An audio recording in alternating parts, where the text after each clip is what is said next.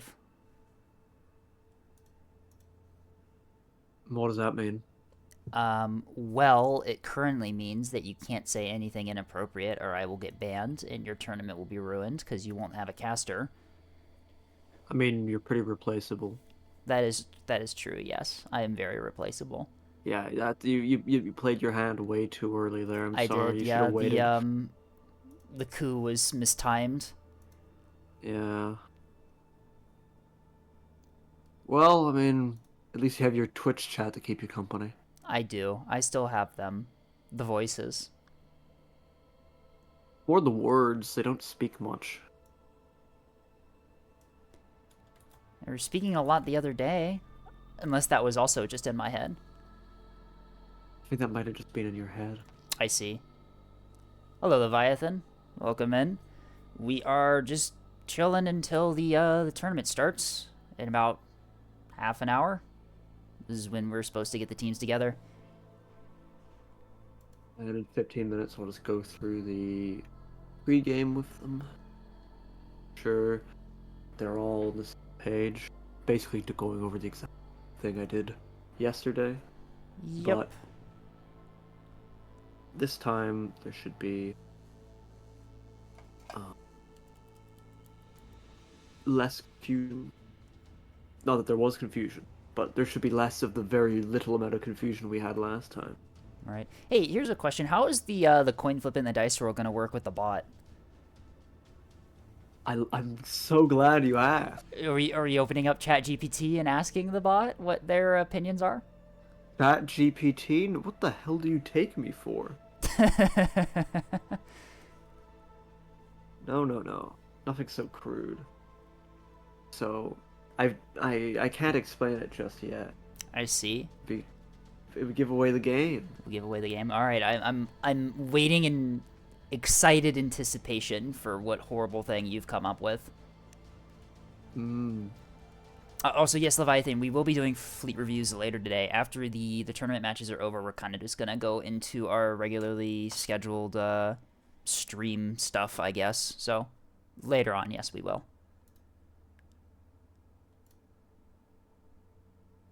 People must love your little fleet thingy mabobbies. Yeah, it's fun.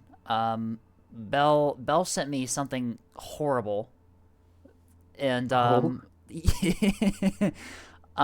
Bell sent me a deliberately bad fleet, suspiciously called Task Force Oak that had 2 Axfords in it, and they are, oh boy, they do not function at all. I think I kept the fleet. It's bad. I put it in the oh, those are the fleets to review today. Here, bad fleets. Open up the bad fleet folder. Where is TF Oak? yeah. I Let me have take a two, look at this I here, have folks. I have two equally cursed Oh, Task Force Oaks. So this is the first Task Force Oak. Slightly incorrect, but close enough. I And hate then it. and then this is what Bell sent me. Yeah, so you'll notice that there's a railgun on the value adjustment is what we've called it. Um Valve adjustment. um Did you small mean to dra- put as value? You said valve I instead. don't know. You didn't even change the name of the second one. Do you like these advisories? Possible Oh, seeker misconfiguration. We'll get to that one. But we'll see. We've got some funny names for the equipment here. We have 38 railgun rounds, but since they're unbuffed, that gives this thing like 30 minutes of railgun fire. We've oh got my god. three small whiplash drives because of fucking course we do. I think the only DC in this thing is a rapid and a small. Yep. One rapid, one small. And then the other one is much worse somehow. We have Tontos. I don't. Oh yeah, he put the Killjoys in the Tontos. Is that EO command validated HE frag missiles? Size 3 hybrids? Is that what I just Um, saw there? um, definitely not. Definitely not. We're just ignoring this. 118 points. Yeah, it's an 118 point S3H AMM set to fucking cruise for some reason with cluster decoy, and also the seekers ignore small targets. It's just so it's just a Oh, waste of it points. is terminals too. I didn't even notice it had terminals. Yeah, this thing is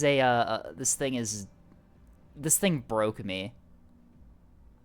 Are you gonna have to bring that to a match or something now? Is that your gimmick? Well, you see, I tricked Bell. I said, "Hey, Bell, do you stand by this fleet and you think it's good?" And he's like, "Yeah, of course it is a joke." And I'm like, "Okay, so you have to play this until you reach Commodore then." And that was my ultimatum. And then all of a sudden, the fleet was bad and not worth bringing, and he didn't want to do it. So, you heard it here. Is that a Prowler drive? I didn't even notice that. Oh, God. Oh, and there's also an FPA in the reactor slot. I also didn't notice that. There's so many levels to how bad this fleet is that I didn't even notice this. It's got 43 minutes of firing time for armor piercing. Oh, and it only brought AP, too. I'm assuming there's no buff modules for the... Oh, no, there are some ammunition elevators in here. And by some, I mean one. Oh, strobe correlator. Love to see it.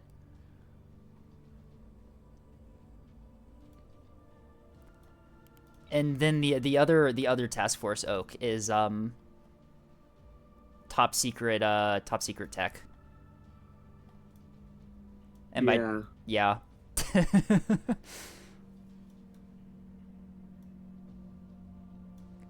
Guys, look, it's 2 Axfords. It's Task Force Oak.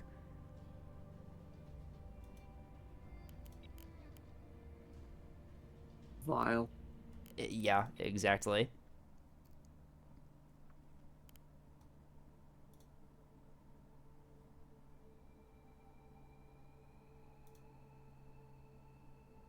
Unfortunately, I did have one plan, but I don't have permissions to use soundboards on the event stage in the mainnet Discord. So Unfortunate. if that worked, then we would have been able to have something very endearing with CPU hard being able to communicate with us, kind of like a Ouija board. Oh, I see. But no, we won't be having that. The psychic communication. If they for the win bots. this game, though, then I'm gonna make a demand to the moderator team to tell them to give me specifically soundboard perms. I am kind of hoping the bots will perform really well here. It would be so fucking funny. What happens if the bots win the tournament? Like, what do we do with the prizes? Like, they go to me. The bots are they're basically it's my doing at that stage. I'm giving them the tech that they need to win. I get all the plushies. I see. So there's incentive on your end to make the bots perform well. Okay. I suppose so, but no, the bots won't win.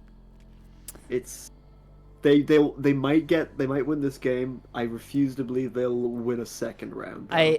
I am in agreement with you on that. I think that there is perhaps a chance that they will win. But yeah, no, winning the tournament is quite a. They're either going to. This is either going to be somewhat close, or I think Suncats could pretty reliably dog walk the poor CPU hard. That is true. Yes. We'll see what happens. Actually, wait, no. I'm the tournament runner. I can't be bad mouthing the teams or talking about what I think the teams are going to do or how they're going to perform. So I can't talk about how I think the players in CPU hard are going to do. I think they'll perform well. Yes. Pulling back the veil a little bit, yes, for my chat who's asking, yes, CPU hard is just 4 bots on hard mode. There are no humans behind CPU hard. They are all just bots. And Suncats has to play the bot match because it's funny this way. For the moment, I was making the bracket. I decided one of the teams will be fighting the AI, and we'll see how it goes. For the content, Yes, of course. I could have given them a bye, but no, I also couldn't have, because if I gave them a bye, there would be no exhibition match for them. They just fight no one. So now they have the very high stakes of losing to the Yeah, computer. if they lose this match, they're never gonna hear the end of it. I can only imagine the pressure building on Team Suncats here as they prepare to fight a team that They might have over prepared. They might have just over win. prepared. Yeah, no. Yeah, you know. What's going to be really funny about this match is it's either going to be like a curb stomp and Suncats are just going to obliterate the bot, and it's going to be really it's going to be really boring content just to watch a bunch of bots get beat up, or it's going to be really good content because the bots will perform really well and Suncats will have to deal with that. We shall see. We shall. Here's hoping. Oh, we have the teams jumping into their VCs. We're just waiting for one more. And yeah, we have all of our players. You can't see them right now, I think, Scape. Do you have permissions to view those channels? You should. I do, yes. Staff. I do. Good. Unfortunately, it would appear that Team CPU Hard is not filling out their voice channel late to the tournament on their exhibition match. I may have VC for them as well. No. I think they do have this belief that they don't need to communicate with one another in the voice channel. I see. Interesting. And seeing that it's a cultural thing for them, that I am allowing it. Okay, that's good. Allowing cultural things in the tournament is always nice.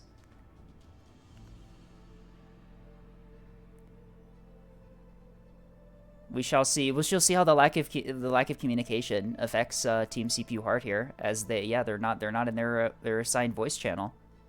I think they kind of come together as one, though. You know, it's almost as if once they're all assigned the fleets, it sort of just meshes into one person, one being, like a computer. Interesting. Almost. It's almost as if the developer of the game had a dev blog explaining that that's exactly what happens when multiple bots are on the same team.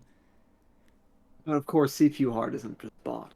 That is true. No, they have a lot of spirit behind them. It's one of our favorite teams going into the tournament. The community has really rallied behind them, showing them their support. I suppose, without any further delays, we shall hop on up to the Skirmish Organization channel to get ready for this delightful little game. I see. Hello, Darg. We could give him hello, Darg. How are you? Doing good. How about you? I still draw breath. As do I. Cannot complain.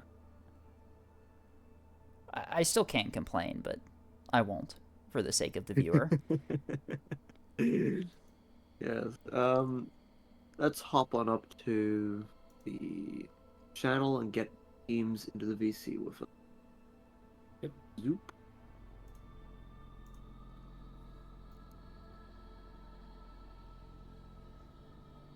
Hi. Hello. What are you people doing? What do you mean? We're gathering for the pre-game meeting. Yeah, What there's else a do you think second we're play here for? today, sorry. What? If Sonny, if that was genuine, I think I would just ban you on the spot. Okay. No, I'm not so okay, callous. I'll 12k1 before the AI. And where No. are 3K 1v4. Maybe not that. I think we'd at least need a 6k.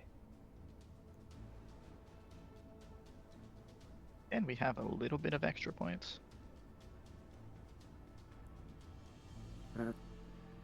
Smick? Oh, not Right. these guys again.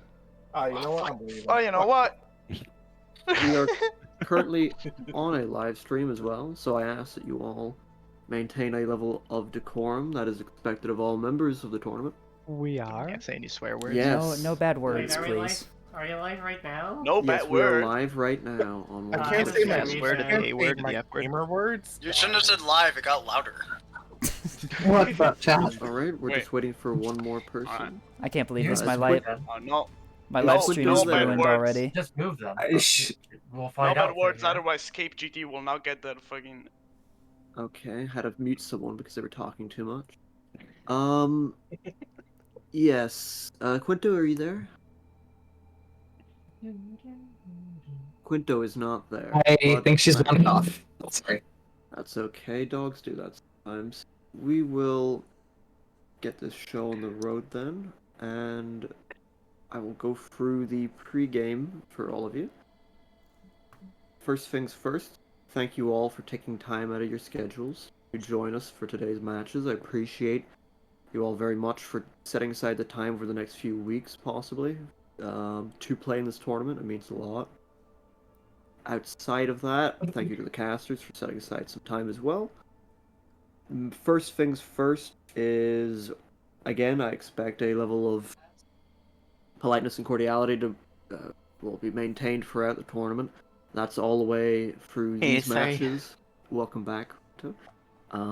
So what I expect is all teams to, be friendly with one another, be gracious in defeat and in victory too.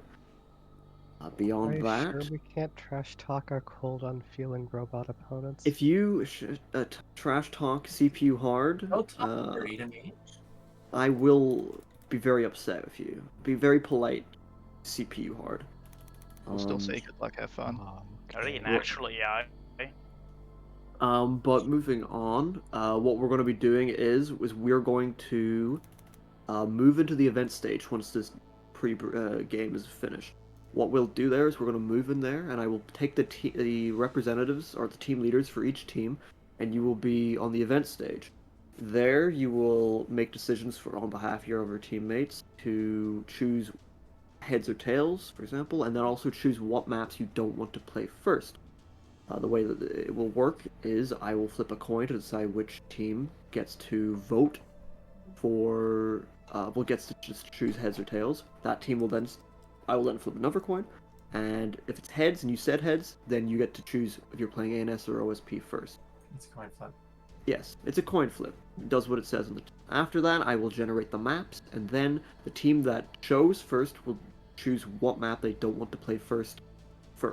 Then the team that didn't get to choose didn't get to choose their team, will then choose the second map to not play first, thereby giving them more choice in deciding what map they get to play. Well, and then, it balances it out in a way.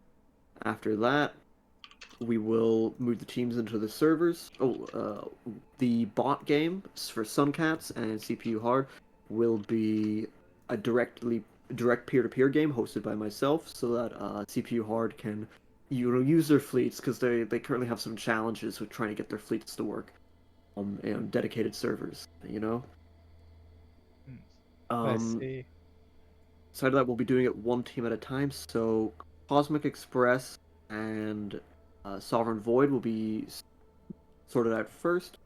They will be going into server number 1 for all hands on deck. Darg will be casting your game, so your game will be casted live on Twitch. Suncats, you will be going to a peer-to-peer game hosted by myself. It will be streamed by Scapegoat live on Twitch. Darg, I'm assuming you're going to be recording this for YouTube as well?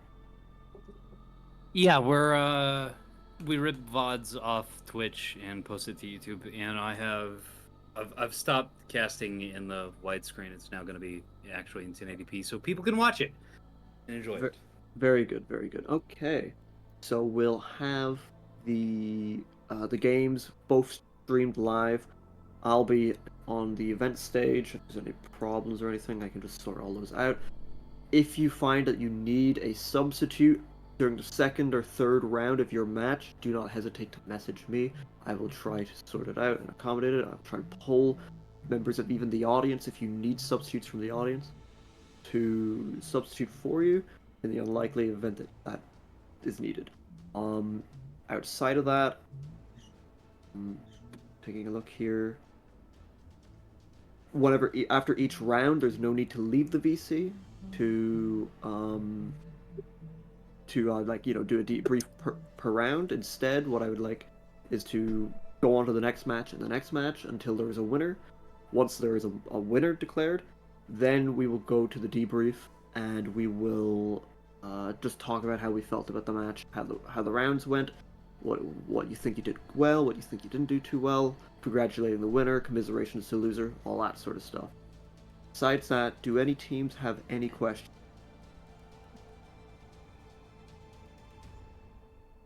Sorry, I left my trained crickets at home. Shall we get on with it?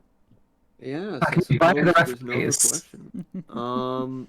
Yeah, there are still 10 minutes until start time, so I recommend all of you start going, getting some water, stuff like that, or use the bathroom right now, and be there in the event stage soon. Yes, Quinta? What's the password?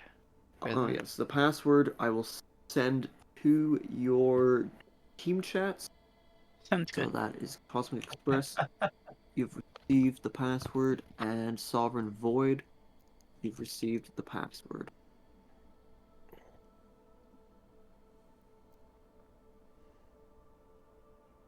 And Suncats, you have also received the password that I will use for the direct peer-to-peer game. And I also need to send it to CPU hard. My mistake. So cruel of me. You're also maybe forgetting one other individual who needs the password. Oh, you're so Honestly, it'd needy. probably be safe just to set it to the same password for the entire tournament series. I don't think you're that likely to have people using the tournament servers in a way that'll prevent use during the tournament.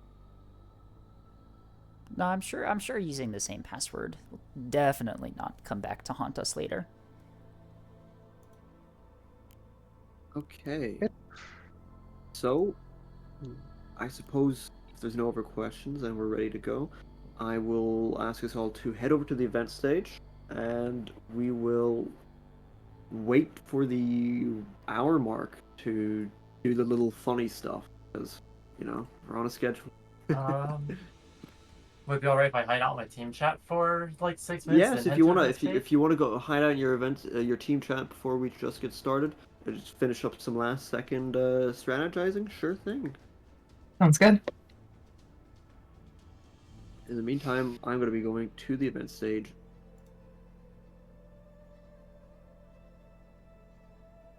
Sovereign Void, head to RVC real quick.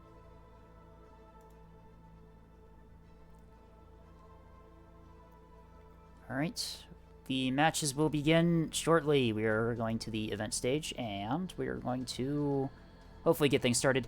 Like Vastal said before, we're going to be on a peer-to-peer server, so Vastal can set up the bots, or not bots, real people. CPU Hard, our beloved. We know every single member of that team. They are so good at this game, and they are a community staple, I should say. There we go. Word.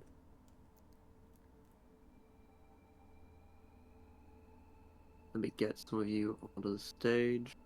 Supposed to be here. July. I don't want. You don't wanna? Sorry, that's not how it works. wanna. Sorry, Darg, you're casting. Unfortunate for you.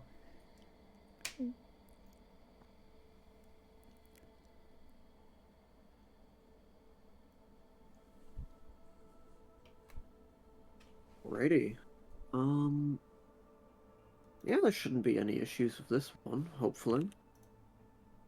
If my internet dies mid-match, I am gonna cry, though.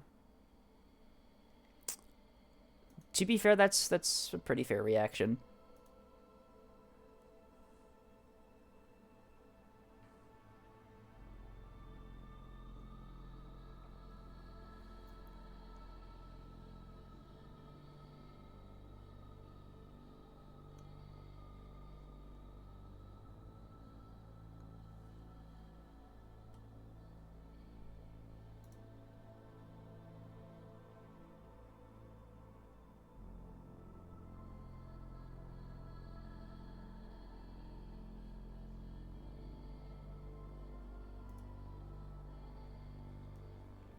I'm gonna make sure to have the map rotation.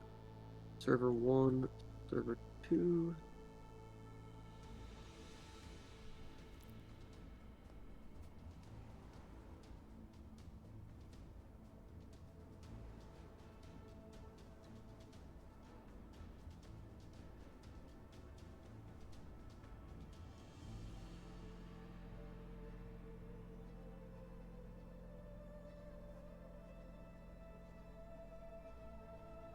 Oh, well, that's peculiar. What's this? The internet, my phone's not connected to the same internet network that my computer should be connected to. Oh, there it is. Okay, that was weird. Had me worried there for a moment. Yeah, I sure hope that's not foreshadowing. Oh god. Well, it says my my desktop's connection is fine, so hopefully that stays like that.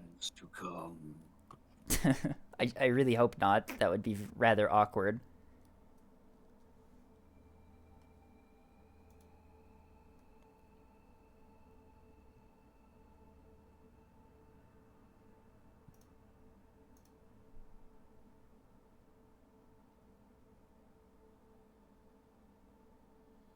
Why did someone... Okay. Sorry, someone sent me a very bizarre DM. Another stupid question about the tournament, or... No, completely unrelated and somewhat offensive. Oh. Interesting. Yes.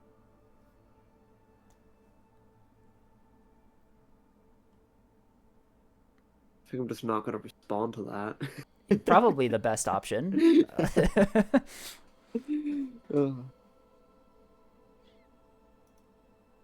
I just received another DM. It's shocking. Oh, this one's incredibly shocking. I mean, if you want me to send you a DM to, like, filter out all the bad ones, like, I can do that.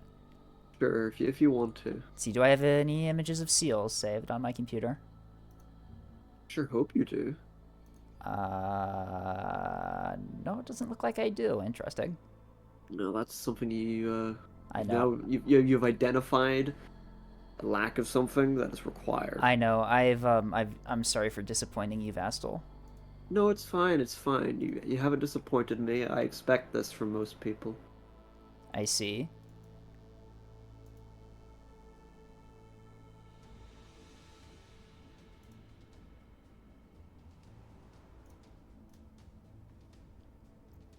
Righty. Like the teams to start jumping in now. Give them another. Wait to 59, then I'll ping them.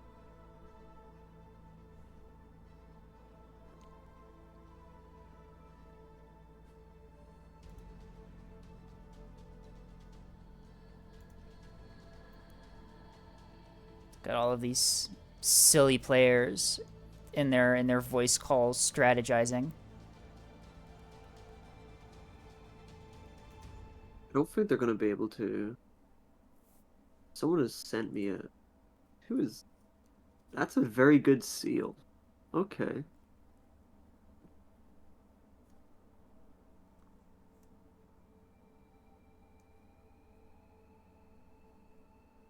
That's a sea lion actually that I've been sent. Oh, they've But misidentified. I still love sea lion. They're I still see, delightful alright. creatures.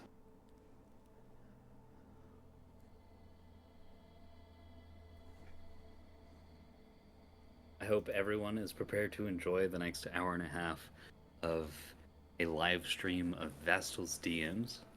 That is what we have gathered here to experience today.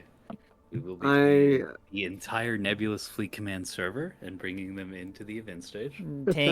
Ping at everyone in the Neb discussion. Yeah, unfortunately, Liz, we are going to have to listen to Darg talking this time. But only on his Twitch. If you want to not So listen, if you want to not listen to Dark, you can always join my Twitch and then hear me talking, which I'm not sure if that's won't be better or talking not. this time. I have a hunter voice, so it's obviously worse. Oh, you do now, huh? Yeah. Hmm. I have decided it, and so that's it. Conversation over. I see. Please ignore the dying in the background. Okay, in community events, I have linked Darg's Twitch and Scapegoat's Twitch for their respective matches. Cosmic Express versus Sovereign Void on Darg's, and Suncats versus CPU Hard on Scapegoats. Allow me to bring all the team leaders. the event stage. So that is, or we have July, speak, Calmia, fight to speak, and we have Oh, Three okay. Cats, invite to speak. I believe Three Cats is the leader for that team. And yes, welcome. Sadly, CPU Hard's team leader was not able to join us for the VC right now. Got hung up. Can't you got- just ask ChatGPT to fill in the role? I will not use. I tried to catch a Gorilla's that show sort and the of same stuff. thing happened. Couldn't explain it. Anyhow, we'll start off by getting this show on the road with Cosmic Express and Sovereign Void. First thing we're going to do is flip a coin. That's a tails. So, Sovereign Void. Heads or tails? Wait, Heads. if you flipped it and called it before? No. I flipped the coin to decide which team gets to flip the coin. We went over Oh. this. We went over this yesterday. It's fine. It makes sense. It's very fun. Have fun or else. Anyway, yes. What do you wish to choose, Sovereign Void? Heads or tails? Heads. Okay. Feeling lucky. Heads. Do you want to play ANS or OSP first? We agreed on OSP, I'm pretty sure. Yeah. OSP first? Okay. I will now generate the map pool. Our first map is, drumroll please. Our first map is, oh god, it's Gold Rush. Okay. Oh well. Oh, yeah. I don't know why I said oh god to that. That's a good map. Our second map is Valley. Okay. That's one we can agree on saying no to. And our third map is, what's number 4 again? This is very professional. Sorry, 1 second. The rules document just crashed for some reason. Just say it's tumbleweed. I'm not saying it's Tumbleweed because that's not. Fourth map Gold- is Gold Rush. A Gold Rush again. Okay, then I'm re-rolling that. Sticks. Okay. Okay. Right. Okay. Fast So forward. Is it okay? Is it there was a mistake? Is it possible to change or prefer the starting faction? I think all sales are final. All you know, I'll sales are flip final? I'll flip a coin on that one. How about that? Yeah, you can change it. Sure. You're playing ANS first then. Yeah. No one decided. You didn't vote on a map yet, so I'm No, gonna say so that. it was confusion.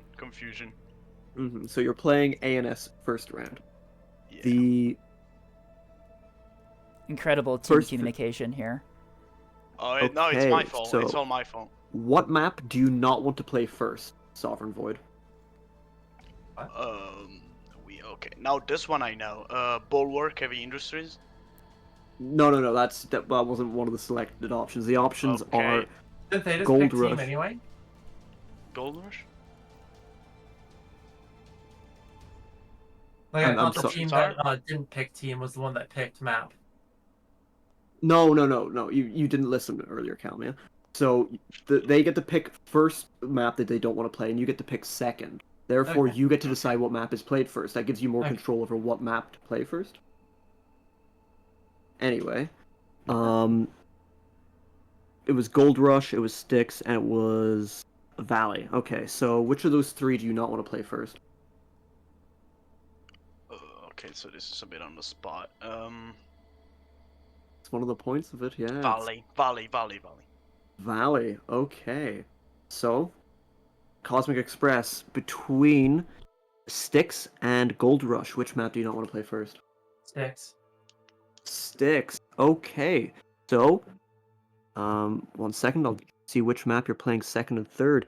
So, the map order will be Gold Rush, Styx, and then Valley.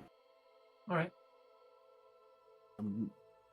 Besides, yep, that is everything for your teams. Make sure that you now connect, or I don't know why I said it like that, connect to the server, please. That's all hands on deck, server number 1, with Sovereign Void playing ANS first, and Cosmic Express playing OSP first. First round will be on Gold Rush.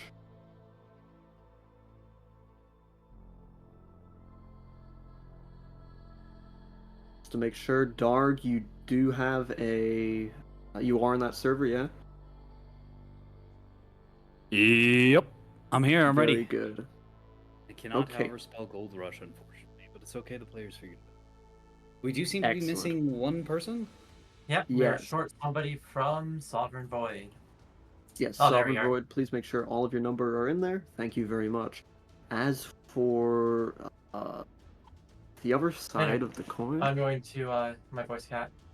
Yes. Oh, I forgot one last thing. The teams are expected to use the voice channels provided to them in the official Discord for the tournament. So you'll see that there is a voice channel called Cosmic Express VC. You're expected to use that VC. Same with you, Sovereign Void. That one there. Where the fuck is that? The tournament server, not the, The Oh, tournament okay, server. Neb Discord. That's where I was going. Okay, bye. Very good. And now we'll sort out Suncats. And I will CPU also hard. take my leave now Mhm. that, since I will be casting that match. If you want to watch that match, there's a Twitch link posted in the community events channel, and I'll be back when that ends.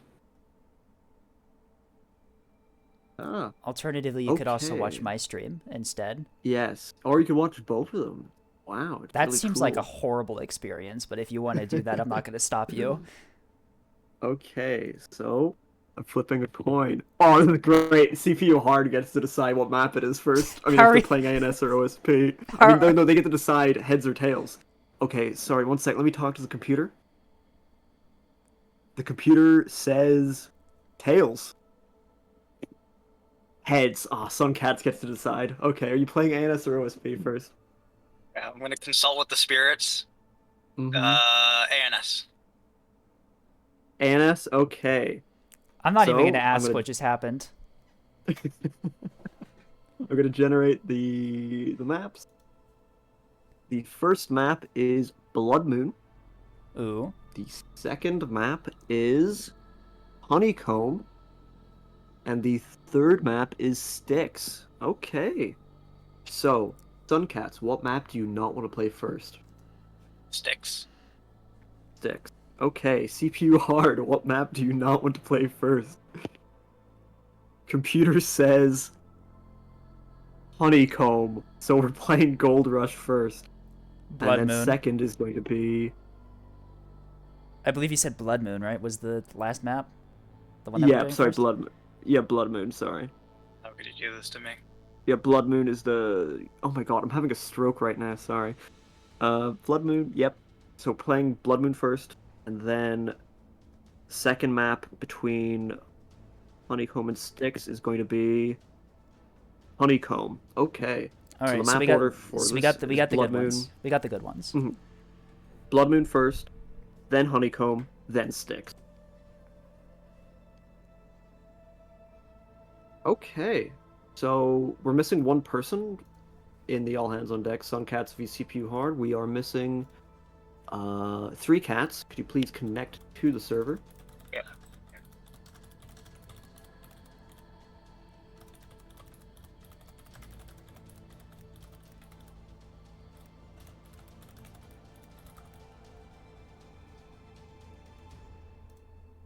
Boom, and then there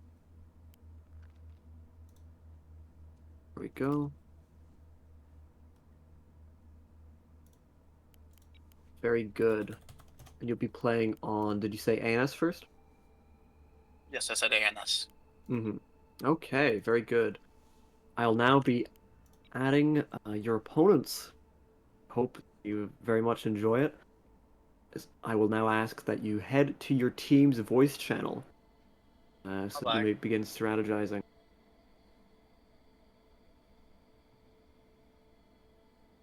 And to those that are looking to watch this map live, I do not want to compromise my own internet, so I'm going to have you all go to Scapegoat's Twitch stream. I'll post a link again in the chat here for Scapegoat's game.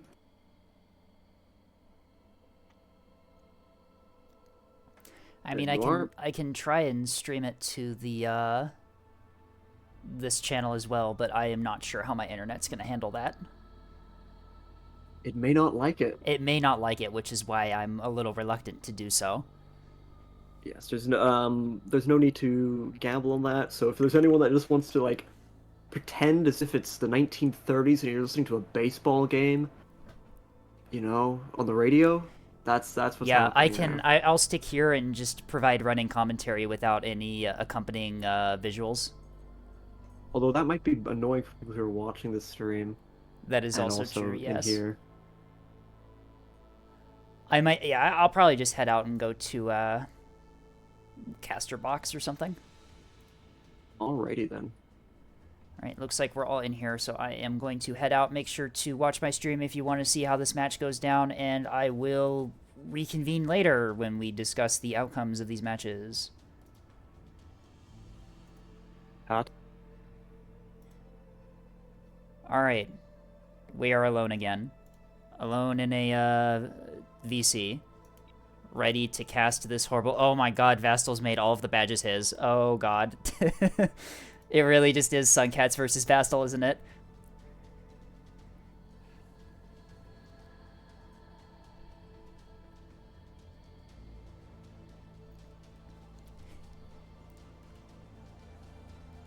Alright, so it looks like Team CPU Hard has all readied up and is all good to go.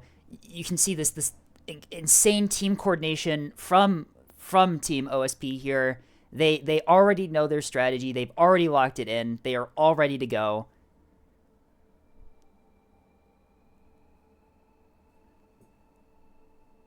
This joke is gonna get so old so quickly, but it is funny. It would also appear that I'm not entirely sure how Colin managed to get an emoji into the text box of the game, but interesting. As you can see here, Team Suncats has these matching badges of all of their characters. I think they have artwork of their characters somewhere in one of the servers or something. I'm too lazy to find it. You can find it yourself. And it would appear that we're all good to go here. As everyone's readied up except Lobster. Lobster on readies.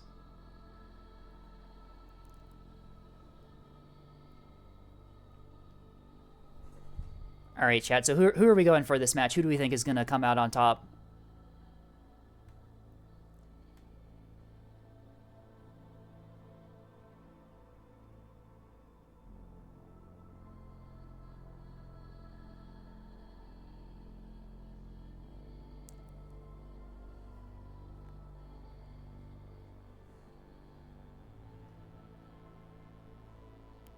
Vastal forgetting that this is their lobby and has to start it themselves instead of waiting for the timer to happen like a dedicated server. Yeah, look, yeah, the gold stack. The gold stack will surely win. That's how it always works. All right, here we go.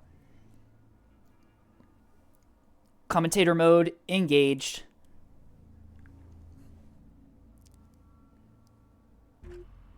Hello, everybody, and welcome to Day 2 of the All Hands on Deck tournament. We will see the first round of the Suncats versus CPU Hard battle here. Team 1 being the Suncats, we have Lobster, Colin Jack, 3 Cats, and Sunflower. Team 2, of course, is our favorite team going into this, CPU Hard. You can see their names right here. I don't even have to read off their names. You know them. You've seen them around. Pillars of the community, this team, very helpful. All of them are pingable buddies on the main server, and very helpful people, very awesome people to play with. They truly need no introduction, and you can see how fast they've deployed all of their fleets. CPU Hard is coordinated, super coordinated here. We will see if Suncats has the strategies required to counter this insane coordination.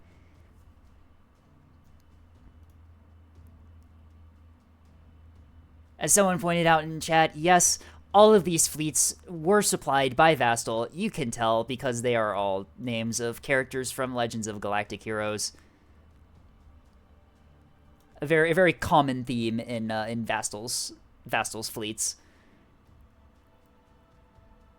And it would appear that perhaps Suncats struggling with the deployment strategy here. None of them readied up. Dragging out the deployment phase. Ruining my live stream. How could they?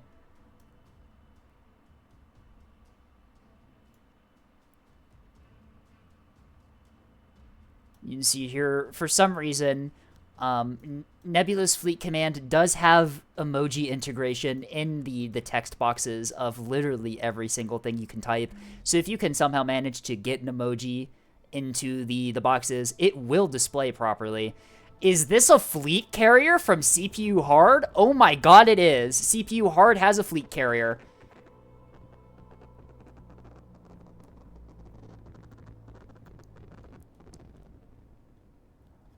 Alright, let's start off with 3 cats. We'll save the best for last. 3 cats. Double Axford.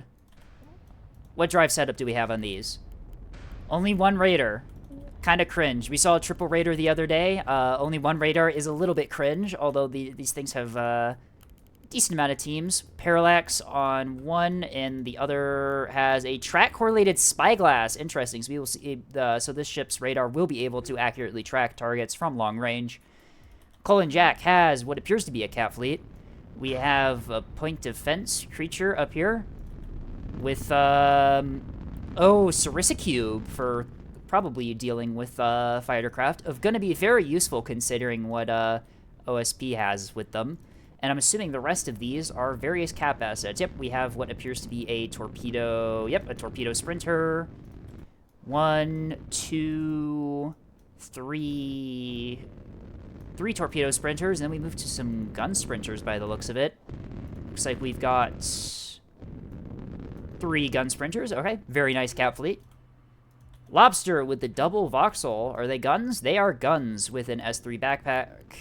We've got Raider, Whiplash drives, Stacy Basic in the protected slot, Parallax on 1, and also a Parallax on the other, escorted by a couple of, looks like, jamming support ships with some SDM missiles. Very nice. And it looks like, are these 2 gun cappers? They are. 2 gun cappers will assist in the cap war. And Sunflower's got the Levy. This is the Baba. It's got, lots of unguided bombs, some torpedoes, and that's about it. Very limited amount of munitions types in this compared to what we typically see. Not a lot of fighters and not a lot of bombers either, unless they are mostly all out right now. We will see how that works for them, considering they do not have a lot. It's going to be really rough to go against the fleet carrier on CPU Hard's team. Looks like we have a couple of air defense bricks as well, scattered throughout the map, providing spyglass tracks and supporting fire against incoming fighters. On CPU Hard's team, we have a 250 liner. I'm assuming this is the cap fleet. Yep, we have some MMTs and some gun shuttles for cap duty. Very nice, very nice. The 250 liner is a very useful thing to have in a cap fleet. It can gun down small ships very easily and is very fast and very quick to maneuver. Why is the fleet carrier spotted already? What is spotting this thing? Is it the sprinter? A misplay right out the bat from CPU Hard as their fleet carrier is ID'd. The Suncats know where this is. As bombers out who are already attempting to attack a thing. What? Okay. So apparently this is how the bot does carrier stuff. We have the classic Spiritfish KBU-22 loadout here. Very powerful loadout. A bit less powerful in PT Public Test Branch, but still very powerful. Joker Squadron is out. They have SDM-200, so a long-range combat air patrol wing. CPU-3 has what appears to be the starter fleet for monitors. I think, yep, on Whistleblow, in the trenches. Yep, this is the starter monitor fleet, and I'm assuming this is the starter... No, this is not the starter, Acello fleet. Whiplashes, Chi-777s. Okay. Pretty well-built Acellos here. Lots of Auroras on these. Very useful for dealing with incoming missiles. We will see how they interact. They are deployed The Acellos are deployed separately. Interesting. Taking up 2 different positions along the map. Comms jamming these sprinters here for some reason. Early in the match, it appears that Suncats gets the 4 cap right off the bat, able to take all of the middle caps here without any contesting from CPU Hard. I think this is this has to be a strategy from CPU Hard, right? A deliberate tactic. Lure the Suncats into a false sense of security. It appears that CPU 2 already has like multiple bomber strikes out. Are they both the same loadout? They are. Both the Spearfish KBU bomb loadout. They are already going for strikes. 2 defensive wings as well. Are these... This flight's defending this gun shuttle, isn't it?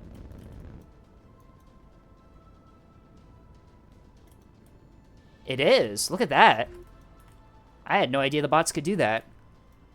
Oh, SDM's out on this strike of bombers as one of them gets splashed, one of them gets heavily damaged, and the Voxels are following up with 250 RPF. These bombers have got to get to cover. They're going to be picked apart as they rush through the middle of the map with no cover. There goes another one, down to 2 strike craft. They are now spotted again. I think the bot's going to lose this wing, unfortunately, as it's just going to rush it into the enemy and have it die.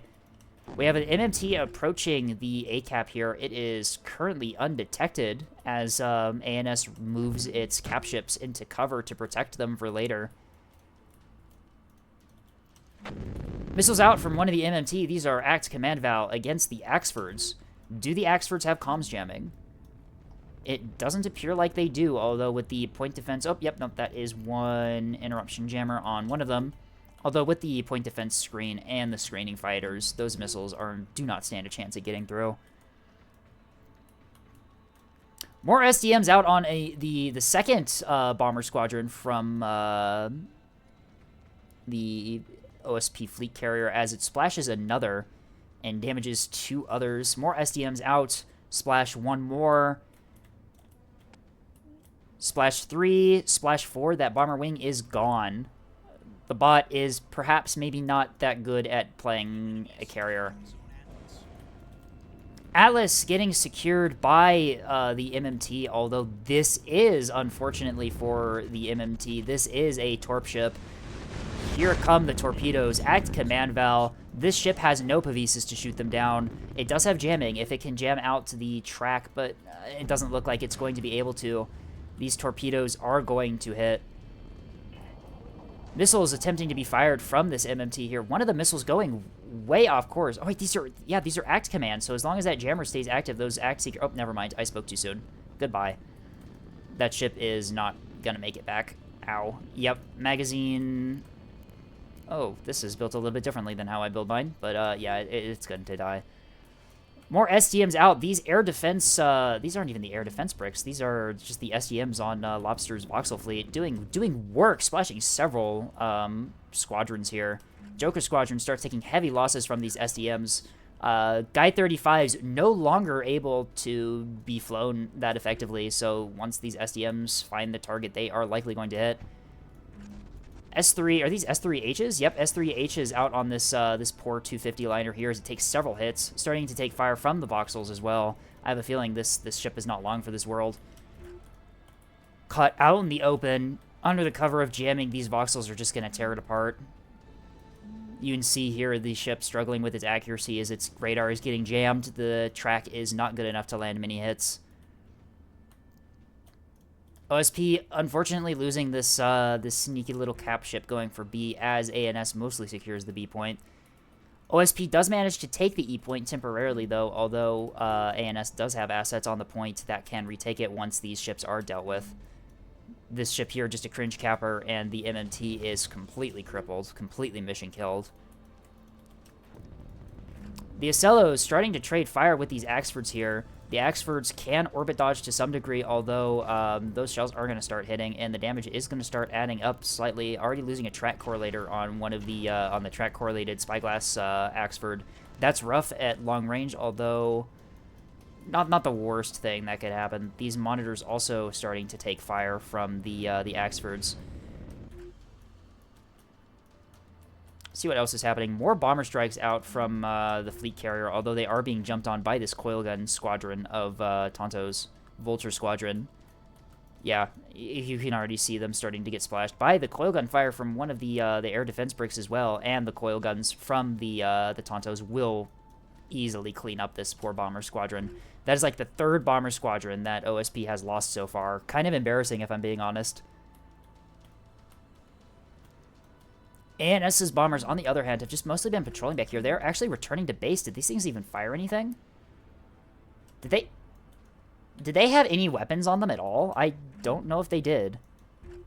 Interesting.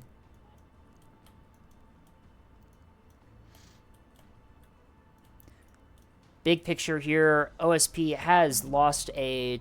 This liner's gone, let's be real here. It took a bunch of missiles, though, missiles that these voxels no longer have. Unfortunately, this 250 liner was quite an important asset not to lose this early.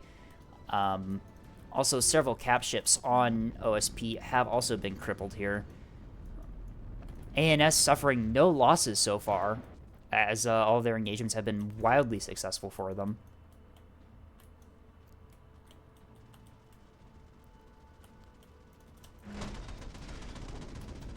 Coil Gun Tontos. In a close-range duel, Coil Gun Tontos are not the greatest at dogfighting, as 2 squadrons jump on... Are those R1 rockets out on this voxel? Those are R1 rockets out on one of Lobster's voxels. I doubt these things are going to get through, and even if they get through, R1 rockets do not do a lot of damage to ships other than, like, Rains and Sprinters, so... Unfortunately, that strike not really doing much. We have a squadron of 4 torpedo bombers here out from Sunflower Girl's carrier, just kind of patrolling the area here. I'm assuming they're waiting for a priority target for them to be vectored onto.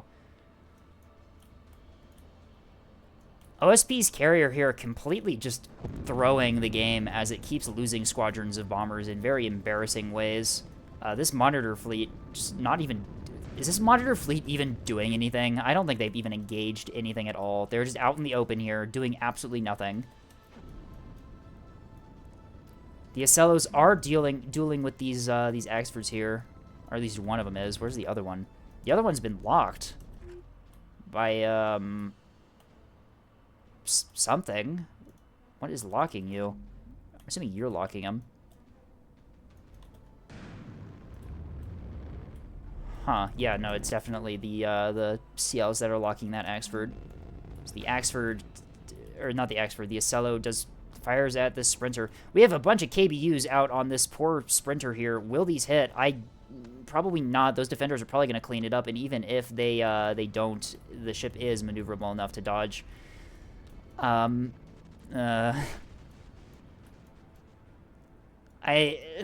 CPU hard, despite having the stripe advantage of being a gold stack, which does automatically mean that you win, by the way, according to Balcon, struggling greatly here. The monitors have engaged.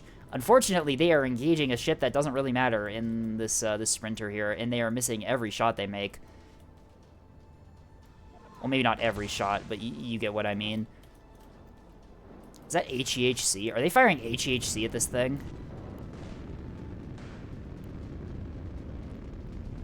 No, just regular HE.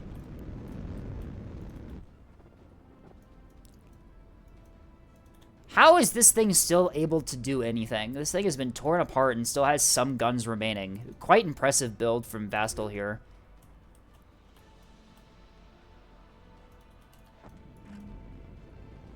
S3H is out on this poor cap ship. As 1-2 hit, it goes down, and it's going to be easy. This Acello or Voxel, I keep mixing them up. Oh my god, are gonna easily clean up the mess here. The torpedo bomber squadron engaging. Are they engaging this crippled liner? I think they are. Almost out of fuel as they go in as well. Are they going to be able to get their strike off before... Oh, no, they run out of fuel and return to base. That's unfortunate. Yep, they run out of fuel and automatically return to base without getting their strike off. That's gotta suck. But although it doesn't really matter, this liner is out of the fight anyway. Suncats managing to keep the 4 cap here, as CPU Hard just kind of keeps throwing away their cap assets, trying to recover the caps without really any strategy at all.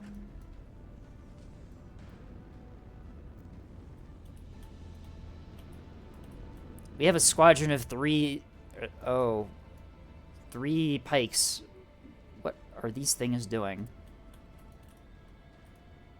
Just charging into an entire swarm of ANS vessels. I see, okay. I have a feeling they're not going to be making it out, but that's just me.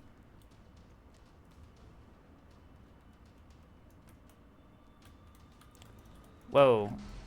Bunch of SDMs from Dagger Squadron here out against the bombers and Tontos of this massive swarm up here, getting several splashes. The coil gun Tontos are able to take out a lot of those SDMs before they hit. Quite impressive, although these, keep in mind that these coil gun Tontos are limited by their ammo count and can only fire for a very short time before running out of ammo. Yep, that's splash 2. Splash 3 of the Coil Gun Tonto Squadron is Dagger Squadron, now uncontested for the most part, looks to engage these bombers with its guns. The 250 Voxels up here doing their best to provide cover for the bombers. These bombers are in high burn retreat, but Dagger Squadron is still in cruise. The bot not switching to high burn to run down these bombers here as they get a massive SDM strike from the side, and there goes that entire squadron. Whoop, there goes any hope that maybe the carrier on OSP could do anything.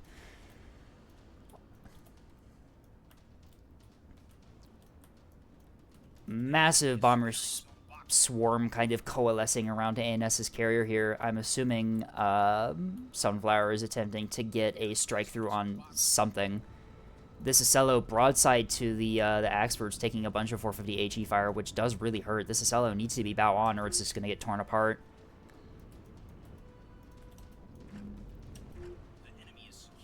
What are the monitors doing? Absolutely nothing.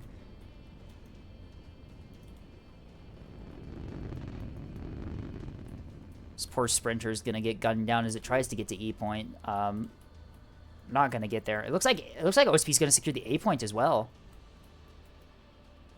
and is contesting the B point. Although does this gunship still have missiles? Oh no, it doesn't have any missiles. It's a size 1 offensive out, intercepted right before it hits. We shall see if this gun shuttle can outgun this gun sprinter as they both fight for the B point. What else is happening? Oh, there is another sprinter up here that I didn't even notice. Does this thing still have... Oh, no, this is another gunship. Unfortunately, OSP doesn't really have anything over here to assist in destroying this sprinter as it rushes down to A. These monitors are in position, but these monitors have been kind of brain dead this entire match. The Acello swapping fire to a sprinter for some reason, despite its weapons being optimized for fighting not sprinters. Very interesting move from this Acello right here. This has certainly been one of the matches of all time. Are those these are S2Hs with self-screening jammers out on this sprinter on A point. It looks like Suncats definitely want this point back. I have a feeling these are gonna hit. Oh, does have a Pavis. Is it gonna be enough? Nope. That is a kill. Wow, that just straight up killed it. Okay. Well done from that missile brick under the command of Sunflower. Torpedoes out on this Acello here. The Acello is not battle shorting the Auroras, although considering how spread out those torpedoes are, it doesn't really matter. The Auroras will burn through those torpedoes. How's the gunfight progressing over here? It's pretty close.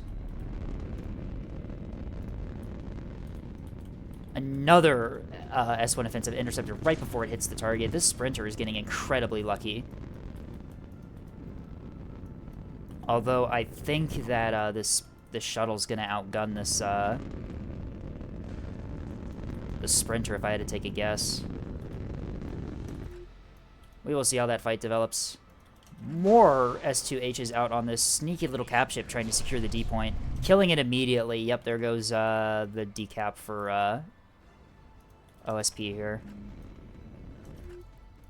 OSP needs to make a move here to gain the caps, but unfortunately their assets are just completely scattered throughout the map. The cap fleet's down to one ship. The carrier is locked by something. This spyglass thing up here, yep. The point defense lock reins up here has detected the fleet carrier and is holding it in lock.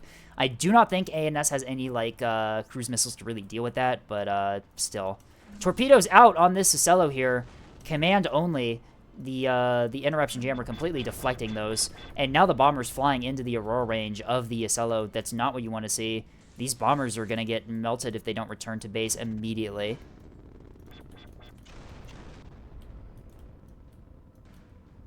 Although now these voxels are able to engage this Ocello as it rushes onto the point.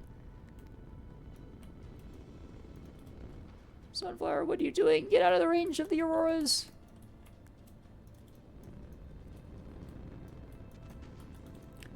Very, very cinematic map Blood Moon is. If we can get anything from this match, it's that Blood Moon looks really cool.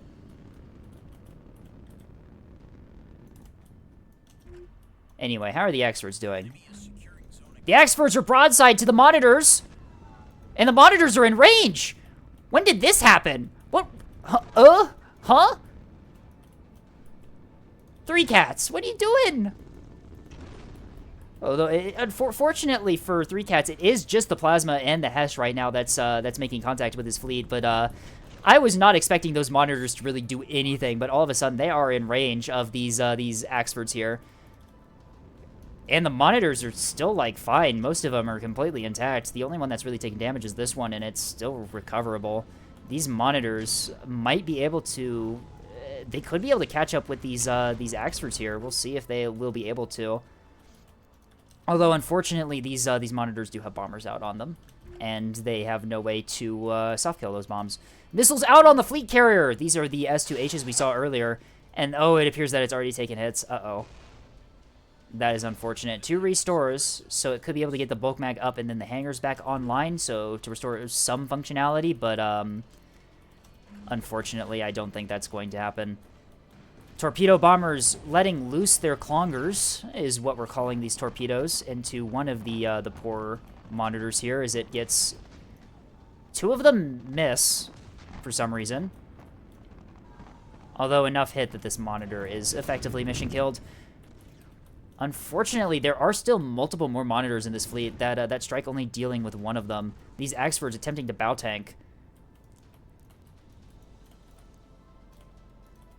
Carrier only has 1 restore left, so it's got to get that bulk mag back if it wants to restore any functionality. Unfortunately, it is not doing it. Is the bot going to use restores? I don't know.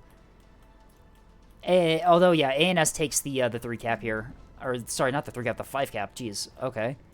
As OSP's little push into these experts, I believe, is probably too little too late to really do anything this match.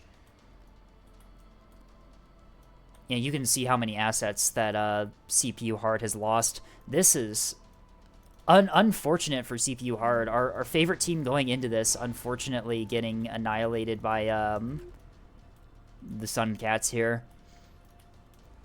And I think, unless something interesting happens here, I'm probably going to call it here, I guess, for the video of the match that eventually goes live. I'm going to pull a Dark, and I guess we'll see you in the next match, unless something exciting happens.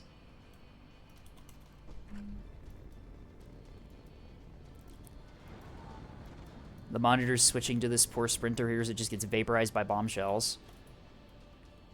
Although, yeah... This is unfortunate. Is this ship gonna actually restore anything? No, it is not. Oh, it has 2 bulk mags. Interesting. Why do you have 2 bulk mags?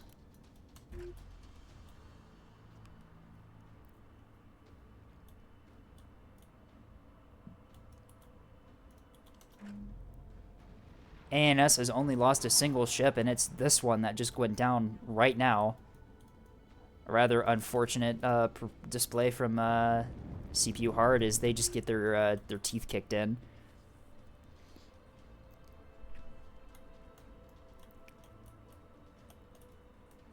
Yeah, and those points are going to add up incredibly quickly here, as the 5 cap just takes Team ANS to the victory without any... And yeah, there's literally nothing OSP can do at this point.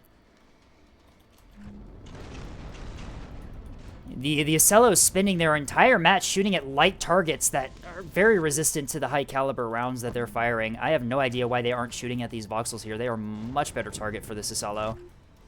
But perhaps that's just the bot being a bot.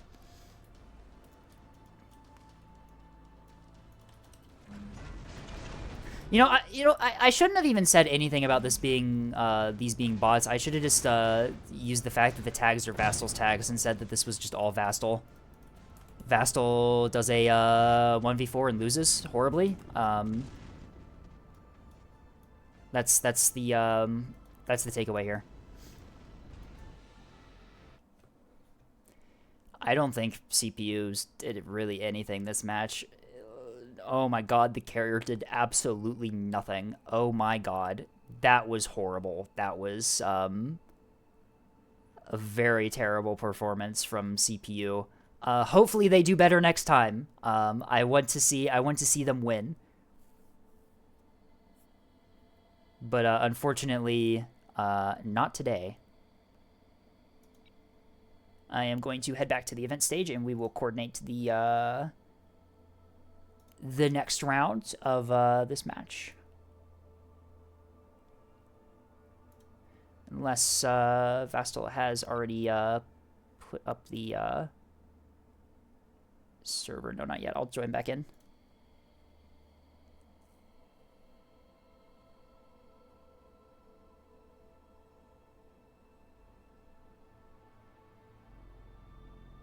I'm going to join back into complete silence. Okay. I'm even muted in this event stage right now. Very nice. Oh, server's up.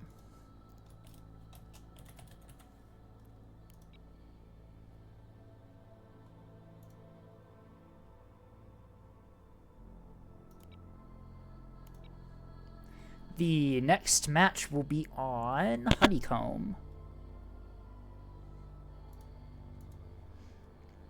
We shall change the map to that, or at least Vastal should, when we eventually get all the other team members in here.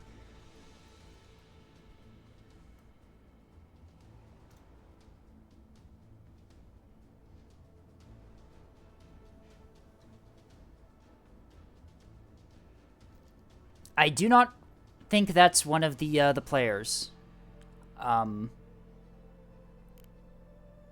Interesting. We have been infiltrated by a random player. Okay. Oh,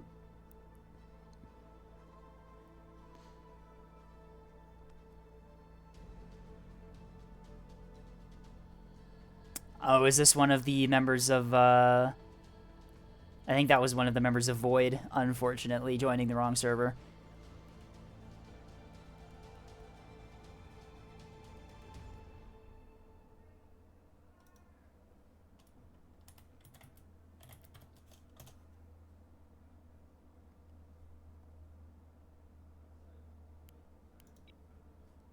We are loading up into Honeycomb. Honeycomb is a very fun map. I'm actually really glad that we got Honeycomb as one of the tournament maps this match, because Honeycomb leads to a lot of very dynamic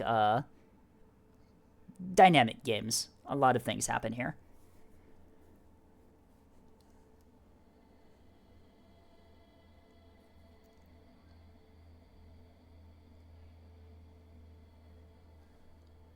All right, so once again, you can see, despite not even having the correct fleets loaded, CPU Heart has already completely readied up.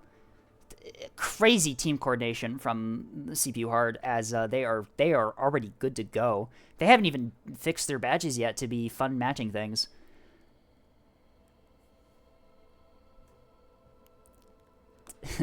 Two fort. Oh, there we go. Vastal sweep. The Vastals have deployed as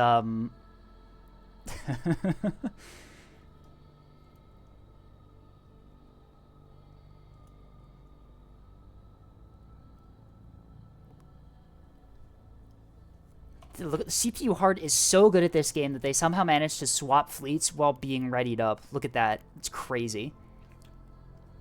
Yeah, nasty gold stack. Yeah, can we auto balance the server, please? The balance seems kind of screwed up right now.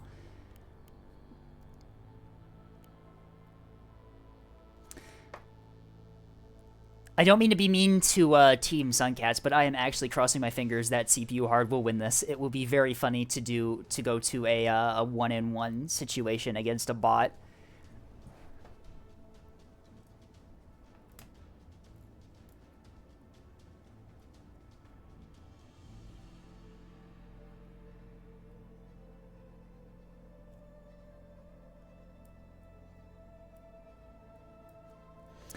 Flynn, you can't just say that you can't just like pique my interest and then say something's classified. Come on. CPU Hard could be giving different technology. Interesting. You mean like my technology?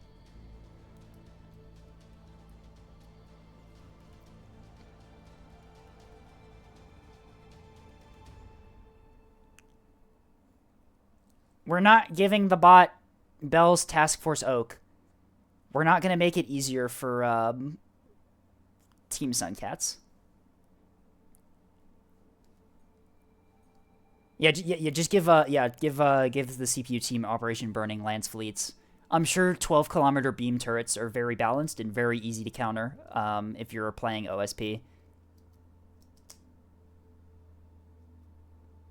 I'm kind of hoping that just for the fun of it, Vastal has given Team CPU Hard a bunch of like really funny fleets. They were hyping it up in the call we had earlier that the CPUs were going to be given some really funny comps, and then that was just like a regular OSP team comp. I'm a little disappointed actually.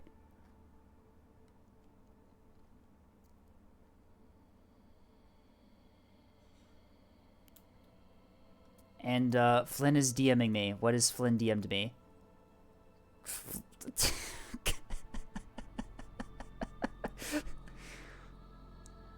Thank you, Vastal, for this incredible quote. Vastal, today at 1:47 p.m. says, I am cooking with meth. Thank you, Vastal. Very cool. Give the bots the Marduk Titan. Doesn't the Marduk Titan has that big fucking underslung railgun that has like antimatter shells that one-shot everything, right?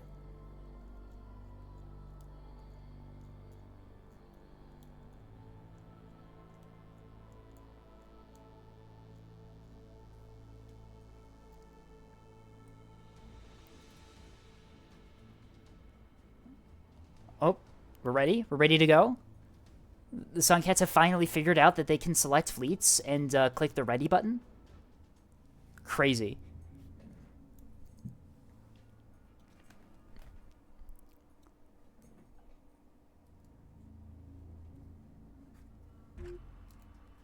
Welcome to round 2 of the Suncats versus CPU Hard match. It is currently 1-0 in Suncats' favor here, as this CPU Hard, unfortunately, threw the last match so completely, it was quite embarrassing, actually. But we shall see. They are playing ANS now on good old Honeycomb. Team 2, the Suncats, as you can see here, Cole and Jack, Sunflower, 3 Cats, and Lobster, deploying their OSP fleet here on this round 2. The fan favorite team, CPU Hard, unfortunately did lose the last match, as previously mentioned. We shall see how they make up for it. You can see here that every single player on CPU Hard is actually just Vastal. You can tell because that's Vastal's tag, and also we will see Vastal's badges on the ships when we jump in here.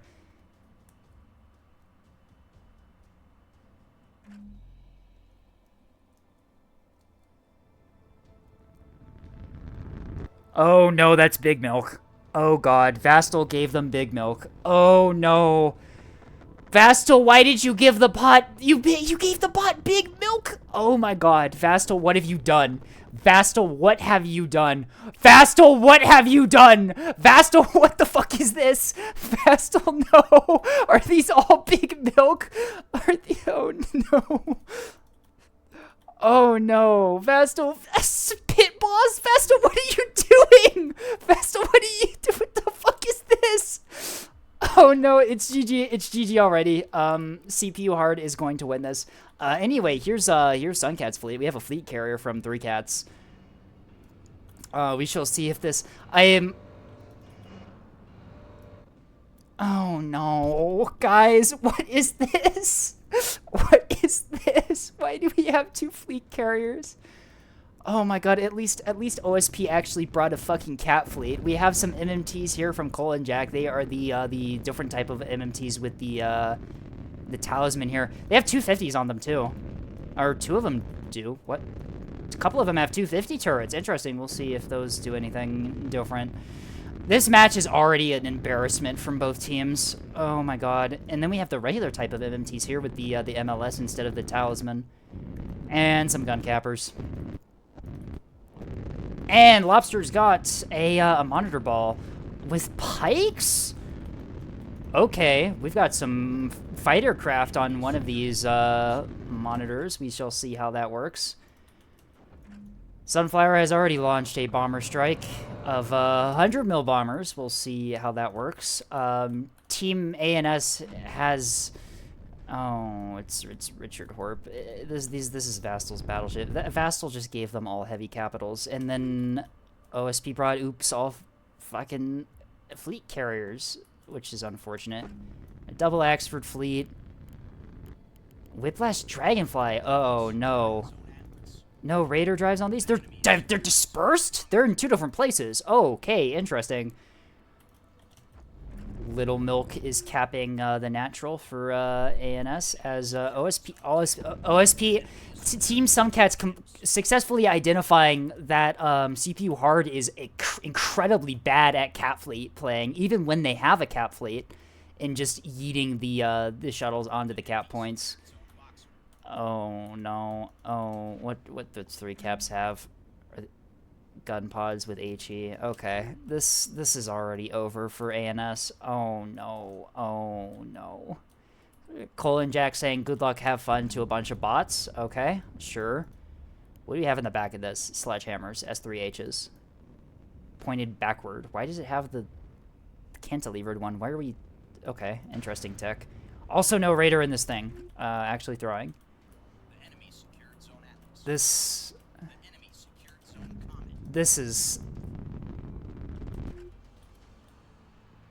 is a very interesting start to a match, I will say. Suncats once again securing the 4 cap immediately, right off the bat. We'll see if whatever the hell this excuse for look at the colors on this map. Like, it's already just over for ANS. Oh my god, they're so outnumbered, it's not even funny.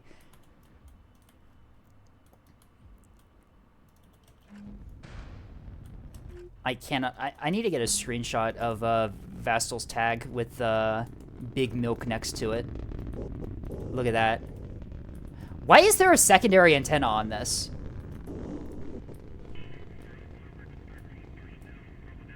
Why would you put a backup antenna on the ship that has the antennas on it?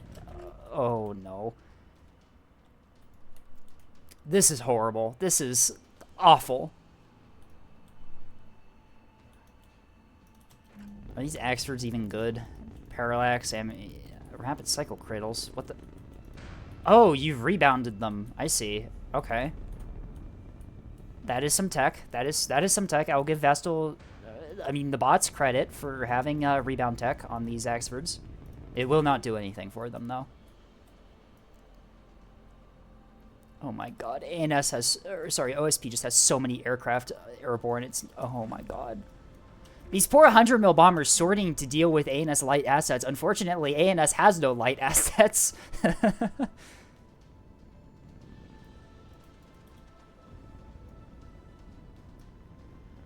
Oh...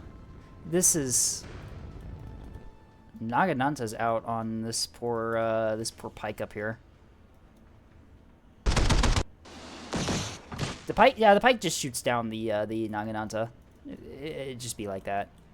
More Nagananta's out on this. Is this a squadron of 10? Oh my god, that is a squadron of 10. Oh my god, what is going on? What are these comps? There's another one. Why are there so many? Oh my god, there's so many halberds. What is going? There's another one. How many halberds did you fucking bring? Is this how combat air patrol works on public test branch? Did I miss a memo? What is happening? Oh my god. I don't even know how to like respond to this. Like, what the fuck is happening? The CPU is sending in a ship to die on the E point here. It has no weapons on it, and it's just gonna get exploded. The battleship is just doing nothing. This... I'm so like... Oh no. This Axford is not gonna survive. Is the Axford even firing back? It is. Okay, at least the Axford is returning fire to one of these monitors here. This, I have a feeling, is going to be a rather short match.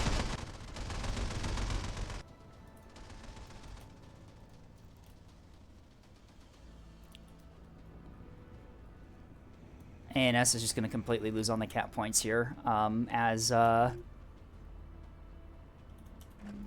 What? What just happened? Why did that miss? That was command guided.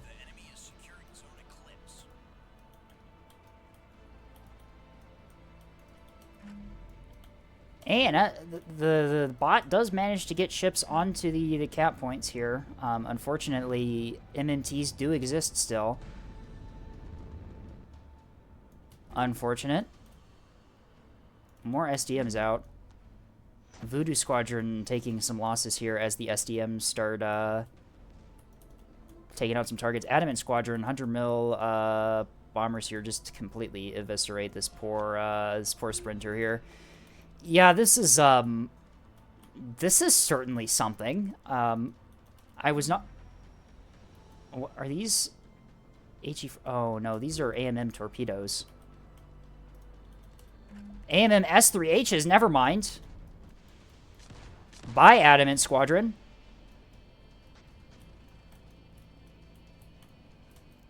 And that bomber squadron getting annihilated for its trouble.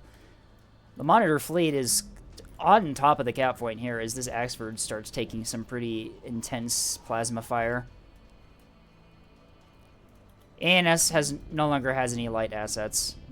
Cool. Two fleet carriers was the play. I have a feeling that Suncats are just clowning on the fact that the bots don't know what they're doing. This Axford is being very heroic in just fighting this monitor ball here alone with no support.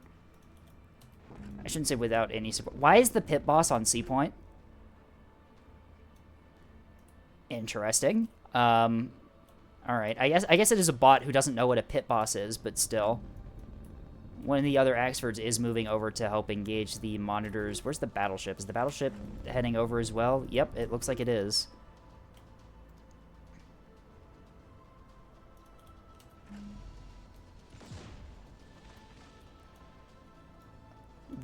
The massive squadrons of halberds are quite the sight to behold, if I'm being honest here. R3 Spearfish rockets out on this Axford here. Its point defense has been kind of degraded. I think these are going to hit. At least one of them is. Those were launched at a really long range. Jesus. This Axford is going to go down pretty quickly here. The other capitals of ANS are just going to file in one by one into this this monitor ball here and just get removed from the match. Pit Boss is going for the C point. This is the most effective cap asset that ANS currently has.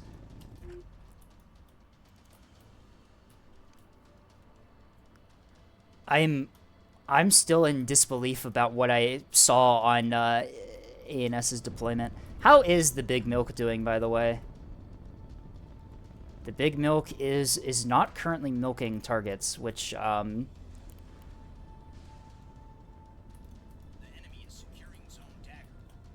more not Naganantas, these are different. They are still SDM-200s. This is a massive... Look at this. 8 bombers being escorted by 5 Barracudas being escorted by 10 gun halberds. The bombers, however, do take some pretty heavy fire. This is definitely been one of the matches of all time. The pit boss is now on the cap point, putting down fire into this MMT here, who is no match for this creature. The Axford does go down on B point, as we've all kind of expected.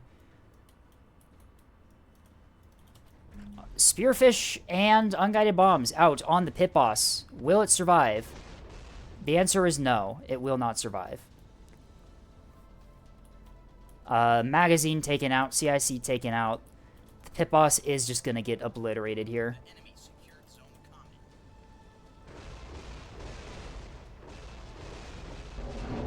Yep, that's the structure break, and that's the kill.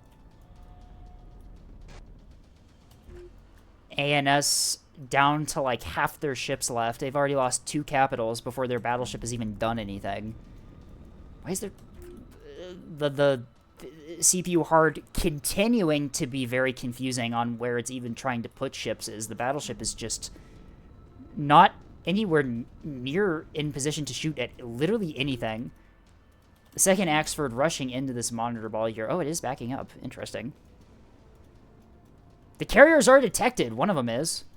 3 Cats' carrier has been spotted. Are there any ships that can take advantage of that? What is the range here? Ranged target is about 10 kilometers. Yeah, the Solomon can engage the fleet carrier if it decides to. Are those unguided bombs out on the battleship? They are. Juggler Squadron is going to get annihilated here for its trouble, though. Come on, battleship, I believe in you. You can engage, you can engage. The target is in range! It's in range! What are you doing? You have no other targets you're shooting at. He's right there! Please, shoot him! Yeah, CPU hard is definitely gonna mold in Balkan about capitals being underpowered.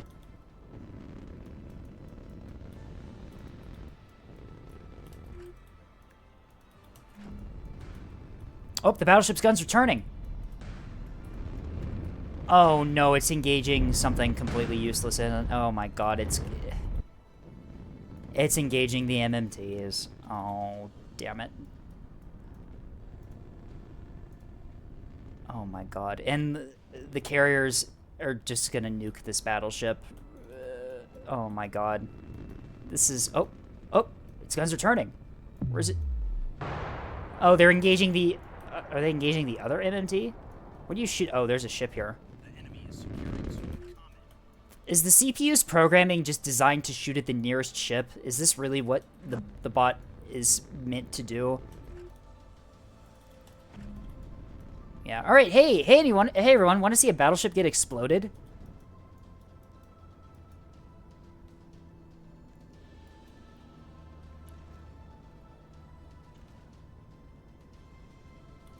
We get to watch Richard Thorpe get annihilated by a bunch of bombers here. Yep, there come the Spearfish. Not a lot of hits, actually. And that Barracuda squadron just gets annihilated. The Solomon takes some damage, but still mostly fine.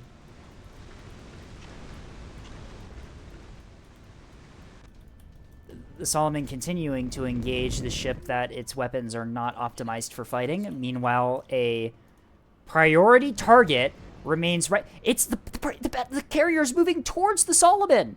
Dude, fire at the carrier! Oh my god, this is actually like excruciating to watch. Like, I'm actually mad at the bot for being bad. How's Big Milk doing? We gotta check in on our favorite character. Big Milk has deployed Wisdom. Big Milk has deployed 4 S3 HEKP missiles against a tugboat. Oh, they have decoys too. Well, at least Big Milk gets a kill. That was those missiles were worth more points than that tug was.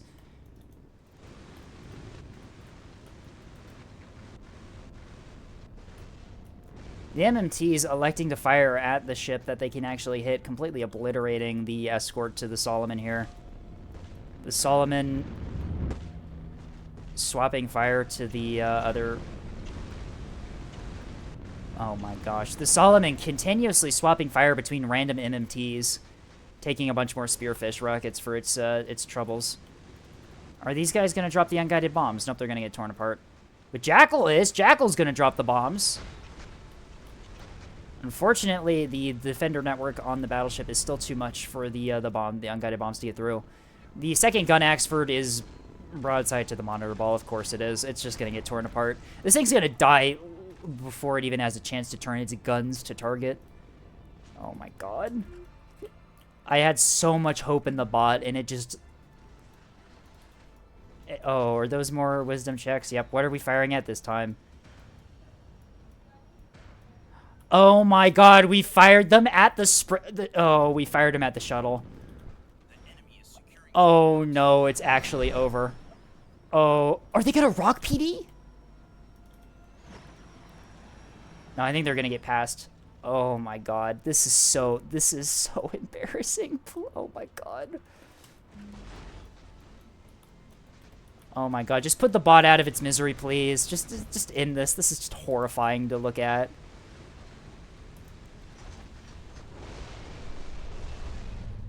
Yep, there goes the battleship. There goes the shuttle as well. Oh no. It's up to Big Milk. Can Big Milk milk the entire enemy team? Probably not. This is as entertaining as this. More wisdom checks? What are we firing? Oh, we're firing them at MMTs again. Sir, the carrier's spotted. He's right here! This is horrible. All these MMTs have to do is move slightly to the side and all these missiles rock PD. These are direct, I believe. Yeah, they are direct, so as long as if these MMTs can just move behind this rock here, these missiles will just hit the rock and do nothing. The battleship is gone. This is...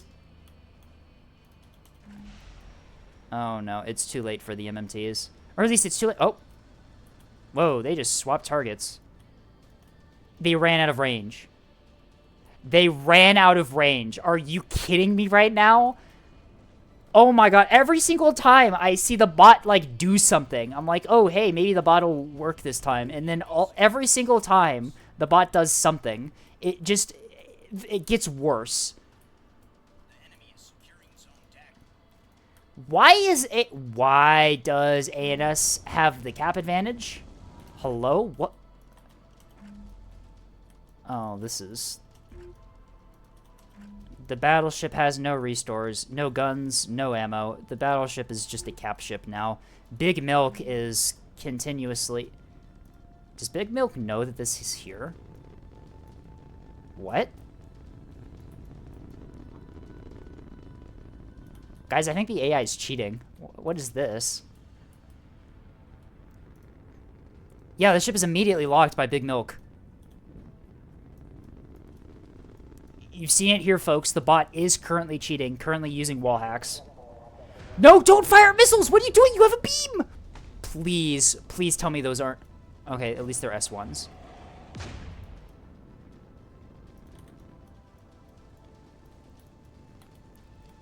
This is...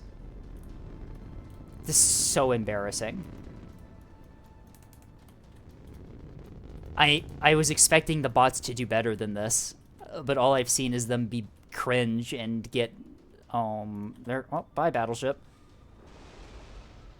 And KBU-22s followed up by more KBU-22s and 15s on those Barracudas there. Yep, the battleship is now vaporized. Goodbye.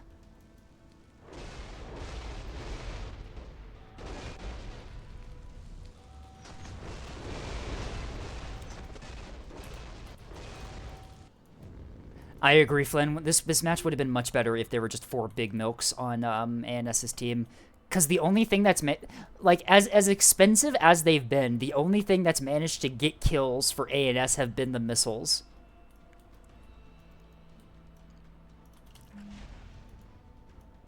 Speaking of, were those 4 more? Oh my god! At least these were the Trog tests and not the HEKP ones.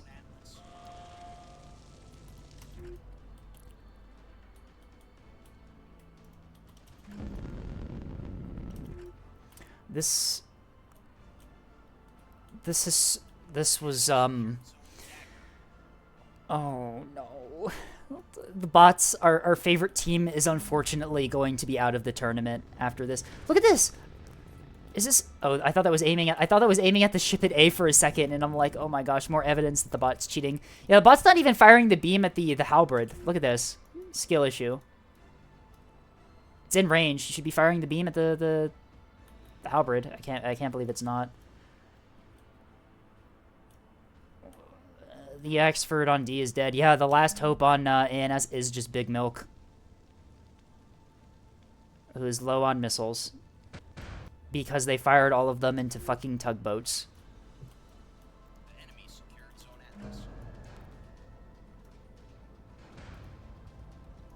More halberds being launched from from Suncats' carrier. Oh, they have the same carrier. This is just the same fleet. I see. Interesting.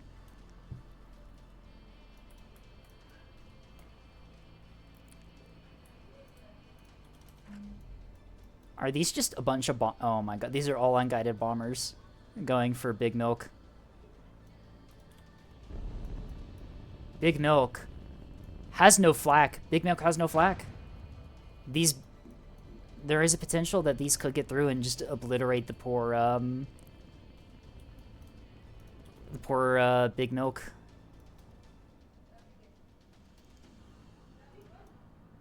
Yep.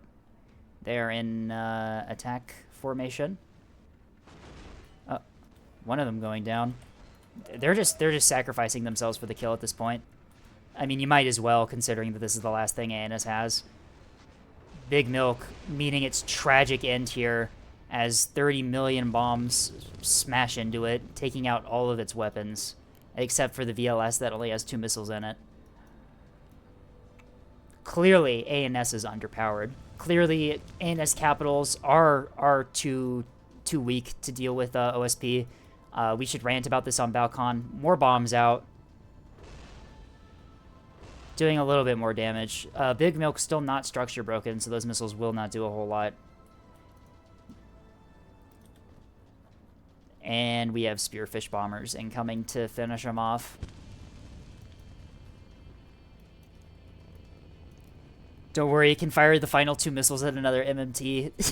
Yeah, considering that's like the only thing this thing has been trying to engage. It's as if Team CPU Hard forgot that their ships have weapons on them and can actually shoot other ships with them.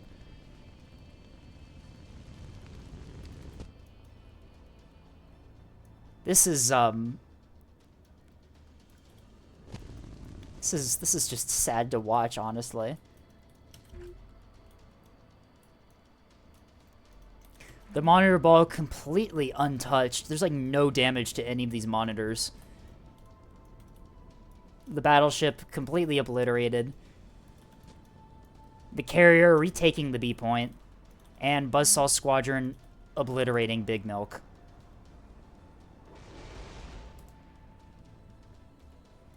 How is this thing not dead? Please just kill him. End this suffering. End the bot's suffering, please.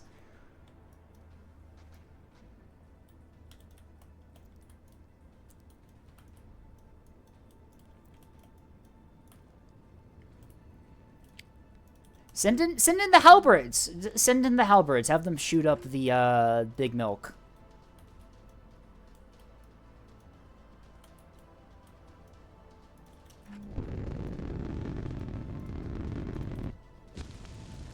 Big Milk is still operational, does have drives, does have command. It might be able to retake the A point here, although at that point it doesn't matter. Oh, the monitors have found Big Milk. It's over. Hess rounds going down rage against this poor Axford here. Oof. What does it even have left? Nothing. It has no— Why are you restoring the aux steering? Bot? Why are you restoring the aux steering? Is that really the greatest priority to bring back online? Guys, I think the bot is just stupid. What is this play from... It already has an aux steering up. What are you doing? This is, This was certainly a very interesting display from CPU Hard. I was not expecting them to throw this hard. This is like... They still have... Why are you restoring this? You have 2 restores in this large! Oh, no, now you have no restores because you're an idiot. Oh my god. This is, This was, Oh dear. Huh.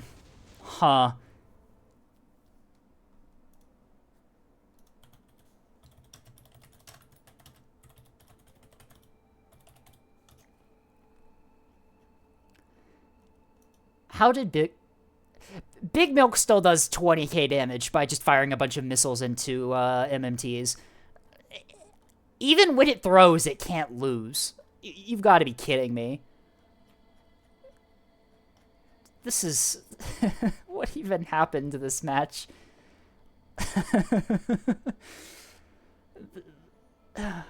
Yeah, no, in retrospect, Vastal should have just put 4 Big Milks on CPU Hard's team and just see what happens.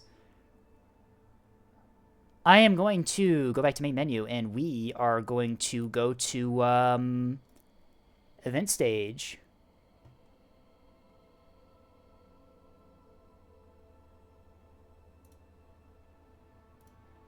What will be so kind as to join us? You should have just given CPU Hard 4 milkers and seen what happened. Do not call it that.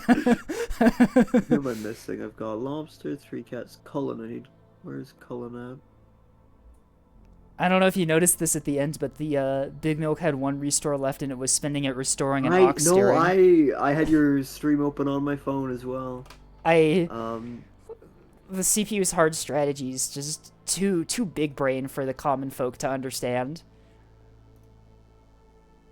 Beyond the comprehension of mortal souls. Indeed. Big Milk. Okay. We're just waiting for Colin Jackrat to get in here as well before we get going. He might not be here for a little bit. Oh, there he is. Never mind. Yeah. Right here. Fight to speak. Oh, thanks. Okay, now we have all 4 of you. Unfortunately, CPU Hard, after that performance, they're a little bit upset. So they won't be joining us on the event stage, unfortunately. I would have loved to have had them here to talk it out, but I think that it's best that they take a little lie down. I would have really liked to have met them. I mean, they were quite rude. They didn't even say, like, good luck, have fun, or, like, GG. They don't have keyboards, so they can't type to you. They're using controllers, you see. That makes sense. Okay. They're playing on Steam Deck. They're playing on Steam Deck, yeah. So, yeah, that was those were 2 very hard fought matches for you guys. You were really on the ropes there at times, and so I'd like to thank you all for giving it your all Thank you. throughout that. Of course.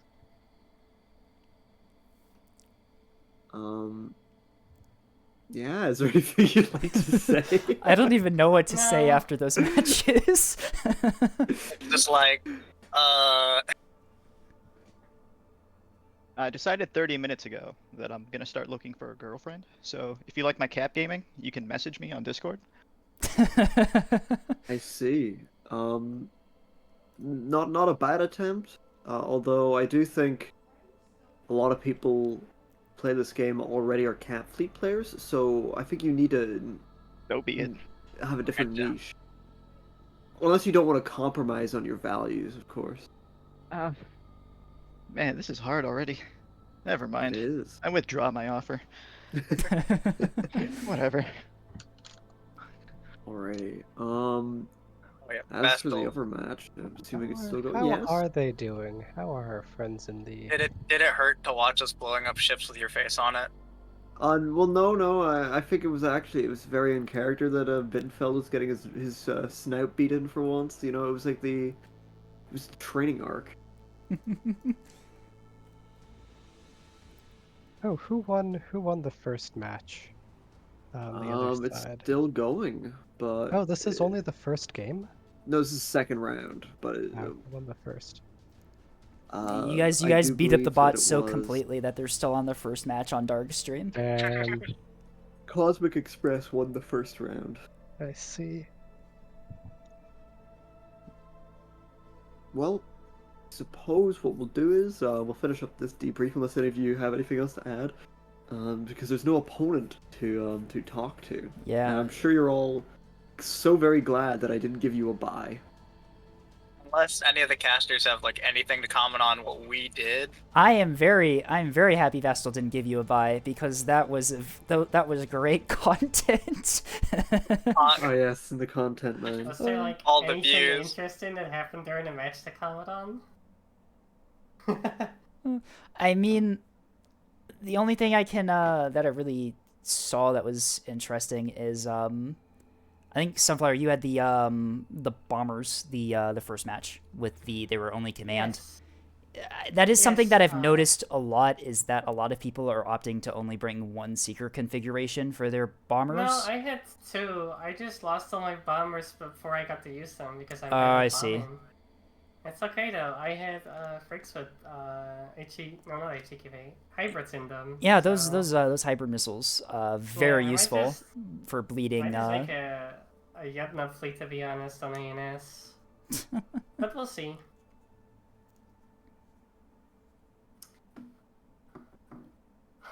Yeah, alrighty. Well, I suppose we will clear the stage for the other team that's just about to finish up their games. And we'll get those two teams up here now. I'd like to thank and congratulate Suncats for their victory, and they will be heading on to the next round. They'll be playing against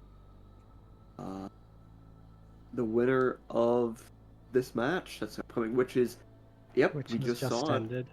Just ended. You'll be playing against Cosmic Express. So Sounds good. Who could have seen see this you coming? on the 1st of March, I think it is, or the Yep. 2nd. And thank you. I look forward to hearing the riveting commentary of our gameplay. And of course our respectable opponents, CPU Hard. May they rest in peace. Thanks for CPU hard coming out here today. Yeah, thank you, CPU Hard. Alright. I think this bit's played out. Let's Yes, go. I'm now throwing you all into the audience. Congratulations. Goodbye. Forever. Oh, sweet, I'm still on the stage. Oh, Scape, you went down. Why'd you go down? I went down because I'm not the caster of the match that just ended. Oh, but you're allowed to stay. You know, you're allowed to stay on the stage. Anyway, yeah, let's get I see. Okay. Let's get the players from last match in here as well as Dart. Starting with inviting Cosmic Express. And then where is the other? Negative Light. Hot Mic, July, and there's who is the fourth? Welfare. There we are. You all on stage, and now we're just waiting for Darg to show up as well. If you would be so kind as to actually show up.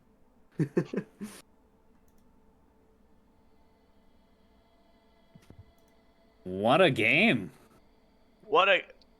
I mean, even though we lost, it was pretty entertaining. I'm a be real. It was fun, yeah, for sure. I have a proud 36 hours in this game. That was fun. Hell yeah! I love watching the Blues come out to these tournament games and it not just being the same names every time. It was cool. Yeah, seeing how y'all do things. And fucking Hot Mic. Hello. So I dislike my carrier on the first match. It was meant for something that they never brought again. They did not brought enemy fighters. That's my issue. Second match, I say, all right, carrier is never my strong suit, so I'll just pick something that is my strong suit. Hence HM Cancer. And I'm surprised of how it performed. No, that did a lot better. I wish I had a beam destroyer fleet rather than my beam battleship here, but was what it was. Did my S2 warheads has a tangible effect against your beam, Solomon? Were you the one throwing the command Wake Vow? Yes. Yeah, no, they worked. Sadly, my jammer had been redded out by an earlier hit, so I wasn't able to no-sell those. But yeah, that volume of fire against the broadside on Battleship is gonna hurt it really, really bad. if my jammer was working, I would have been able to say no, but I could not say no. Yeah. Dude, that was pretty fun. Yeah, I skill issued my Ocellos early game, and then that was it. But whatever. The Flamel and the Abuaku from the hit show Gundam were not enough. No, you got a little bit too close to the front line there. Oh yeah, I'm very good. I don't know. It was a brave sea cap. He was. I mean, I'm shocked how much fire those things actually took to put down. Yeah, it's two reinforced a citadel and a reinforced CSEs and two auxiliary steerings. Oh, that explains a lot. Okay. Yep. Because that was two Axfords and a beam just dumping fire into it for like 10 minutes. Yeah, that's why. It's like wasted potential. Those things like survive, but I was in the worst position. But it's Definitely. fine. I enjoyed acting as an AWACS in the end, telling people what was going on, and telling people every time like a new sprinter came in, which was every 5 seconds. New challenger approach. But yeah, that was fun. I did not see the voxels coming in the end. I don't know where they came from, but it was pretty fun. We had I was just scared me, I'm gonna be honest. The whole game, pretty much. Yeah, but I went to go try to tap D, and I just see 2, and I'm like, oh no, oh no. Well, I want to say congratulations to you. That was well played. No, thank you. Thank you. Thanks. And all the best from now on. Yeah, I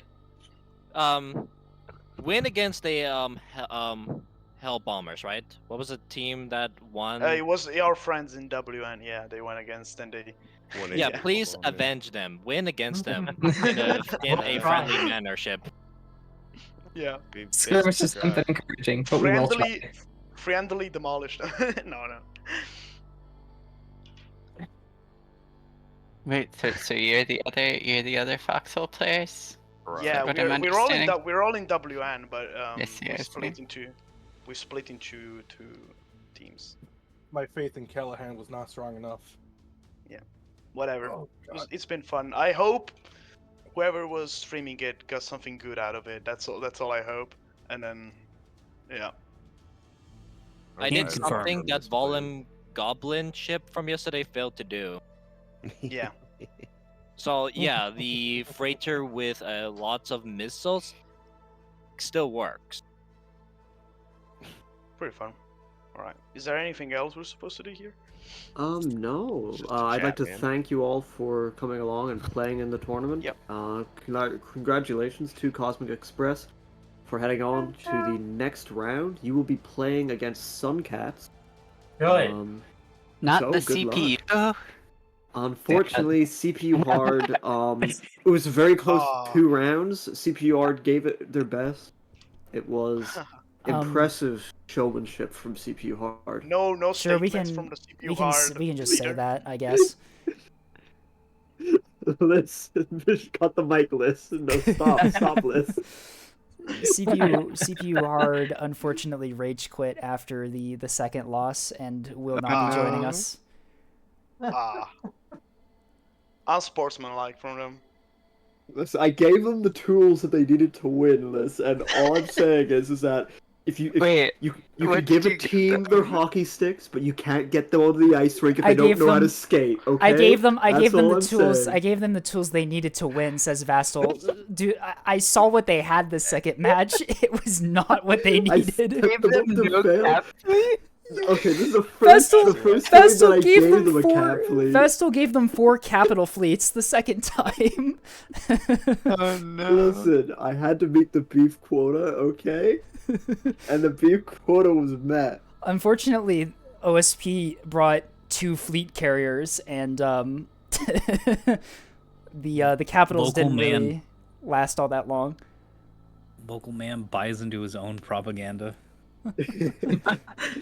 Although Big Milk detail. did do quite well in the hands of the bot, but by quite well I mean Fired if 10 I HEC-P missiles at shuttles. it did also do that, yes.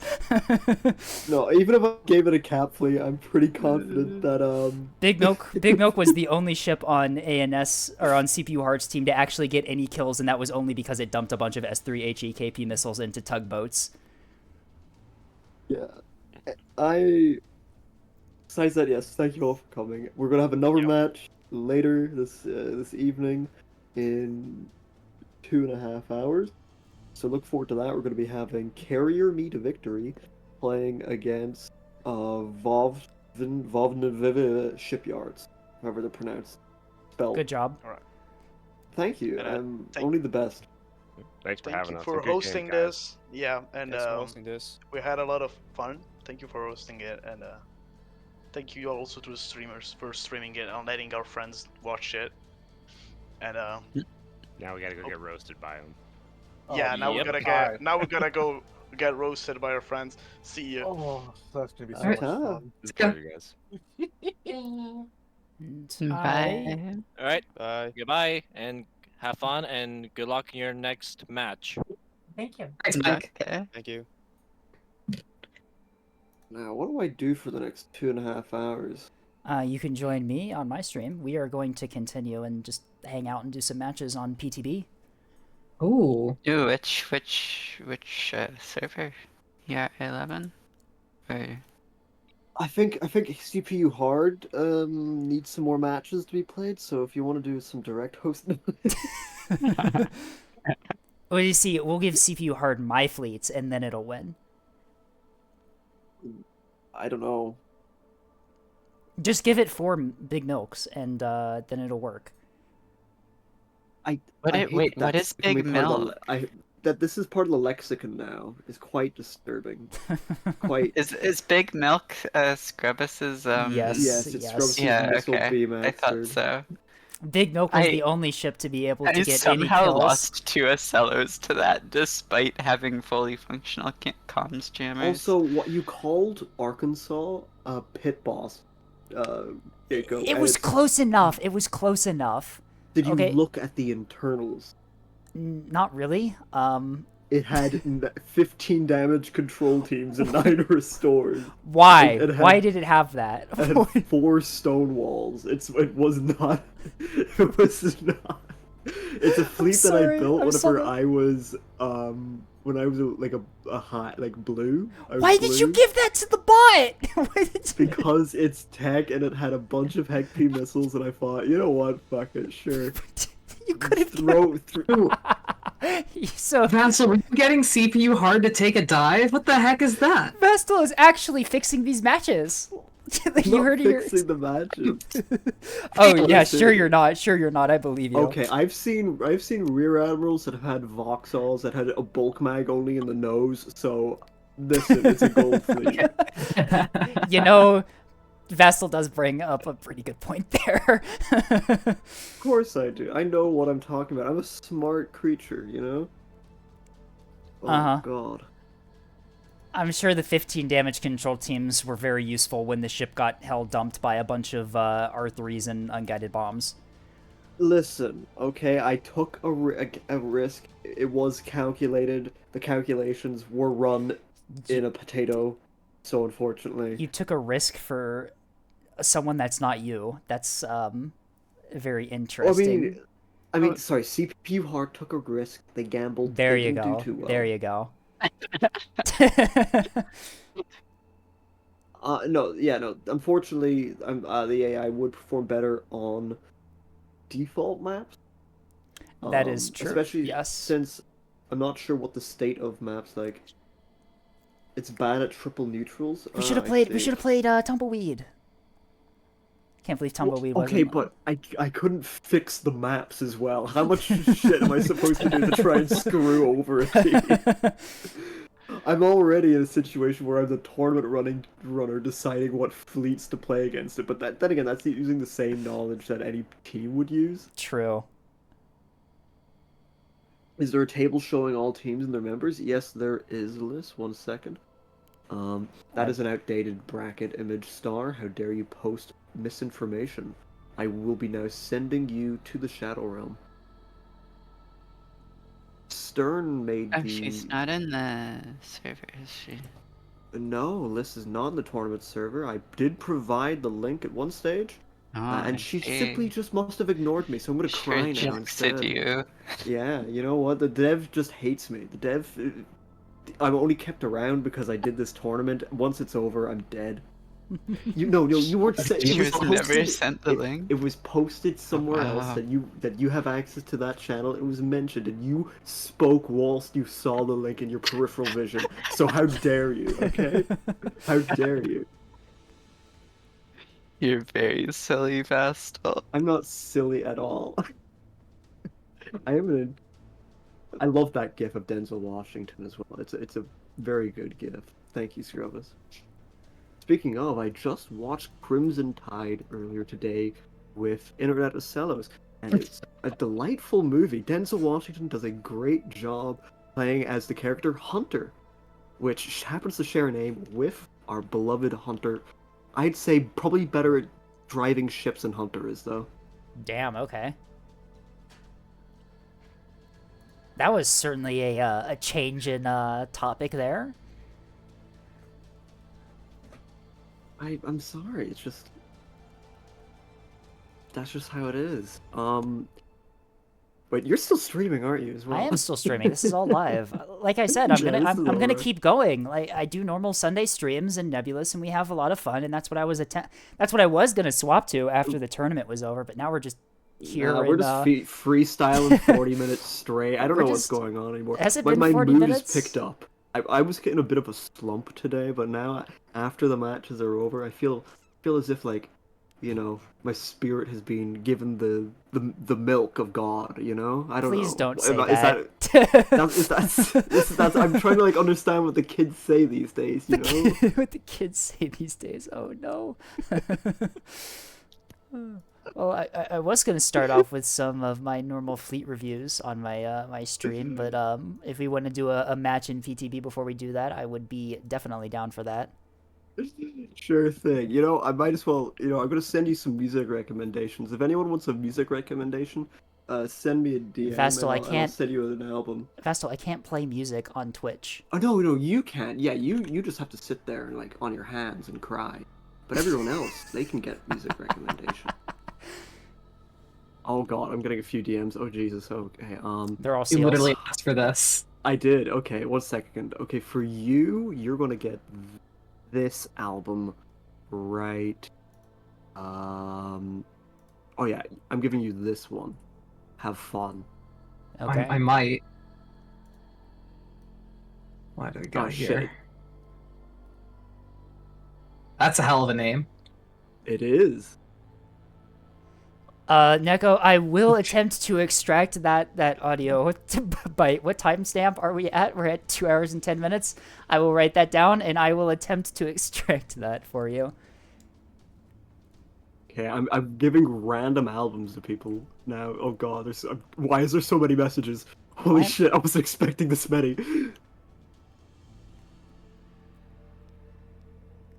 Vastal, you asked for people to DM you things while you're both live on Twitch and also live in front of an audience in a Discord server. Like, you should have expected this. I should have.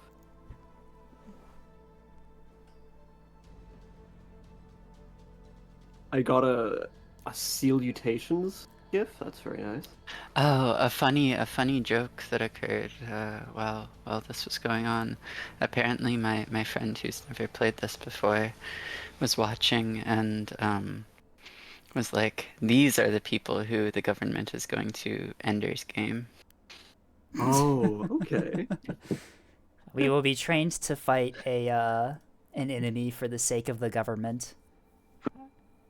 Someone sent me a music recommendation. That's not how this works. I will listen to it though. Actually, wait, no, I've already listened to that song, Puppy. It's pretty good. Oh, album, I mean.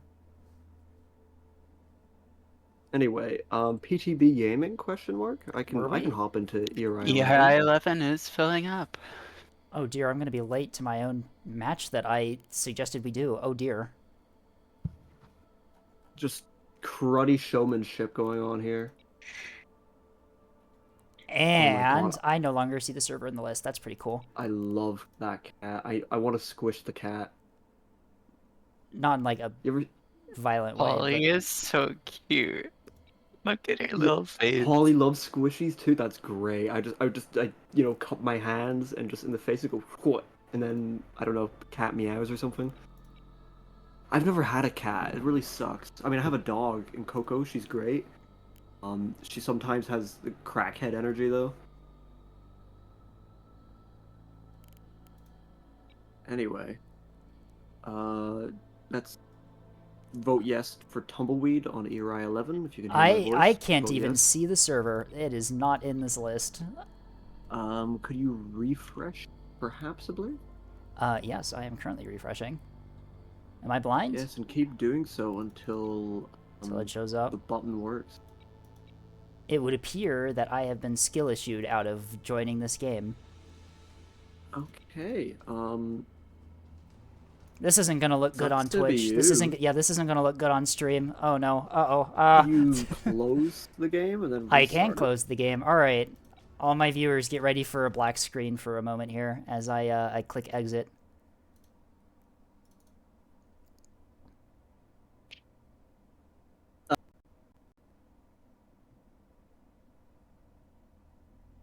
Scapegoat. I'm very sorry to say you don't have the mandate of heaven.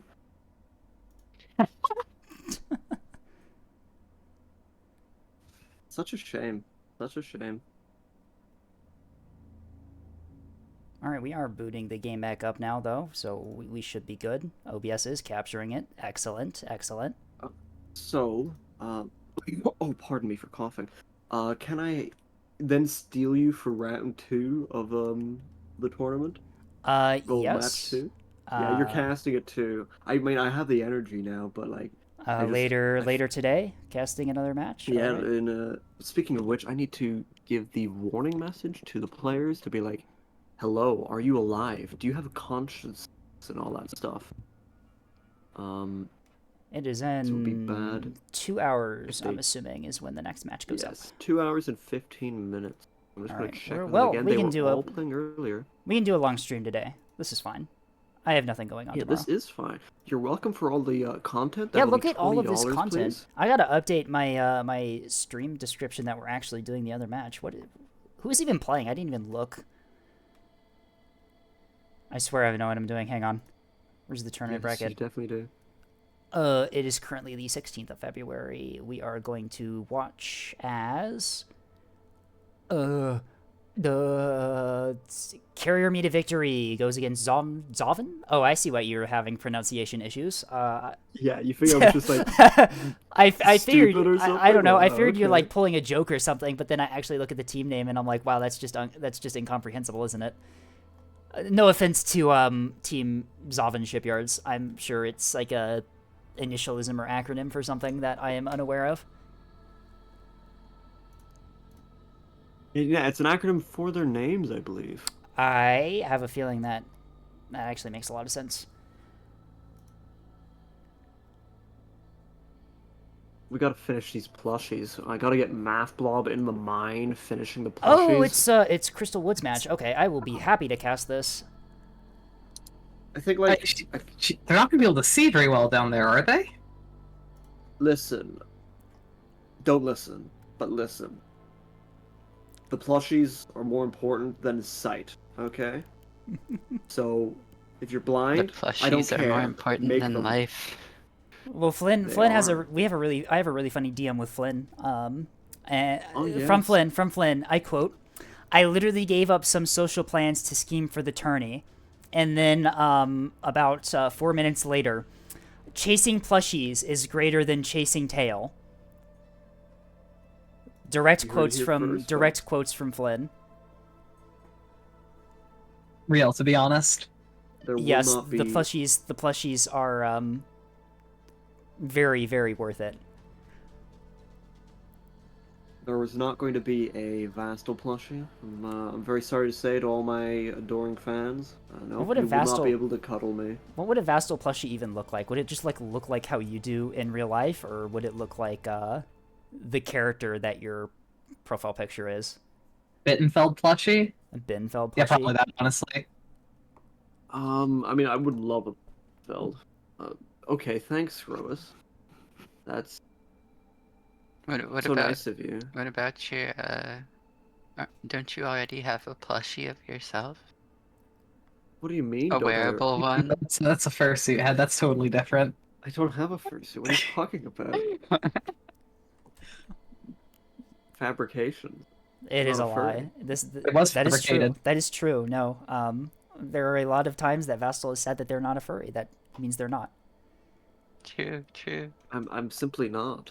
Oh, you're right. Vastal. Just because you have a mascot head doesn't mean you're a furry. I simply do a lot of advertising for a small corporation that has a character. Yeah, you're a mascot.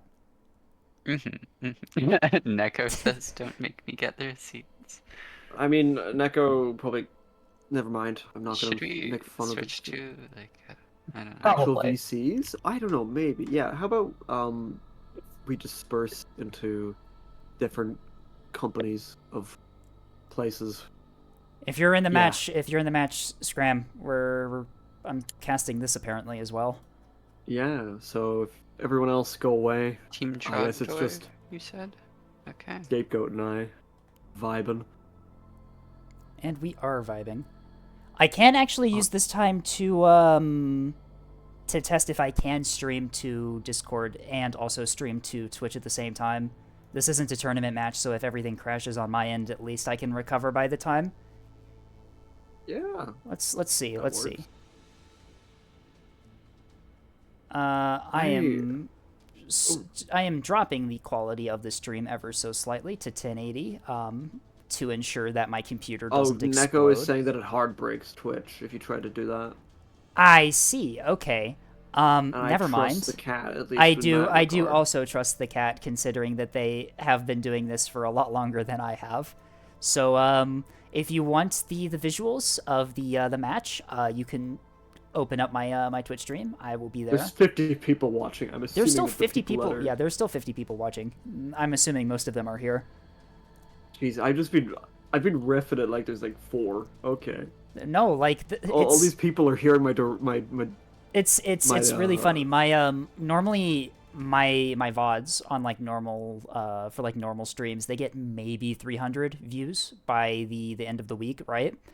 The VOD from yesterday reached 400 views in like 6 hours after the stream had ended. Yeah. It's why I want to get the games community content, boys and girls and NBs involved in it because the tournament brings lots of people in because they want to watch. It does, yeah. No, tournaments are really fun. I've been having a lot of fun casting this, and yeah, for those watching at home, tomorrow is going to be the day I get all of the matches that I have spectated for the tournament all cut up and posted on my channel. Or at the very least, I'll have them edited by the end of tomorrow.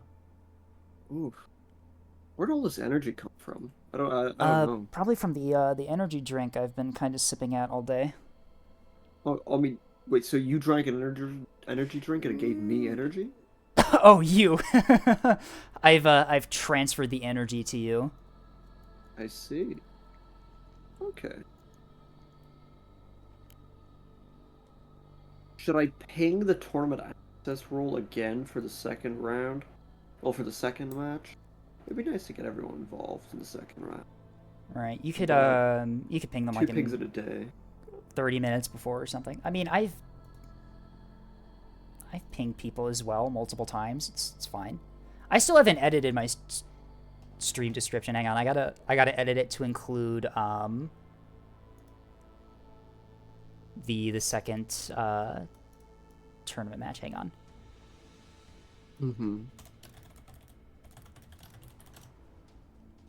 Oh, pardon me.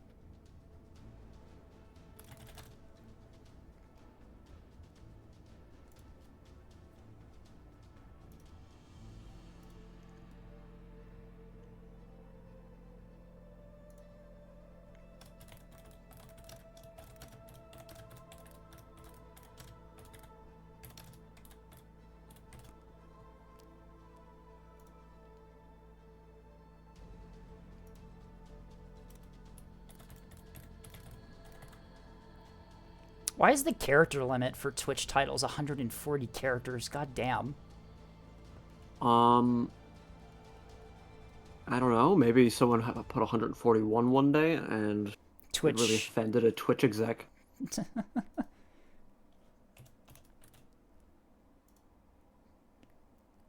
Considering that my title is very long-winded and it's only half the characters you can put in a Twitch title, that seems a bit excessive, but okay.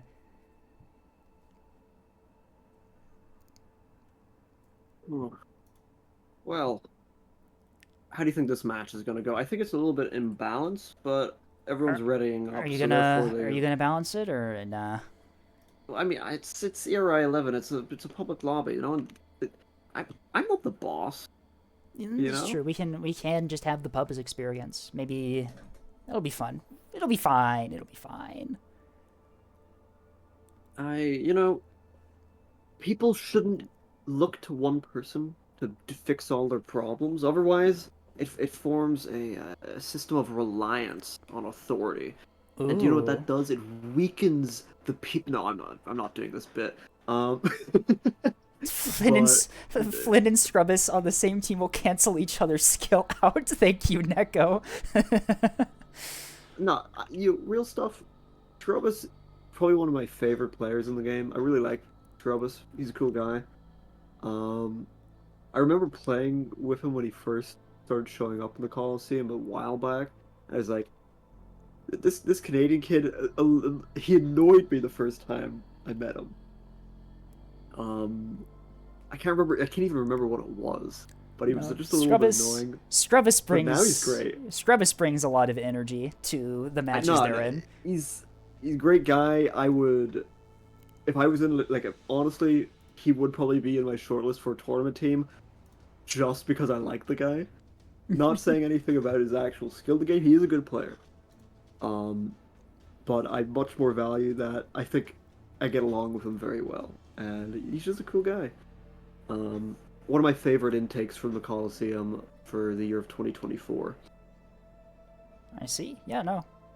I he almost got agree. banned from the Coliseum. Wait, this is new to me. What did he do? So you remember the guy, like the French pole vaulter during the Olympics? Vaguely, I think I know which one you're talking about. Yeah. So basically, the guy during the famous. He lost in a very awkward Yes. way. Yes, okay, I know who you're talking about. Yes. So Hunter asked Scrubbus to post the GIF of that into the Coliseum, and so Scrubbus did it because it was, it was funny. And then Darg server muted Scrubbus and stuff. And oh yeah, no. it was very entertaining. He vaulted, but his pole was too large, says Neko in my chat. Yeah, that's that is true. Yes.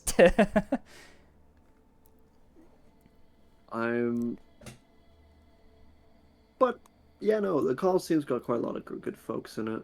Oh, the Coliseum's that a I've really met. fun hangout spot, honestly. I when I first started playing Neb, originally I played a different game. I played War of Rights, which is a U.S. Civil War first-person shooter game, like with regiments and stuff. I've seen gameplay of it. I know what you're Yeah, talking I about. used to run basically the biggest regiment by the time I was like, through with it.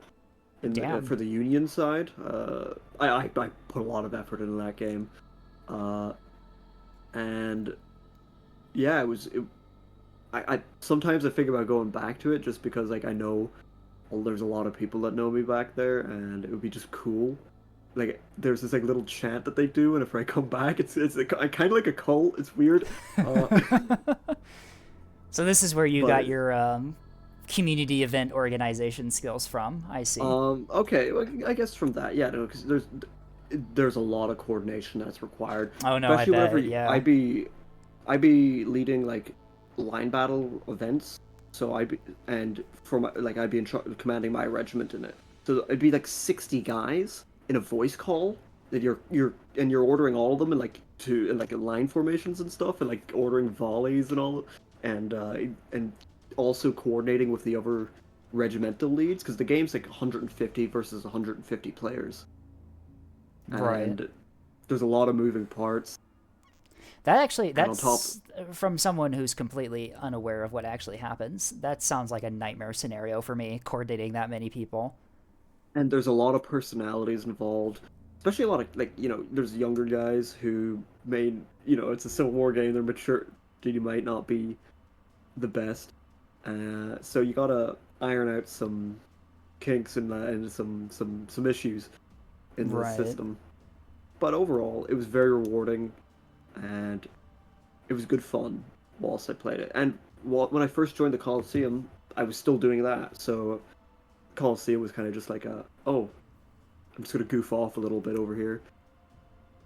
I mean, fair enough. Yeah, wasn't it for a while until I actually decided to want to get involved in community management and Neb.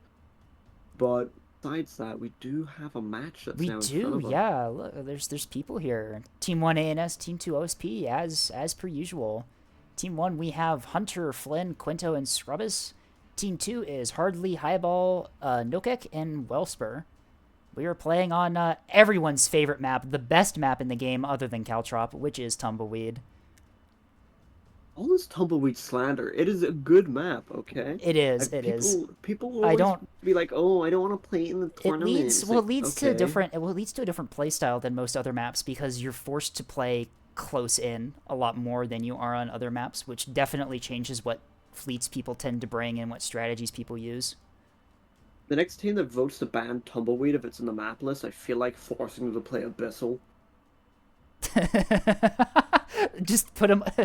You will be sent to small testing range. Have fun.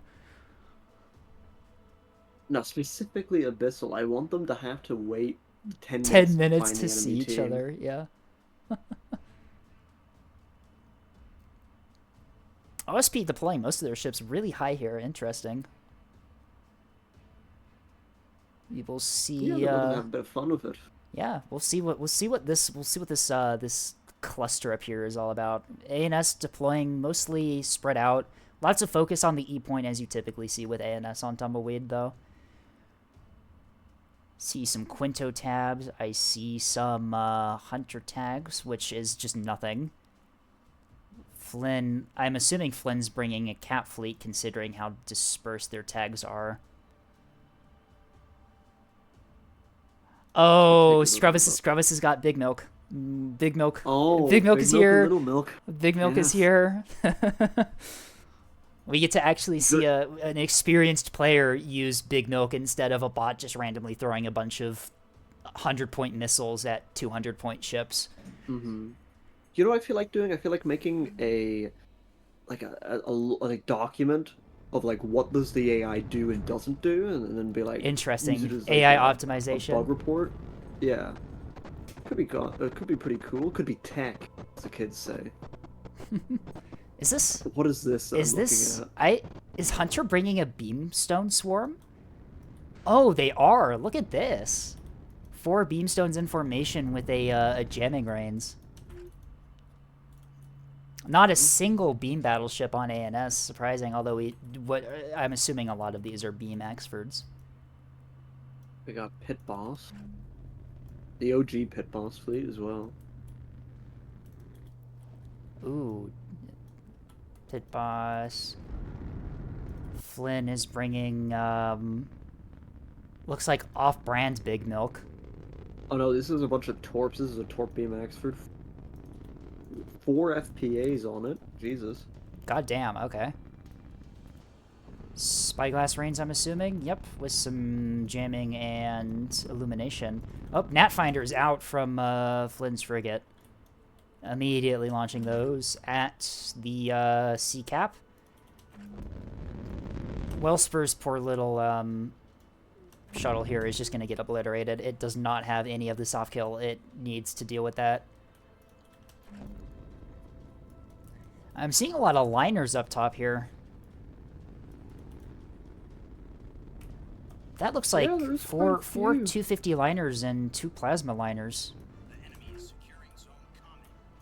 And they're already spotted by the spyglass frig.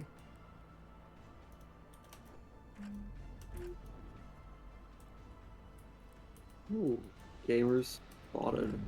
Hardly's Should got. I eat another cookie? Oh, sorry. Go on. Oh, no. Let's talk about eating habits real quick while the match starts on. That was what kind of eating habits do you have? That was mostly a joke. No. Now we're talking about eating habits. I've committed to the bit. I have to talk about this. Oh dear. Yeah. My eating habits are if it's cheap and not the worst for you, I'll eat it. Like I am an engineering college student, so I mean I can't really be picky. Ooh, the first Gnatfinder got knocked out, so that is it survived. It's Wellspur gets the cap. Those Gnatfinders had decoys on them. Very interesting to see. They're very. It's what Act EO validated. Were they Act decoy? EO? I thought they were EO Wake, unless I was looking at them wrong. EO no, Wake. I think they were interesting. Okay, very expensive Gnatfinders then. Yes. And they didn't even work. Sad. Skill issue on Flynn's part. That is Flynn from the game. Ban Flynn from the tournament. He messed up live on stream. Very embarrassing. All these liners just completely out in the open here, spotted by this frigate back here. Wellspur though looks like. Very interesting thing from Nosec here. If you take a look at the fleet, you can see that the plasma liner is right side instead of left side. So it's having to face the opposite direction. Whoa, yeah, no, you're right. Why would you do this? What is this tech? Maybe I'm missing something, but like this just looks like a hassle to deal with. The enemy is securing zone eclipse. Interesting. Oh, I see it. So that you can split them apart, you know? But you could also split them apart when they're all have their guns on the same side, and then you wouldn't have to worry about having 2 different like heading and roll commands. Shush. Don't let the logic start falling apart. Highball's liners have like flanked across the entire map, and they're on the D point already, using the liners' superior speed to their advantage, as they're just gonna jump this poor sprinter here. This poor cringe capper. Black Bat is the name of this poor cringe capper, as it gets obliterated by a bunch of 100 mil and 250 fire from these liners. There isn't really anything in range to retake dagger or deny it for the little- ANS team. A little bit of passive-aggressive naming scheme on Flynn's fleet here, as he seems to have named each of his cringe cappers after members of his tournament team and sent them in to die. Interesting social commentary from Flynn's naming scheme on his fleet. Yeah, let's hope that that isn't a plan of his to sacrifice his team members for the plushie.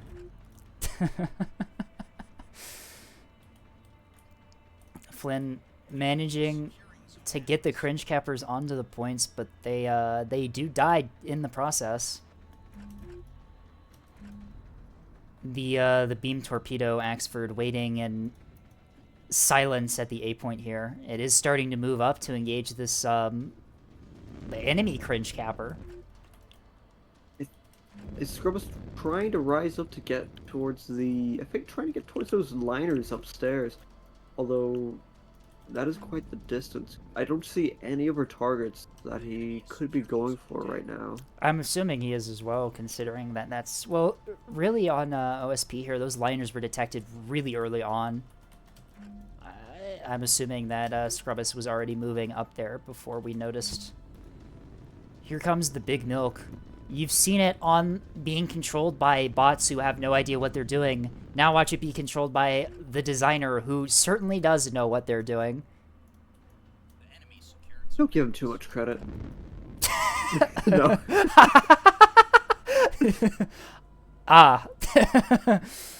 Act command missiles out on Flynn's spy reins here, although I think they're going to get chaffed and going to miss. Yeah, they're not. Those are not hitting. Flynn retreating losing track. retreating the reins out of the area here. Does not want to lose it to those MMTs.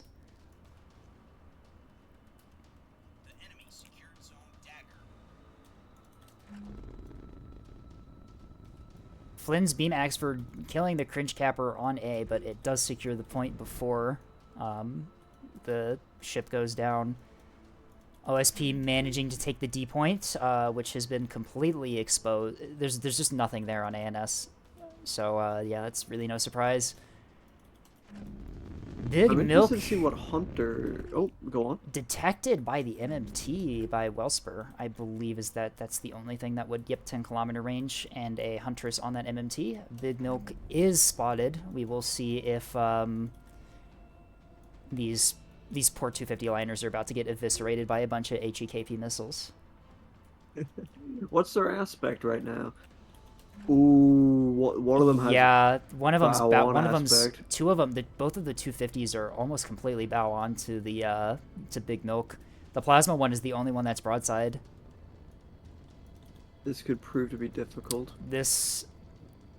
Yeah, this is unfortunately, I believe, going to be some dead liners.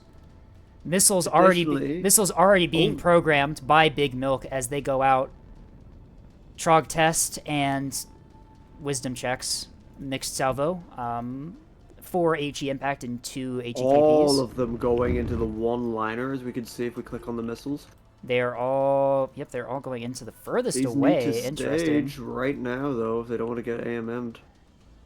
The cheap surviving. the cheap HE shaped ones absorbing the fire for the HEKP ones, as we have 1 hit, 2 hit, 3 hit, 4, 5, and that liner is pretty messed up. More missiles going into the second one. That's going to be a lot of hits on that one as well.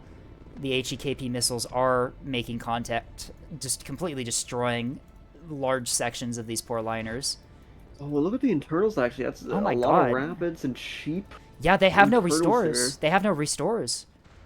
The one that got hit first has no restores. Its CIC is gone. And then the other one, it has only 1 restore. Oh, that's 2 mission-killed liners immediately. And we have more missiles out on the last remaining one, the plasma liner, although at this point, considering that all of the 250 liners are pretty much combat incapable, that plasma liner is not really much of a threat at present moment, although Highball's liner fleet is flanking over the rock to try and get a broadside engagement against Big Milk. Here come those extra missiles. I don't think it's straight into the plasma. Oh. HEKP doing less damage because this liner is broadside, but I mean, that's still big hits. As why is the reactor in that slot? Wait, that is a good question. Actually, why would it is in the easier to hit slot? The other ones are normal. The other ones are normal double drive, and then this one just. I'm not entirely sure what this strategy is here. The plasma liner actually does have a bunch of restores, though. It has 8 restores, so it will be able to get back online. Highball engaging the Big Milk from above, although Big Milk is ducking behind cover here, able to quickly move behind cover with the Whiplash Raider combo. What is even happening on the rest of the map? I haven't even been looking. This engagement has been just been too funny. Oh yeah, that's what's been happening. Hunter has killed half of Hardley's monitor fleet with the Keystones.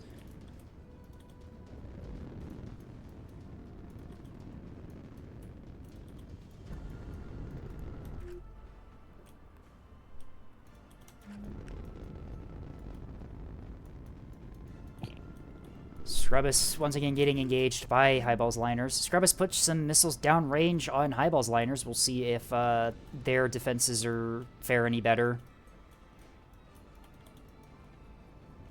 250 AP hitting the broadside of an Axford. That's gonna deal damage regardless of if the ship's been plasma or not. Although, did Scrubbus just rock PD these missiles? Oh no, they did. Oh dear. As multiple this half this salvo goes into a rock. And the other half gets AMM'd to death. Oh, one of them stages, one of the HEKP stages. Although the AMMs are... Never mind, they're not going to deal with it, as that liner just gets drive sniped. How many missiles is Scrubbus down to? Down to... I think they fired most of them. 7 wisdom checks and a Trog test. The wisdom checks are the HEKP ones, the ones that deal the most damage, but... The ones with the pinades are the cheaper ones. Scrubbus's Axford has been completely plasmaed on one side and is currently facing that side to the 250.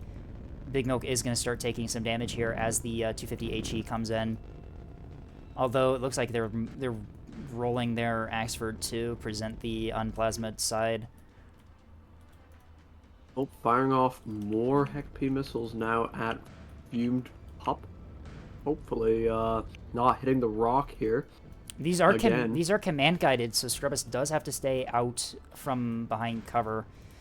Oh, the HEKPs are going to hit the rock. Yeah, oh, two no. the HEKPs hit Two the rock there. strike the rock. That's a consequence of just how slow these hybrids are. They lead so much during the commands. True, and these are command primary, and these ships aren't detected. The ARAD taking over, will it be enough?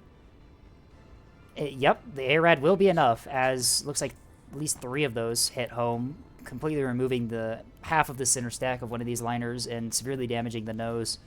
Although these liners do have enough restores to bring stuff back online eventually.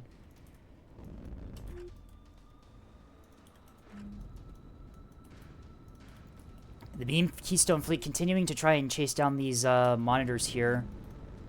Already killed 2 of them and damaged a couple others. One of them is already structure broken. How many FPAs do you have in these things? Only 2. I see.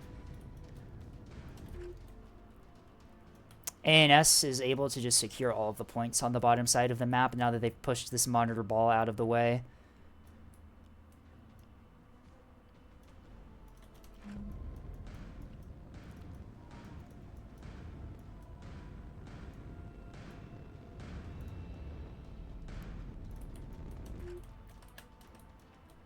Although, Whisper looks like he has a jamming shuttle moving around to cap the B point, although Quinto does have a gun sprinter in the area to deny that. Flynn's Torpedo Axford looks like it's trying to engage the monitors. What range are they at? They are at about 7 kilometers away from the Axford. And the monitors immediately swap towards the Axford. I believe all of the Keystones are behind cover from the monitors. Yes, they are.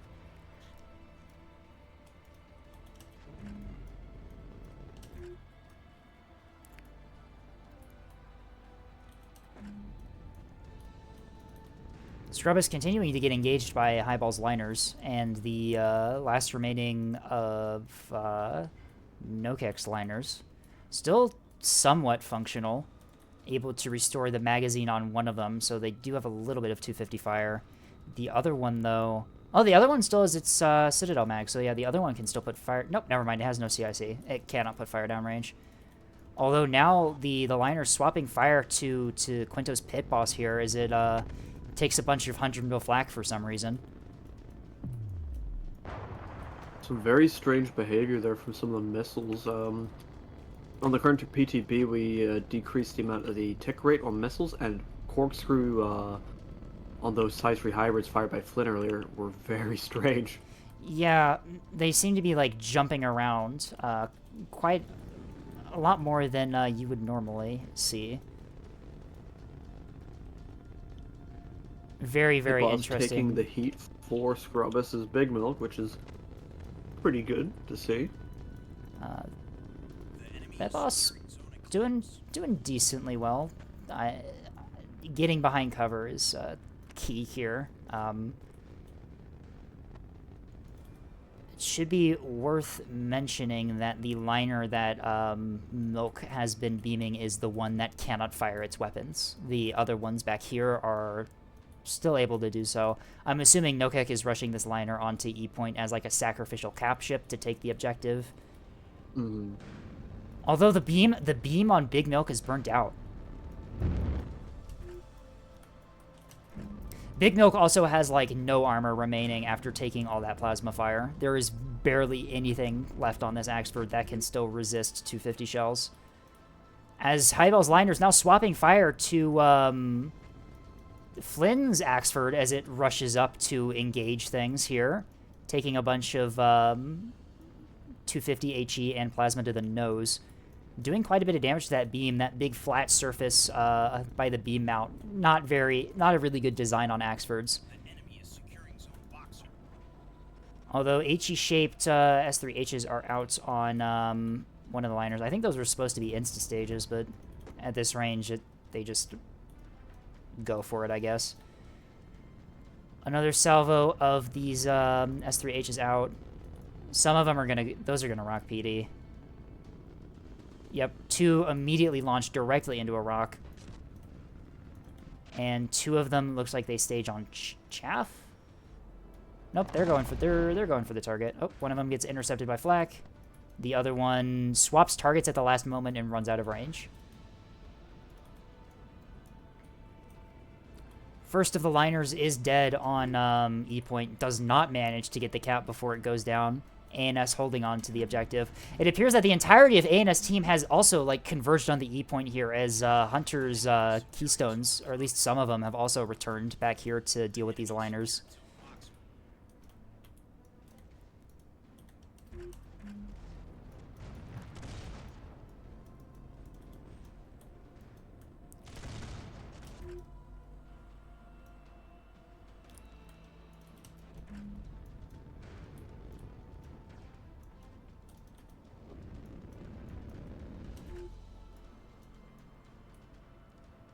Yeah, it appears the main engagement is at E Point here, as the only other ships around the map are like scattered light assets and cap ships.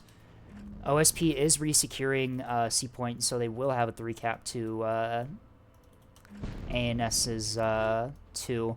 Although I have a feeling ANS is going to soon resecure the B cap here, as the weaponless shuttle here is just going to get gunned down by one of Quinto's gun shuttles, or gun sprinters.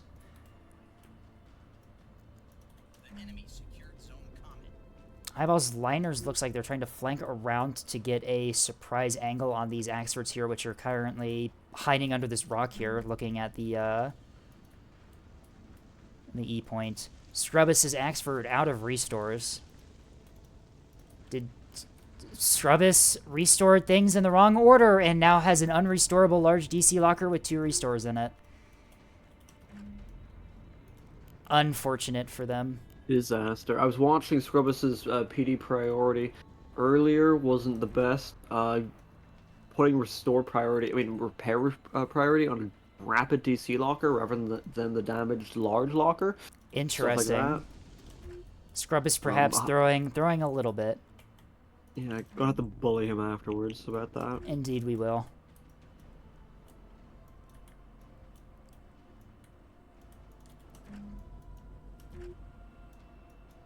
Looks like, oh wait, this is not one of Hunter's beamstones. This is one of Quinto's beamstones as it approaches the sea point here.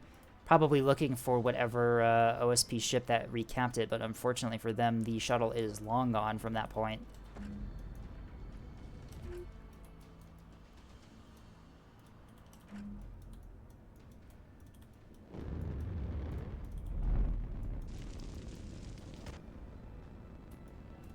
Little Milk has sadly been claimed by death.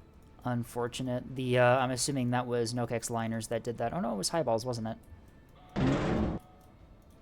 Highball pushing one of their liners over the E point here. ANS doing a pretty good job of keeping their front line hidden here from the liners up top. They do have the point advantage right now and are working on getting the cap advantage. Although, it looks like one of Highball's liners is moving to the B point to help deal with that sprinter, so perhaps they won't have the cap advantage for long here.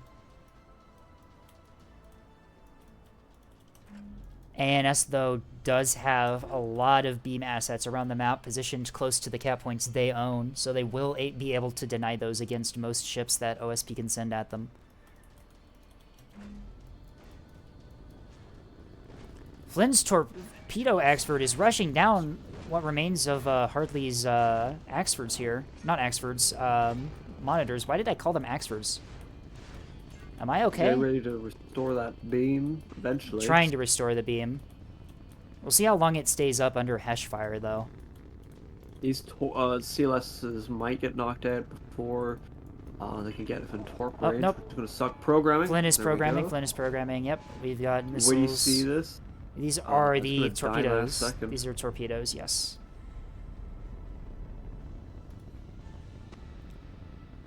Command's Wake Valve does hardly have any warblers on this fleet. They do have a warbler on this fleet, so they need to stop firing their drives and activate the comms jammer. Comms jammer is up. Will they stop moving? One of their monitors is still far up. Nope, there goes their main thrusters. There goes their main thrusters. But is that... Those are flares out. Yep.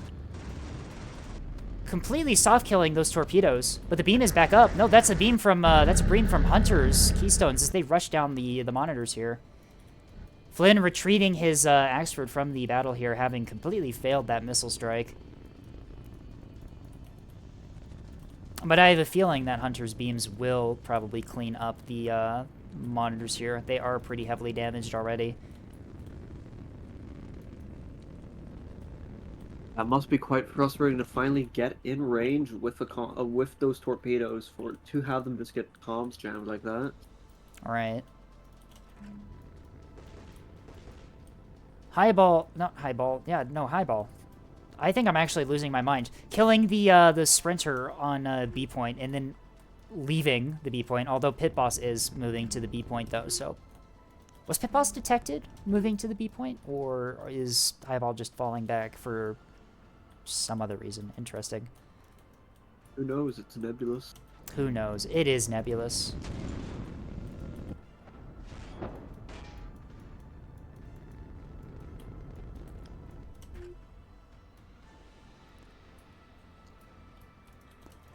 The Big Milk electing to mostly just hide under this rock here. I'm assuming waiting in ambush for light assets to try to go for the points. OSP's front line just completely devastated, or at least half of it is devastated by the initial missile strike from Big Milk. Not able to really do much this match. Eyeball's liner locked by Pit Boss as Pit Boss begins to engage it with 250 and 120s.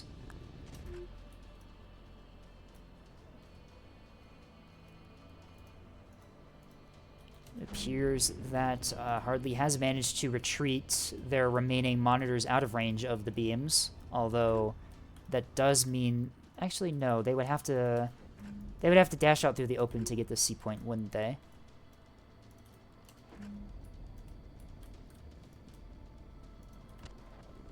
One of Nokek's remaining 250 liners putting some fire down range against Flynn's Axford here. Flynn's Axford has received a bit of plasma damage, so those 250 HE rounds might be able to pet and do a little bit of damage, although it looks like most of them are missing at the range. A plasma liner is also trying to get close to fire the plasma cannons and the T-20s.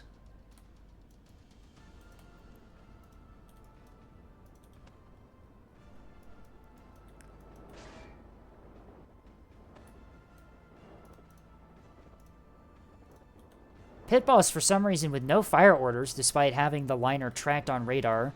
Not sure what this is all about, but they are not returning fire at all.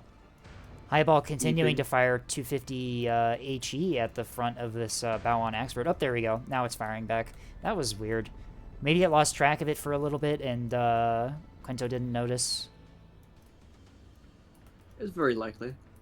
Plasma Very going likely one of those down things. into the Axford of Flynn as it's trying to move back into cover by the looks of it.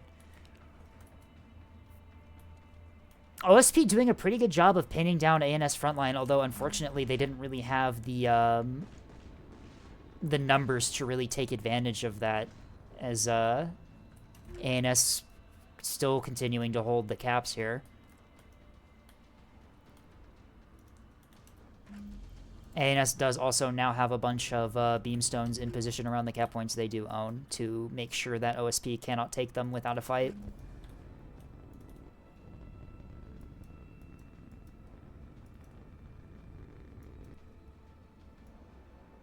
Oh, pardon me.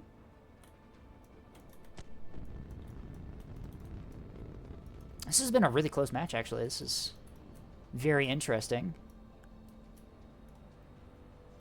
Both teams mostly equal on, like, ship holes left, although I think that ANSs are better positioned to really have map control.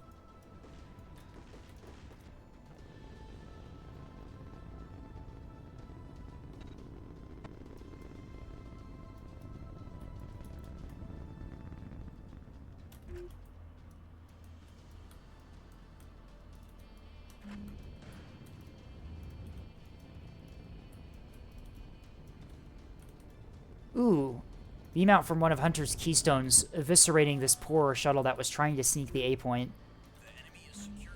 Unfortunately for that shuttle, there are 2 beamstones overlooking that point.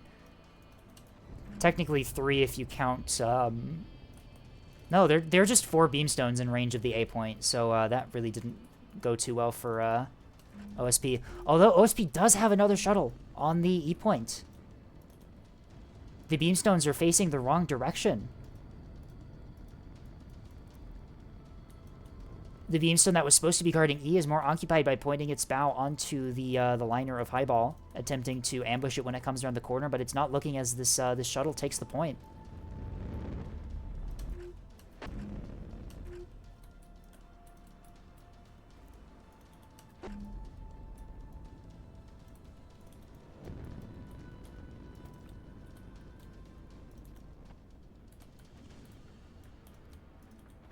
Big Milk, leaving its hidey hole here and immediately takes a bunch of 250 and 100 mil fire for its trouble. This ship has been very heavily plasma'd, and its beam is not pointing in the right direction. The monitors get in as well. Onto that E-cap last second. Just wanted to add that. Oh, they got a sprinter! I didn't even see that they had a sprinter there. Last second, yeah. OSP is able to hold the, or ANS is able to hold the cap, but unfortunately for Quinto here, it does look like there are 2 liners in the area that have something to say about that. Scrubbus losing... Scrubbus... A fire. A fire? Yeah, if you take a look at the shuttle... Oh, the shuttle is... The shuttle is... got no down control teams, and it's on everything fire. is on fire, yes. OSP needs to kill the sprinter quick in order to count the point before their shuttle dies to being on fire. Oh, doesn't matter. They're going to get the reactor on the sprinter. Yep, and E-point goes to OSP. Eyeball continuing to deal pit boss here as both ships take some pretty significant damage here. Both ships are very, very, very deep color orange as they've been engaging for quite a while. Big Milk goes down here. The combined fire from several liners as well as what's left of Hardley's monitor fleet, just too much to handle for it. As it also has several criticals going on right now, including an ammunition, magazine cook-off and a reactor overload. That Axford is not having a good time.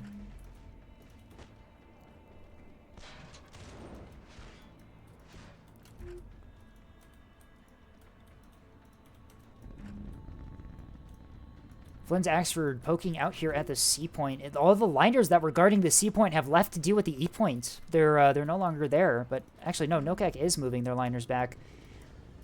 Once again, another testament to the speed of these liners, able to reposition between 2 points back and forth to deal with priority targets. Hunter's beamstone dumping the beam into the already dead shuttle instead of the liner of Highball here. Unfortunate, perhaps incorrect target prioritization.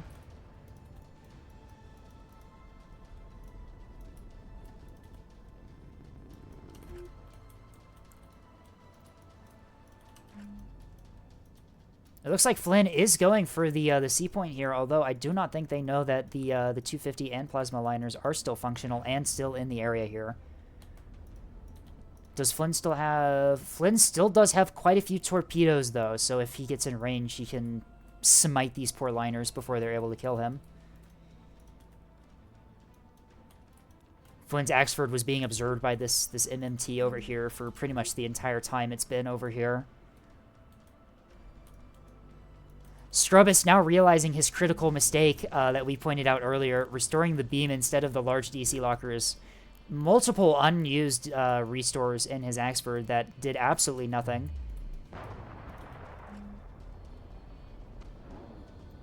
.250 fire coming into Flynn's Axford here as it tries to push out onto the point. Its beam gets knocked out immediately. And it goes down. Only one restore left on this Axford. And it doesn't look like any ability to restore for more. And Highball's plasma liner also chipping in here. I have a feeling that Flynn's Axford is not going to make it to the C point, or at least at the very least, it's not going to be able to cap it before it goes down. That is a lot of fire coming in.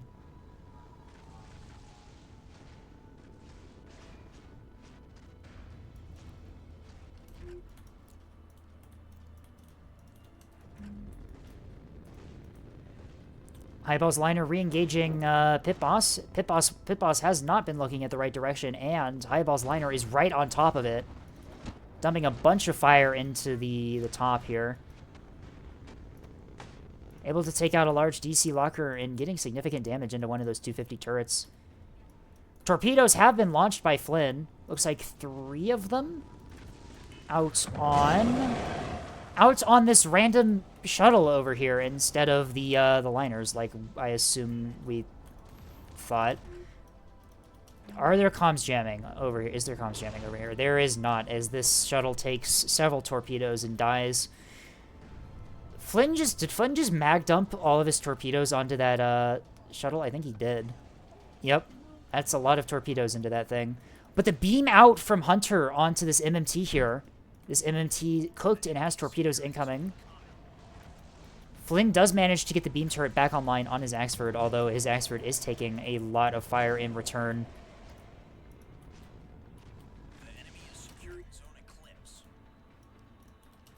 ANS securing E point now that the liners have moved away to deal with C. There's nothing there to defend it. Highball's liner does have its drives taken out, and it is at the mercy of Pit Boss here. Although an MMT getting behind Pit Boss, does it have missiles to dump into... No, it doesn't. These are all defensive missiles. Interesting.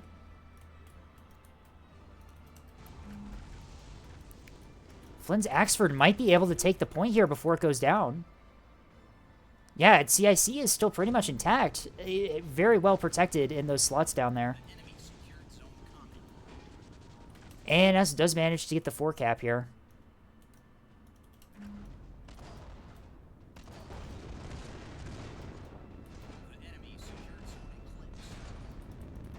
looks like both teams appear to be calling it here as the points have stacked up in ANS's favor, and OSP, I do not think, has the time to really do anything about that. Very, very close match here.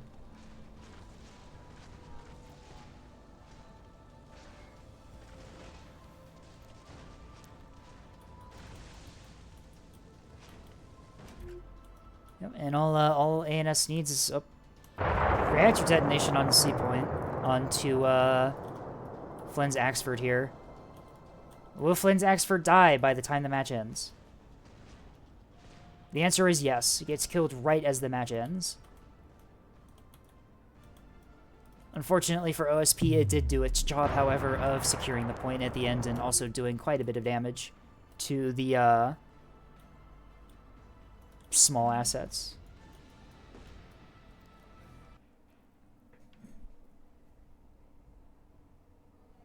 All right, we'll see. I'm assuming the teams are going to funnel back into the call we're in right now. Hopefully we can discuss... if they do, I can drag them back up, yeah. Yep, here they are. They are arriving. Allow me to bring them upstairs, then. So we got Scrubbus, invite to speak. Quinto, sure, why not? Let's just get everyone up here. Flynn was playing. Oh, we don't want Flynn, though, do we? Yeah, fair enough. Understandable. Scrubbus, we were all watching as you restored that beam instead of the large DC locker. Hardly... Dude, I queued up. I don't know if components... Do components have different restore times? Yes, I believe so. Okay. See, I've put 900 hours. I just found that out. So I was like, yeah, I'm gonna queue up this large DC locker first, and then I'll do the beam. So wait, did you not know? I didn't know this. No, I just found it out. No. I mean, where is this stated? Probably in the tutorial, so I didn't play. Wait, what about? Oh, I see. They're still on Team Toast. I had fucking 3 restores left. It's so sad. Another thing to put in build boat on my next tutorial, I guess. Yes. You know? Maybe don't restore the beam when you only have 1 restore, and also 2 restores left in a large DC locker. Yeah, I thought I would restore the DC locker first because I clicked it first, but that is not how it works, apparently. Nope, so. and you can't do restore holding anymore as well, so if you do notice that something's going to repair before and everything and you stop, then Just you lose all the resets. progress. You did make that initial group of line chips suffer. The line chips that you hit initially were very light on restores and were mostly like rapids and stuff. So you instantly mission killed one of them with the missiles, and then the other one lost half of its guns and couldn't bring them back online. Right. Yeah, I rock PD to full salvo though. You did. There was a lot of rock PD this match. Highball started moving back into cover. If I had launched earlier, it wouldn't have happened, but it did. So. Yeah. How dare Highball move their liners? That's fucked up. Just let me missile you. I already wasted most of my AMMs into the rock as well, so I was kind of happy that didn't just wreck my shit so early. Neutral elixir trade. Yeah, Katie or Highball, this is the purpose of Pit Boss. Just sit on the point and die slowly. So in our last tournament match, a Pit Boss from Quiz's fleet ate no less than like 3 salvo-sized 16 S2 dumps and just stood back up afterwards. Yep. It's insane. Welcome to the Axford experience. They just kind of do that sometimes. Yeah, no, that's the power of a cheap Axford is it's still an Axford. True. Hunter doing quite Real, a lot with what is the best tank bullshit here. The Beamstone fleet was very interesting to see deploy. We don't really see a lot of these Beamstone clusters anymore, but they did very good. He baited out his team and yeah, able to be split did off, well for it, bro. able to be split apart at the end too to cover caps. Very, very nice. Yeah, I was hoping I'd get more of the monitors, but I knew it was a bit of a gamble trying to push them at that angle. Right. Did you guys have any spotting crafts, or was it just that shuttle? OSP did have quite a few MMTs run by Wellspur. that were able to keep track of several key targets that match. I know that Flynn's Axford was pretty much continuously spotted when it was on the C point by an MMT. Yeah. I'm honestly surprised my ADD like survived long enough to kill the MMT there.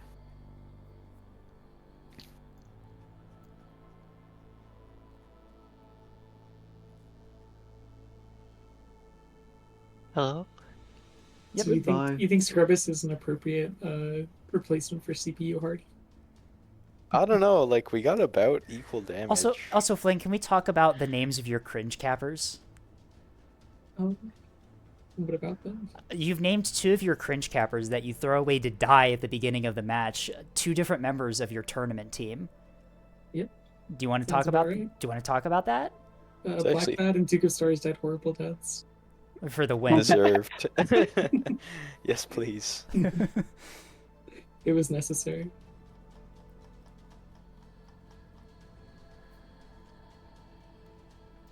These tournament I like that matches are Harley had 20. flares, dude. Like flares. Yeah, are actually Hardly so good. dumped flares and completely defeated your entire torpedo strike. Which, yeah. GG Hardly. I'm Pack Saw next time.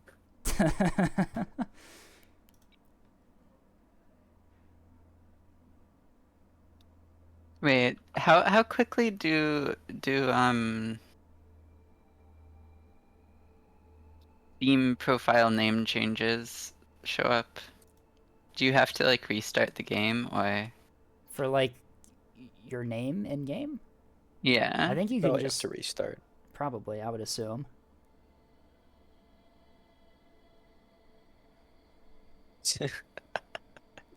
It would appear that Hunter has been demoted while we weren't looking.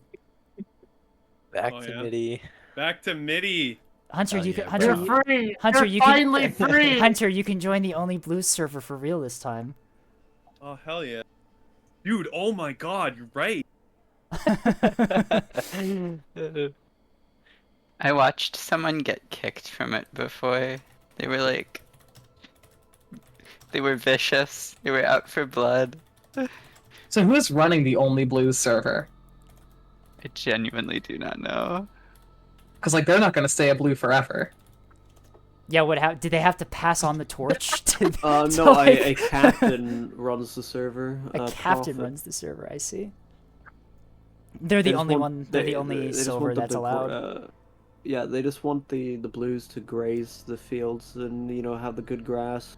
I think it is a good thing. Honestly. Honestly, I do like it as well. Going up against like a gold or silver stack as a blue is very daunting. I found it fun at the time. I mean, like, if they're being communicative and like talking with you and giving you guidance, it can really help. Right, but sometimes. Just, Oh, I see what you were doing. I see. It would Did you appear. really need the winky face? Is this one of the CPU players that rage quit in the first tournament match? Or is this another CPU player? This is me. I know. I saw your badge. You may be able to change your name, but the badge will always give away who you are. True. Quinto, I do have a question for you. Mm-hmm. The refined turtle? What? The refined turtle. Oh, yeah, no, I was like 13 at the time. Don't ask. Aww. Huh? Is deep lore. Wait, when did you hit Commodore, Quinto? How many hours into the game were you at? Like, wait, what am I currently at? Like 1,600? 1,500 probably. Oh, okay. Or 1,550, somewhere around there. I don't know. I just leave it open a lot and spend a lot of Yeah. time in Fleet Editor. That is true. I also do that. I hit Commodore at about 800. Yeah. Tethys has about. I think Tethys is sitting at like 2,500 hours in the game, but that's just because they leave the app running on their laptop like overnight. Oh, I do that too all the time. Lobster is 6,000 from doing the same thing, I'm pretty sure. What the God fuck? damn. Yeah. When's the And next tournament still, matches I have in- not 100%ed the game. How do Next you match wait? is How in do an you hour 100% the 15. game? Hour 15. What's Getting the- all the achievements, I mean. Getting all the I achievements. gotta get outnumbered. I think that's the same. Yeah. I mean, I've gotten I- I've gotten flawless victory a couple times, but I've always had mods at the time, so it doesn't count. The only thing I'm missing is, or I recently got the lose a ship to a blind strike one, like, only the other day. I I'm got a just really that funny good. I got a really funny screenshot of Tethys getting that achievement on day 1 carriers after they were first released. Good. I still haven't gotten the retreated ship from the battle space. Oh, I just went in- blindsided. I just and just- outnumbered. I just like got that one. In the last tournament. Oh yeah, that's right. They withdrew the Yeah. Axford. He withdrew his fully functional Axford. Still won though. Team Still luck. won. Team luck. Yeah, GG. We didn't need we that can borrow Axford to some beat of that TTSC. No, I'm a meanie in the last tournament. Flynn. Oh, In the right. 6K, yeah. Were you there 6K. for that? I wasn't there for that, but I've seen. I don't think. Yeah, Flynn has Flynn played joined this after game for like only 1,800 hours? Yeah, well, Flynn got this game like how's it been, like 6 months ago? Like I've yeah, been something like that. I've owned it for years, but I didn't start playing seriously until September, and then I just kind of grinded it 16 hours a day, and here we are. I remember first You're encountering getting a Flynn. PhD, right? In theory, yes. In theory. I remember first encountering a Flynn when they were like an ensign or something, and then all of a sudden they're a higher rank than me like overnight. Yeah, GG. You want to organize another match? Maybe some other people should play. I mean, we've It got. does look like the we do have teams, new the teams players. are full. Yeah, we've got some new players in here. A lot of these people I recognize from my stream, or at least two of them at the very least. So. Jar. Is Jar in the... Jar's hanging out in my stream. I see, I see. Hello, Jar. Oh, I am going to go lie down for a moment. Hopefully not fall asleep. We'll You're playing dangerous games. I You am have an Vastal. alarm set. You better have an alarm set for the tournament. That is a very dangerous game. Vastal. I'm being dragged away to go buy a cheap Valentine's Day candy. But I will return at some point. Vastal, don't leave me. I can't run this tournament by myself. Wait, no. What do you mean? It's fine, child. Don't worry about it. Don't worry about it. Alarm. You see what I DM do? What have you done? You fuck. It's important. It's You important. mean... you should send this in May. I am not doing this. Oh wait, no, yeah, never mind that one. No, I said that when Liz was in the call. Oh yes, destroy all my credibility.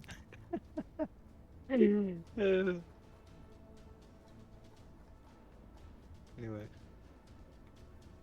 Forgot that one. Wait, I never sent you Yeah. that other one. Did you Google? Did you look them up? You in could the... literally just search it up in the search tab, and there's like a million gifs of him. Yeah, there is. He's a king. He's a legend. He's...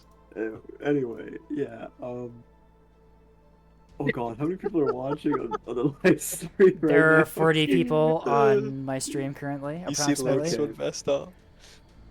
It's fine. All they have is the audio of you guys laughing. The my Discord is not being recorded. Anyway, I'll be back in about an hour. Scapegoat, if you'd like to join me 10 minutes before back in the tournament server for the debrief. I will do that. with the players. I will pay attention to time. I have a feeling it's going to be this match, and then we're going to start going into tournament mode. Mm-hmm. Alright. I was going to say hi to Toasty, but she left. Okay. So yeah, ta-ta for now. Why can't they just disconnect? See you, Vassal. It's not letting me leave. Vastal, you're stuck here forever. Oh, just disconnect and end. I bet you that just ruins everything for all of you. I'm just gonna disconnect quietly instead. Oh, there he goes. He successfully escaped. Escape, just keep in mind you're still on event stage. I know, I am none still of the here. people in the call can actually talk unless you let them. That is true. You have no idea how much power I have. Don't go crazy with it like Vastal tends to. OSP does need one more person. OSP does need one more person. Hey Flynn, you should join. You should join OSP. Oh, never mind. Scrubbus is.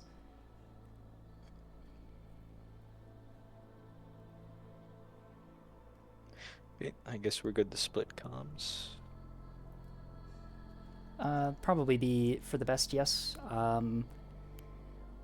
We'll see. Team. Well, it looks like Team ANS is already in a call in Buzzkill, so it's up to OSP to figure out which call they want to go into. Go to Trogdor.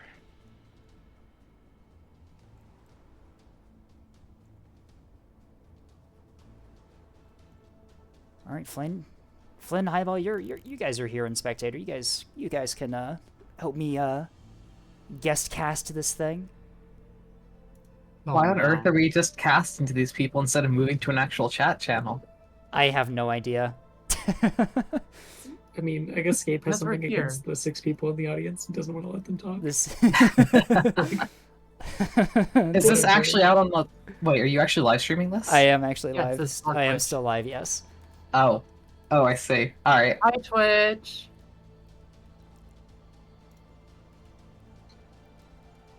41 viewers now. Look at that. This is pretty good for not having a tournament going on, and just us messing around.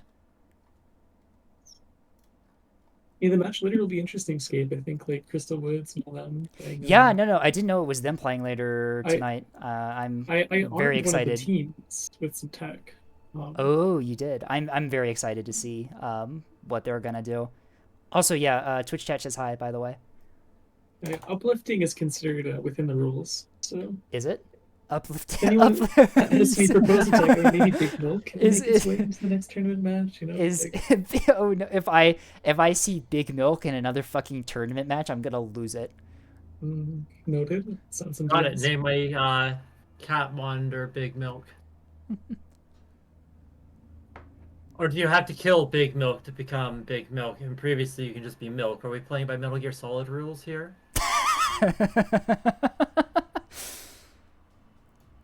Oh no. All right, let's cast this. All right, Team 1 ANS, Team 2 OSP. On ANS we have Iris, Quiz, Cereal, Demure, and Toast. Team 2 we have Scrubbus, Snipes, Jar, and Lemon. We are playing on sticks. Why are we on sticks? Who changed the map, or is this just the map that auto selected and none of us changed it? For some reason, a lot of the training maps have rolled sticks. Yeah, no, like out of like all of the matches, sticks is like the common map that everyone keeps getting. It's very interesting to see, though. We don't actually see this map often in a lot of random matches because there are maps people like better. But Styx is a really interesting one, I believe. Yeah. So I think Iris and Serial are their own tourney team. And everyone else is kind of... Some of them are in tourney, but they're all scattered from like different teams. I think Snipes, Scrubbus, and Quiz are on separate teams. I think they are as well. We shall see how they adapt to a team that's not their own. I will say, I've been following Iris and Serial, and they have gotten really good, actually. Iris is like insanely good at the game. They are very good at pretty much. It goes without saying too that Snipes and Quiz are quite skilled. Snipes and yeah. Well, that was already pretty common knowledge, I believe, in the community. Yeah. In the last tournament, like Chosen of the Gods, Snipes and Quiz, like more or less tied with Minions, but AC. Like even though Minions but AC technically won, like it was so close that like these two may as well have won as well. I believe it literally came down to a DC team burning in a restore fire, and that lost them the game. So I remember we had a lot of ties in the Chosen of the Gods tournament, in like the later matches, which was really interesting to see.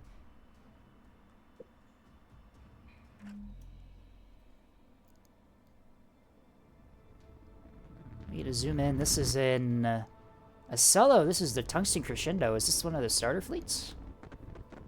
451. Yeah, I think this is the Cobalts. Cobalt. Yes. I can never remember the starting fleet names. It's funny. I know. Earlier today, Darg called Tantalum Flynn's fleet. I really like that. Aww. It's actually Xenos.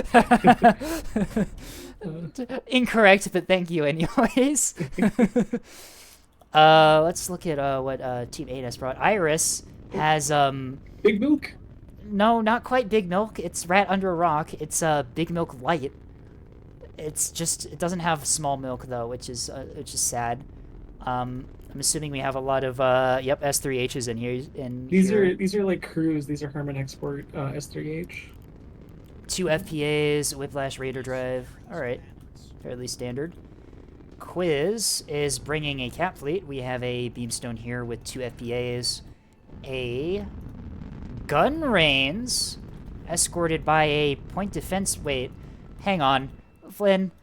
Oh, it's only one pair. It's only one pair. I was just gonna say this fleet looks strangely similar to one of Flynn's creations with the gun reins escorted by the point defense reins. These fleets, for example, like we've run them in a lot of scrim matches, and then suddenly a lot of people are putting them in their fleets. Like technically, someone named Seeger like invented these. But we have Nat finders out already. I love that. They're going for the B point. B point is being capped by a tugboat. It's a mine layer tugboat. Will it get its mines out on time before it just gets eviscerated by these missiles? The answer is probably maybe. I don't know. It is not attempting to lay mines. And... Bastion Pathetics, but no AMMs. Oh, yep. The Auroras from the Acellos just completely eviscerate all those missiles. Anyway, back to the cap fleet that Quiz has. We have, it looks like, rounding out the frigates, we have some 1 gun shuttle and then 3 cringe cappers. Demure has 2 Axfords here, fairly standard. Only the 2 turrets on the front of these things, electing to put some missiles and a comms jammer in the back of these. Now on one of them, Spyglass, although it's not correlated, and the other is a Parallax. And then Toast is running the battleship. Beam backpack battleship? Okay, very based. Some SGMs going out on the capper at sea from the battleship. Parallax build on the Solomon, my bad. Dragonfly Whiplash drive. Alright. Pretty standard. DC Capper just got annihilated by some missiles. Yeah, they were out from the battleship actually. Multiple targets actually, including Quiz's spy frig. Oh. It isn't a good position to do that, isn't it? Lots of large DC lockers in the top of this Solomon, though. Those things are very exposed to incoming fire. On OSP, I just noticed Scrubbus's fleet on the corner. I'm assuming I know what this is, and we'll get to that later. Jar is running a more conventional cap fleet. We have some NNTs, but it's an MLS-3 on them instead. Interesting. Looks like they brought 2 of these. One of them, the last one, is a mine layer. And it looks like a series of gun shuttles for capping purposes.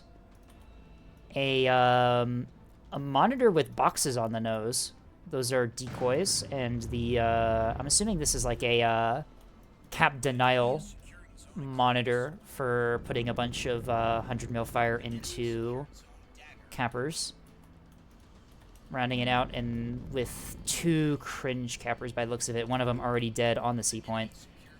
That was a, looks like an R1 rocket strike from Wasp Squadron from Snipes here.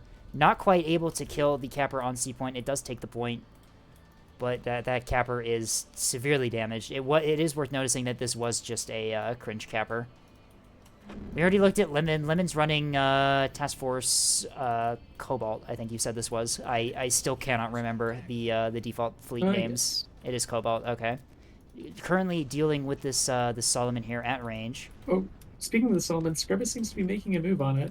Oh, and here's Scrubbus's creature fleet. I was correct. These are all rocket shuttles. I saw their little thing here. Oh, they have 2 different, like, dispersed squadrons of them. And yeah, one of them is just going Leroy for the Jenkins. going for the Solomon. The Solomon using the floodlight to to see these things through all the jamming, but it should be worth noticing too that the Solomon does have a beam backpack that I believe is currently trying to swivel around potentially. Nope, it's still fixed, looking away from the.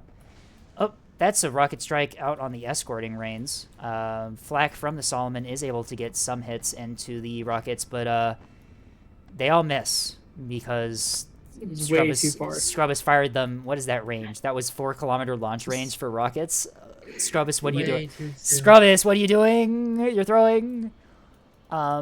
We have a fleet carrier from Snipes that rounds out OSP's team. I haven't been able to like go over all these fleets because everyone is. It's not just any fleet carrier, by the way. This is quite like Snipes has wiped many souls with this one. Like I see. Okay, you are aware of what this thing does then. I see a squadron of 14 Barracudas. It looks like he's going for help bombing because I see it's only Barracudas, right? Is the carrier only Barracudas? It's only R1s and KBs. Oh boy, yep, he's going for hell bombing.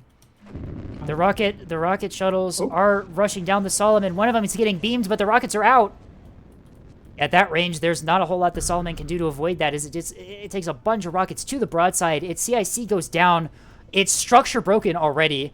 Oh my god, this Solomon is already, like, mission killed. Several of those rockets completely phasing through the battleship for some reason. We love to see it. Although Scrubbus losing surprisingly little. Yeah, he fucked it up, but I'm still proud of him. I mean, it did work. The Solomon is recoverable, but it being structure broken with that much damage is a very rough situation to be in. These Acellos, unfortunately, are not in a position to start dumping fire into the Solomon while it's vulnerable, although they are moving. If Snipes and Scrubbus are coordinating and he gets like some KBUs into it, he could K-kill it. Unfortunately, or if Lemon has follow-up 450 fire. There are a bunch of KBU Barracudas en route. Spectre Squadron is just passing over the B point, but it's kind of far away. SDMs from Serial here. Also, the Lemon and the Acellos is now firing on the Solomon's escort, so it shouldn't be too long till the TT break. Those Acellos, if they can get to the Solomon, they can start DT breaking. Yep, they've already swapped fire. I see 450 AP going down. That Solomon's going to start having a really bad time. It's going to start losing those modules pretty quickly here. And yeah, it has been target locked by the Acellos. Although the Acellos immediately swap back to the escort, still firing 450 HE into it. Or not HE, some of that was AP, some of that was HE. What? Interesting.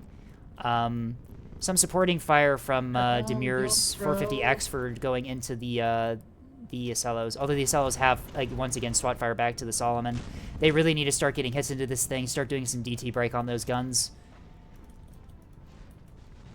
Yep, there goes one of the reactors already, like the first salvo.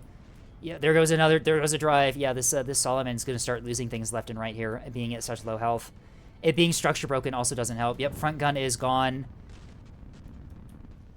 Unfortunate for that Solomon, yeah. Spectre Squadron is here as well. They have high burned into the combat area, and they have set their sights on the Solomon, I believe. They are taking some SDMs for their trouble. They do lose some of their squadron members there, although that's still a lot of Barracudas. And they are going in for the Solomon. They are on their nope.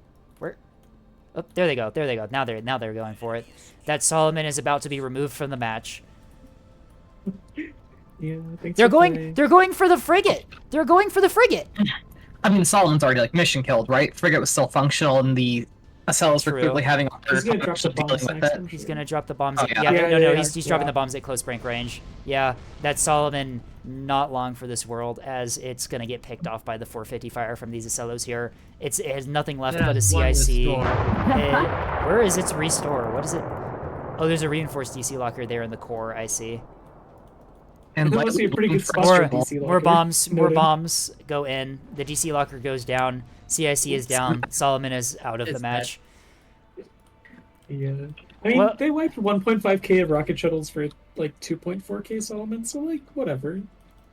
Some missiles out onto this MMT from Jar that tried to flank around on the D side. Those missiles are going to hit, unfortunately. Those missiles came from... Wake is pretty hard. Yeah, that structure broken, very little left. That MMT's mission killed. Quiz's spyglass reigns up here, able to put missiles downrange into that target. Yeah, I think this MMT has AMMs, but they must not be tuned for that type of hybrid, I guess. Guess not, or perhaps no. Perhaps there's something else. Something, yeah, interesting. SGM Insanity, interesting. Perhaps those were offensive S1s. We should have seen that. Yeah, we should have seen those. They should, yeah, we should have seen those fire on the missiles, considering that the missiles were not covered by jamming. So the unless this ship's radar was off. Yeah, no, look, the MMT's radar is off. It's under the signature size. That it's also grayed out. that is also true. Yeah, the radars are out, which could be the reason for that. I wonder. Hard to say. I didn't see it is hard to say what happened there. There are a couple explanations as of what could have happened, but without the reactor detonation taking out 2 of these S3Hs as they are fired from Iris's Axford. Pretty unfortunate timing. The Axfords are now exchanging fire with these Acellos here. Fairly even gun duel here. I believe that the Acellos have 1 extra gun turret per ship, but the Axfords do have the advantage in armor.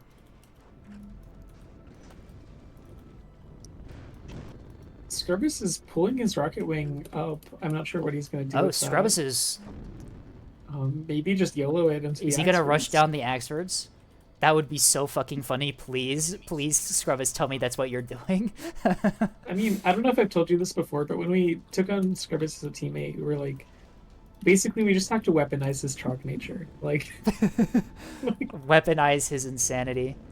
Look at this. Look at the Celos from Lemon. They're breaking off and trying to get crossfires onto the Axfords. Lemon is an ensign, by the way, and they're doing really well with these Celos. They are. They're doing exactly what they need to do in this scenario, trying to gain distance from each other in order to potentially get angles against the Axford's armor. As I it do looks imagine like Snipes is maybe coaching that in VC, which probably helps a lot. True. Some missiles out on missiles from the from Iris's Axford do hit the Jar's monitor here. It takes some significant damage. Jury Rage Reactor is primed to explode, although there are no things slowing the repair team, so it will probably be repaired. Scrubbus is indeed rushing down these Axfords here with the rockets. Some RPF fire coming in from Quiz's Sprinter up here, but it is not going to be enough to stop this. Iris has missiles out in the area, but they are for those Acellos and not for the shuttles rushing down the... Oh my gosh. This is... Yeah, Salvo Size 3 is maybe not enough to pen Acellos, but we'll see. We'll see, considering that these things do have quite a few Auroras. He has set up maybe a TOT? Or yeah, no, it does look like there is a TOT attempt here. Simultaneous with the rocket strike we'll see here, as Scrubbus launches Piranha rockets at close break range against one of these Axfords. Into both of them too. The TOT does end up working. Those were some HEKP hits into one of the Acellos. It does some damage, but not a whole lot, realistically speaking. They may have forgotten to battle short the Auroras. That is true. Although the second salvo has spread out enough that I believe the Auroras should be able to clean most of it up. Or not, one of them hitting. Bow on, though, which is unfortunate. The armor absorbing most of the impact. These Axfords have one of them getting obliterated more than the other as Sunder Squadron KBUs. Comes in with the KBUs to finish off the first. Yep, it's dead. ANS losing all of their front line to Scrubbus and Snipes' insane little strategy here of just rushing a bunch of... there are more... Wasp Squadron! There was a second squadron in the area. Those are a bunch of perch rockets. Wasp Squadron does have KBUs authorized, choosing not to use them for that initial strike, potentially trying to soften up. Oh, there they are. There they are. Here they are. Here they come. And that is a second dead Axford.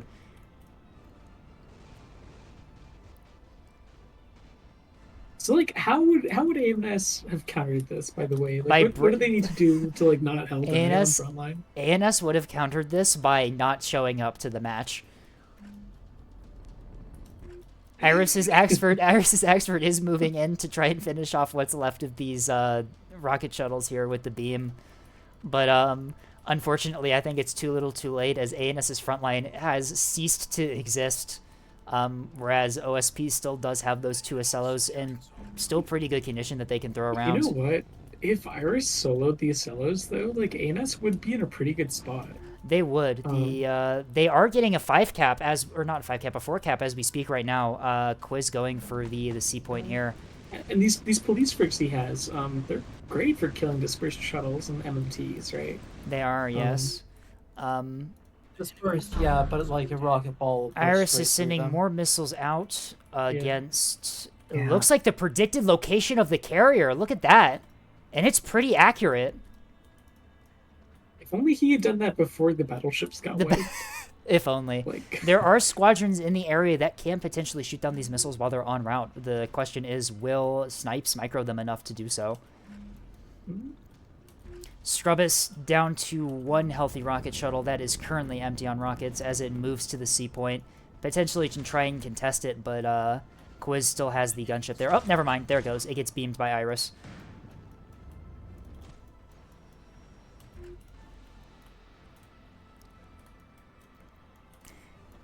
ANS does manage to hold the 4 cap here for a little bit. It looks like they might be able to deny the capture of D point. Quiz does have a beamstone in the area.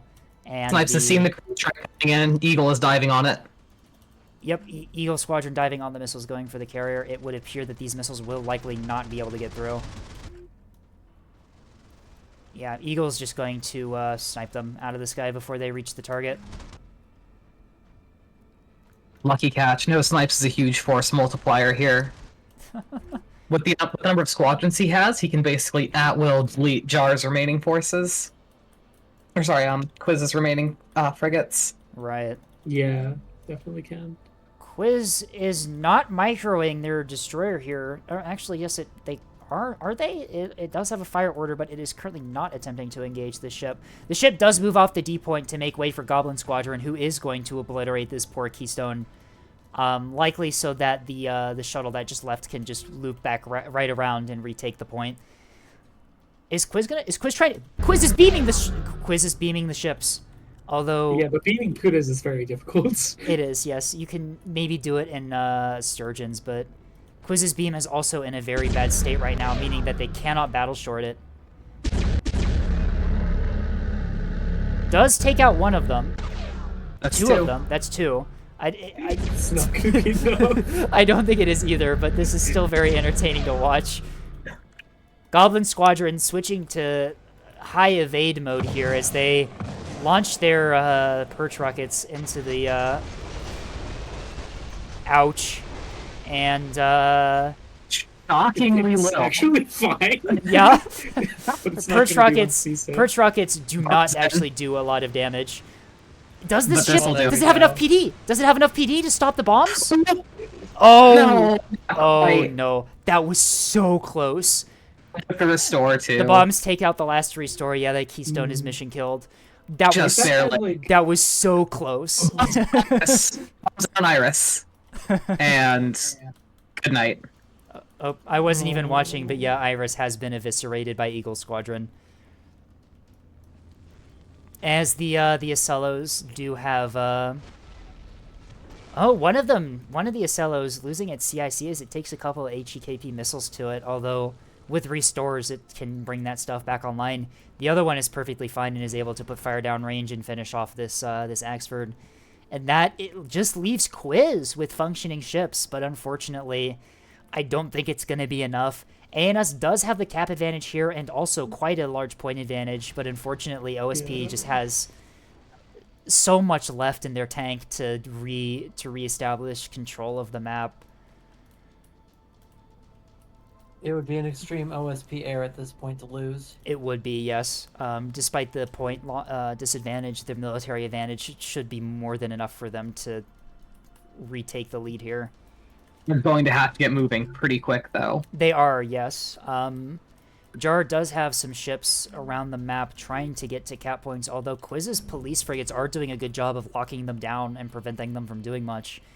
On No, it's the Although- Accelos who need to get moving toward the caps right now, and it looks like one's heading down to E. One's heading to E. The other one is currently stunned near C point, which I'm assuming is not going to be for long. Quiz losing another one of their healthy cap ships to a perch rocket strike here. Well, not exactly losing it, but at the same time, this thing is not in a good state. It's gonna have a reactor overload anyway, even if it doesn't. Yep, no, there it goes. It's out of the fight. It's a damage control team getting killed by all of the shrapnel from the perch rockets. I can't help but feel like ANS had a huge frontline advantage here, and maybe they didn't realize that or use it at all. I mean, they I never have a had a feeling- chance to. Well, I have a feeling that Scrubbus and Snipes were collaborating on that strategy there, being very very well coordinated with the rocket strike followed up by the bomb strike. But no, hell bombing is terrifying. Very difficult to deal with. No, like if there were CLs able to like roam and give a little bit of like RPF support, that would have helped That keep is Scrubbus true, at yeah. bay. If those had been greed birds, but unfortunately, it's just not enough. Those Also- are like Scrubbus and Snipes are both basically pure hard counters against heavy capitals like that. It should also be worth mentioning that ANS had nothing in the realm of any aircraft.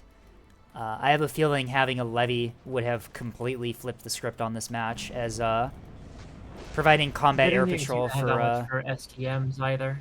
They didn't either. Yeah, a lot of the capitals were very much defenseless against craft. Dreamer's fleet packed quite a few, but that was about the only thing.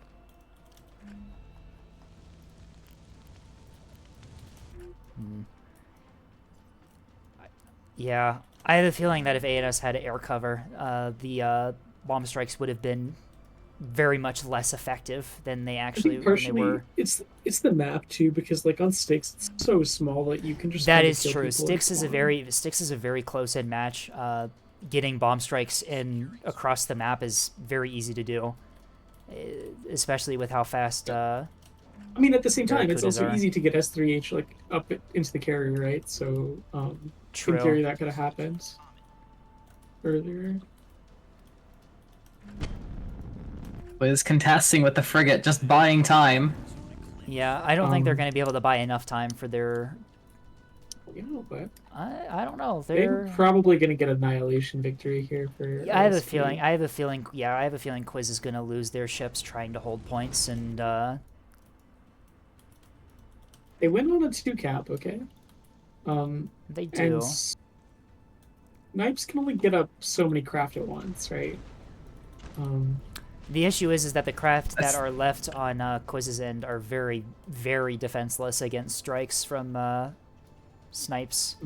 Yeah, 100%. Don't count the police frig out. Yeah, the police frig is still functional. It's heading back to the A point here. I'm I mean, assuming take it's. a look at this. A is going to stay in Quiz's hands, and so is D, right?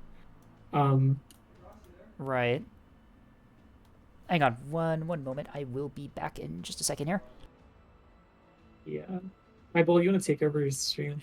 Your Hey. stream really quick, like. No, you do it. And sabotage. That's too it. much pressure. It's fine. It's fine. See, I genuinely think ANS can win this. Like, They can. It's going to require OSP to like beat because we have a shuttle going in for D now. yeah, which it will secure because I think this beam destroyer is combat incapable. Yeah. Sadly. Oh, Quiz needs to get Polk A into cover because I think that's his last combat effective ship. Okay, I'm back. You guys better not have said anything inappropriate while I was gone. I encouraged it. I touched on the subject, but sadly, it didn't happen. I see. Thanks for the restraint. Not you, Flynn. Everyone else. You did not show restraint. Fair. Oh, we're in cover from the Acela, though. Jar probably gonna take D from Quiz here, though. That is Yeah, true. That would seal the game if Jar manages to take it, I think. Heartbreak Dang, Squadron. we Yeah, went on Heartbreak. one cap, Heartbreak though. obliterating the Keystone. And Quiz is heading the Quiz needs to be heading toward D right now. Could potentially still deny it with the police frig, but that's probably not gonna be in time. I don't think One they can. police frig cannot really deny a point. In I don't like think they can 60 get there. I don't seconds, think they can sadly. get there in time. They're pretty far out. They are. Oh, it's only 7.5. What is the range? Yeah, 7.5 I just don't think Quiz kilometers. has eyes. And is probably at this point more worried about getting to cover, honestly. If it keeps it alive and they hold A point, like AMS could win. There is if still, the yeah. frigate stays alive. It's gonna take so long, though. That is true. John wandered out of the D point. Oh wait, no, they haven't. I'm fucking blind. Disregard me. No, Jar's fine. Jar's gaming. Jar's okay. I'm just trying to keep us on edge, give some tension to the match, even though it's ending up. I have a feeling you can see Talon Squadron appears to be high burning towards the police frig, and also Spectre Squadron is here as well. The police frig. Like a Congo land, dude.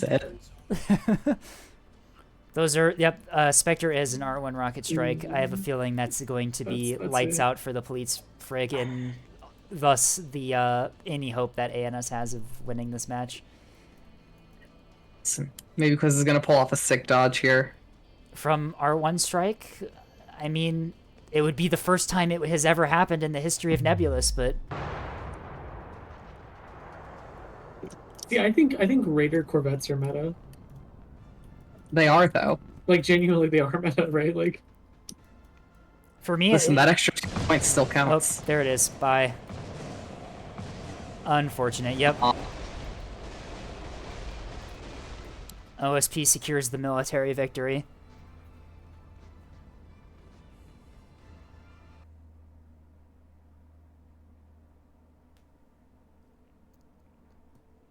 All right, and we should have the players rejoining here. I have to manually bring them up if they do rejoin. Can I actually do that? I'm not like a moderator or whatever in the server. I don't know if I can do that. I don't know if you have event moderator. I do not. I cannot pull people up to speak. That's exciting. Just join them. That's perhaps that's perhaps a minor oversight in the design of the tournament stage. Yeah, let's hop down to where are they? I guess general. One team is in Team Buzzkill. We can head to Buzzkill first, and hopefully the rest of them join. Like other side. I don't feel like I play enough, what's it called, on PTB to even learn how to do carrier. Hello. Hello. Yeah, GG. GG's. Nice bombing. Oh, are we all coming down here? Yes, because I have figured out that... Am I still in the event stage? Why am I still in the event stage? Hang on. Yeah, I saw that. That was really weird, dude. I saw that. I sort of panicked for a second. Discord UI bug. Don't worry about it. Okay. Like, yeah, I do not. There or something. No one in the event stage, no one left in the event stage has the power to bring people up to a speaking role, so we have to do debriefing here. Ah, right. Because Vastal just checked out. Yeah. Vastal did not give me perms. That's why I couldn't find the call. I was like, surely it's in like somewhere else. And you're just like here. No, we were just chilling in the event stage, and now we're in Buzzkill. Yeah, I was not anticipating that many ROM kits. I would have brought just like pure S2. Otherwise. The Scrubbus's little tactic there worked surprisingly. Snipes getting 67k on the carrier. Goddamn. Yeah, no. I carried Snipes. I was debating like either the Esper or like a carrier. I was like, surely Snipes is known for playing carrier. Surely he won't play a carrier. You know? Surely. And unfortunately, that was not correct. Roll of the dice, yeah, sadly.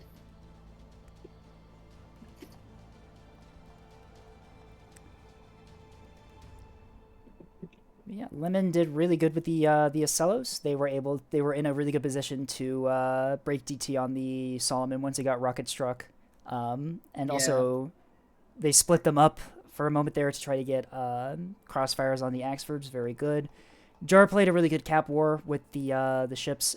Although Quiz was doing so good on the cap front until he was literally the only one left on ANS, and suddenly found themselves the target of several Barracuda strikes. Serial, I'm curious how you fit that many SDMs on the double Axford. The Axfords were a little bit lacking on the internals, at least from spectator That's what view. I figured. Yeah. Yeah. Also, they originally had stonewalls in them. I did like some sort of Right, weird like it's half rebound rebounds. max. Yeah, Okay. exactly. You can put like 3 RCCs in a an expert and then do rebound maxing. That works really well. You get a lot of fire out of the rebounds if you do a lot of RCCs, but Something to think about. Oh, it was only 25. I thought it was one VLS on each for some reason, but no, one of them had the interruption on the back and then the other one had the VLS too. right, makes sense. Yeah. The BB and the experts died too fast. Like. Well, they immediately got like Yeah. targeted and removed from the match by Yeah, partially. Rockets. Rockets. Partially, yes. it's my fault. When I saw Yeah, that Scrubbus' was pretty first good wing tactic. coming around, I thought it was like a bomber strike, and I didn't shoot missiles at it because I don't have craft missiles. This is my first game back on Ruddles, but I mean, yeah, it's I don't think good. I've seen a single like 5 rocket shuttle wings since This carriers is my dropped. second multiplayer game. Oh god, I'm so There's a sorry. lot By of- the way, Wow, I am so sorry. I feel like there are a lot of like fleets that like people have just kind of forgot about with the focus of carriers that like aren't necessarily like any worse or anything. But Right. Oh yeah, Yeah. for sure. Anyway, Honestly, good game. if there had been You guys anyone did but decent. Snipes, I think they just die to my strikes. But Snipes just had so much fighters just hanging around his ship. Yeah, no. Literally no sturgeons. We did notice that Snipes had so many craft out like at all times that your little missile strike to get the carrier. It was right on track, by the way. The missile strike you launched across the map at the carrier. It was directed right at where Snipes had their more line. But Snipes just had so many strikes out at any given time that they were just able to intercept any of them that got sent. Yeah, I thought I was getting tracked for a very long time there. Oh. Oh, you were spotted. I Yeah. didn't even notice I was that. spotted, yeah. Yeah, You that were was spotted. my You were spotted for a bit. I blind fired the first salvo, but the second one you were spotted. All right. Unfortunately, it's only 30 minutes until the next tournament match I have to cast, so unfortunately, I do not think I can stick around for a another another game. tournament? Yes, there is another tournament match in 30 minutes. It's Carrier Meets a Victory versus ZOVN Shipyards. Yep. Oh, I didn't know that. Oh, that's cool. I didn't. I need to totally look forgot at we the had schedule. the second round today. Interesting. Yep, there are two different time slots for tournament matches depending on the week. There is usually this first couple weeks have been a little bit light on the later ones because I know that there's a lot of bye weeks for some teams, but is there where could I find like the tournament schedule? are you on the main tournament? Oh yeah, I just need to look at it. I need Yeah, to just it's have basic under reading comprehension and like. It's under announcements. There's an image of the Yeah, the I bracket. just needed to not be ADHD and actually like look myself. But since I have volunteered to cast the match, I must be on my way in order to make sure I am prepared and ready to go for it. Yeah, see you. Good luck with casting. My best of luck, Scape. Yep. Thanks for hosting. Yeah, of See you, course. okay. See you guys. So is it one tournament, Matt? All right, we are back in the tournament green room. I am sorry we haven't been able to get to fleet reviews today. I was not anticipating those matches to go on for so long.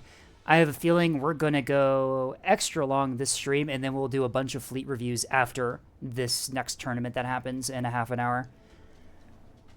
But for now, I don't really want to start anything. I can't stop. Actually, no. We can do a couple fleet reviews. We already have some fleets loaded in from last week that we never got to. I've already loaded those, so I know which ones they are. We can go ahead and start doing those really quickly while we wait for Vestal to get back and start getting the tournament together. I am going to open up. Where's my Nebula submissions? Yep. Okay. We'll do the. We'll really quickly see if we can run through the fleets. I already have. That is the wrong button. We're gonna just quickly see if I can run through the fleets that I have already downloaded. Starting with 3-mast driver liner. Let me open up the submissions thing so I can actually see who submitted these. 3-mast driver liner is a Sammy fleet. We will open that. I love keep in mind that we are also on test branch too. We are loaded into public test branch for the tournament. So if you see like a point cost thing, that's a bit different than what you're expecting the fleet to be. Just keep in mind that that is why they could be a bit different. So 3 mass driver ships, Bulwark 2000s for the power. We have lots of civilian reactors. We have 3 energy regulators. I've also noticed that you've got 4 of the mass drivers here. You can actually do the 4 mass drivers and can get some pretty good fire rate out of them. The issue is that each mass driver is 100 points, and the increase in fire rate you get by adding a 4th is not all that good. I would recommend only bringing 3 and just dealing with the less fire rate, because 100 points is quite a bit for only a little bit of a fire rate buff. I'm assuming these are all mostly the same. Yes, it looks like they are completely identical. Let's see, missile designer. We have, looks like arming missiles, 3 arming missiles. I'm assuming 1 per. Yep, and then each one has 2 of the big chaff decoys. I'm assuming only 2 because they're trying to save points here. There are 3 of them. Citadel Magazine, Basic CIC, Plant Control Center, and I'm assuming there are a lot of Plant Control Centers in here. Yep, to get the mass drivers working. This is a pretty interesting fleet. Usually when you see mass driver fleets that are completely dedicated to it, you only see 2 mass driver ships, and then usually a support ship, usually a Bloodhound tug, to provide tracks for them. So you'll be getting an insane amount of mass driver fire out of this fleet. The only downside to that being is that you're going to have to rely on other teammates to generate tracks for you, which is not always something you can do.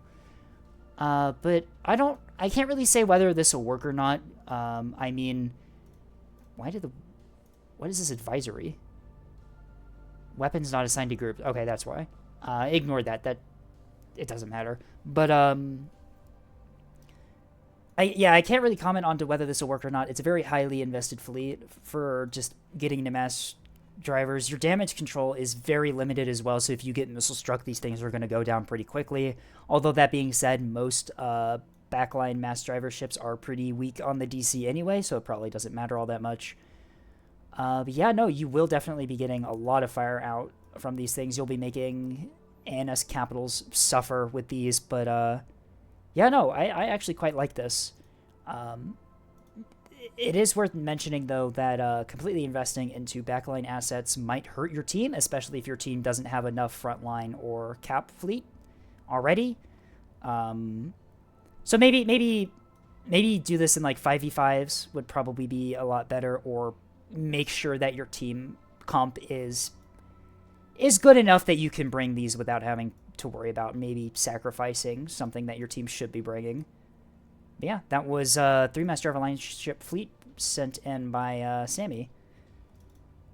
Up next, Green Axford fleet. I think this is a Leviathan fleet. Yep, this was sent in by Leviathan. I believe this... No, this isn't the fleet that we saw in one of those matches. All right. So, first off, we have the Axford. This is the Trusted Component 2. Some aux steerings, damage control stuff in the front and reinforced in the nose. Very useful. Radar in the front as well. Very helpful for bow tanking. You've got the 250 back here, I'm assuming for fending off like light strikes that get around. Looks like we're doing a bit of a Greedford here too. We've got Mark 62s around here, but we do have an interruption, which is very nice to have. Bullseye on the back. The bullseye back here can fire through the main turret and can still lock targets in front of you. Fleet submissions for main branch or PTB. The fleet submissions are for both, I suppose. Just, I guess, type in chat or type in the thing. If I completely lost my train of thought there. Just let me know if the fleet is PTB or main branch, and I will take a look at it. Like I said, though, I am on PTB currently for the tournament, so if you do see some weird point stuff going on, keep in mind that that could very well be a PTB thing. In terms of damage control, 2 large, a rapid, and a reinforced. The reinforced is in the nose, and I'm assuming the larges are down here. No, they're not. Where are the larges? The larges are in the center stack. Okay. I would be careful about doing a lot of larges, and especially only having like one reinforced DC locker on an Axford. If you get missile struck, your reinforced DC lockers are going to be what survives. Meanwhile, your large DC lockers are what's going to go down. So typically, I like to run a lot of reinforced DC lockers kind of spread throughout the ship, just so if I do get missile struck, I can use the restores in the reinforced to bring back my larges. But here you've only got one DC locker and it's in the nose. So my intent is not to be missile struck. I'm assuming that's what these things are, the other frigates then too. We will take a look at that next. But yeah, keep in mind that if you do end up getting missile struck, and if you have lost this reinforced DC locker to like taking fire when you're PAL tanking, you might end up with no restores. But that's kind of minor, I'm assuming, considering that we do have a lot of missile defense ships here. This is the Sarissa brick. Oh, you love to see these things. 4 Sarissas. Reinforced drive. That is a lot of Sandshot. Jesus, 15 minutes. I guess with Sandshot's like the only ammo type that you, or at least point defense ammo type that you want to have a pretty large number here.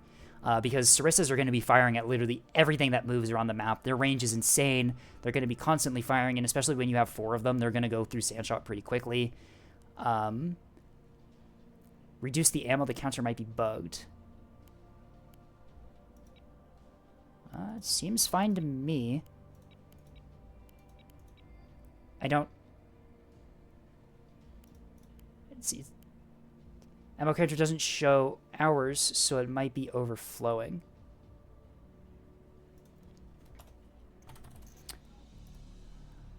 No, I think... What was it, 1650 it was at? No, it's... The number's correct. The number's correct.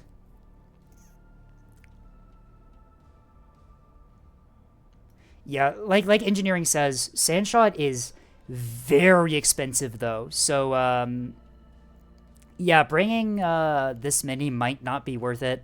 Like engineering says, at most, I would be at like 8 minutes of Sarissa firing time. Again, the intent is not to be missile struck. One of the biggest tips I can give new players trying to, or at least newer players, when trying to deal with missiles, if the enemy player is running missiles at you, always assume that they will get at least a few missiles through onto you. Sarissas are gonna wreak havoc on like containers and craft, but yeah, if a mass S2 dump happens, you're kind of screwed. And it looks like we have. Sarissas are. Oh, you're oh shit! I'm still streaming. I'm still streaming. Ah, fuck! I was doing fleet review while we waited for you to come back, but I was waiting in the voice call so I would know when you were ready to start doing the tournament stuff again. I am currently reviewing one of Leviathan's fleets here. They sent me a very interesting Axford with a very interesting selection of frigates escorting it, including a Sarissa brick. Oh my god, they're so beautiful though. I love them. Very good.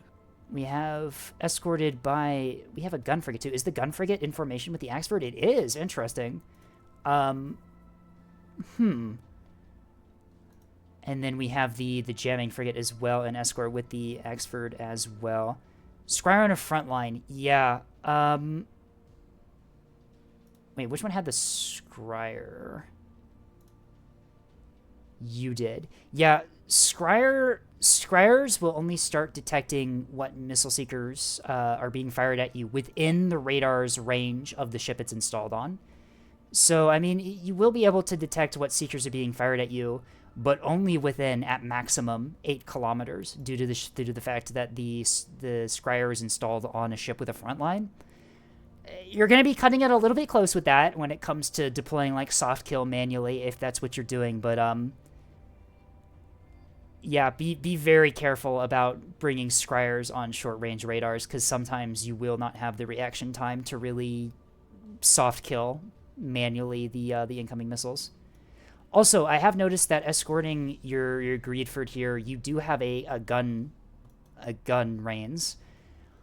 I would personally say that if you're going to be running the Greedford escorted by a bunch of like point defense stuff, the Greedford can put out enough firepower by itself that you can probably run like more point defense or defensive equipment on the the reins here, I would say that if you can swing the points, I would remove the guns from this reins here and maybe put some SDM launchers on it to help with fighter craft. That being said, though, you do already have a Sarissa brick, which is very helpful against dealing with strike craft. But, yeah, my personal thing. Also, yeah, flak, putting flak on escorts also does work, since flak is less reliant on accuracy than defenders are. You can put a lot of flak on an escort, have it kind of close to a ship you're looking to defend, and the flak will help the ship deal with missile strikes. And especially since most of your point defense here appears to be a couple defenders on the Axford and then the Sarissas, I would definitely encourage you to try putting maybe some flak onto... Either put some flak onto the frigate, or on the Axford, replace the Mark 62s with flak. I would probably recommend replacing the 62s on the frigate, though, with flak, though, considering that you're already buffing the guns on the Axford with ammunition elevators.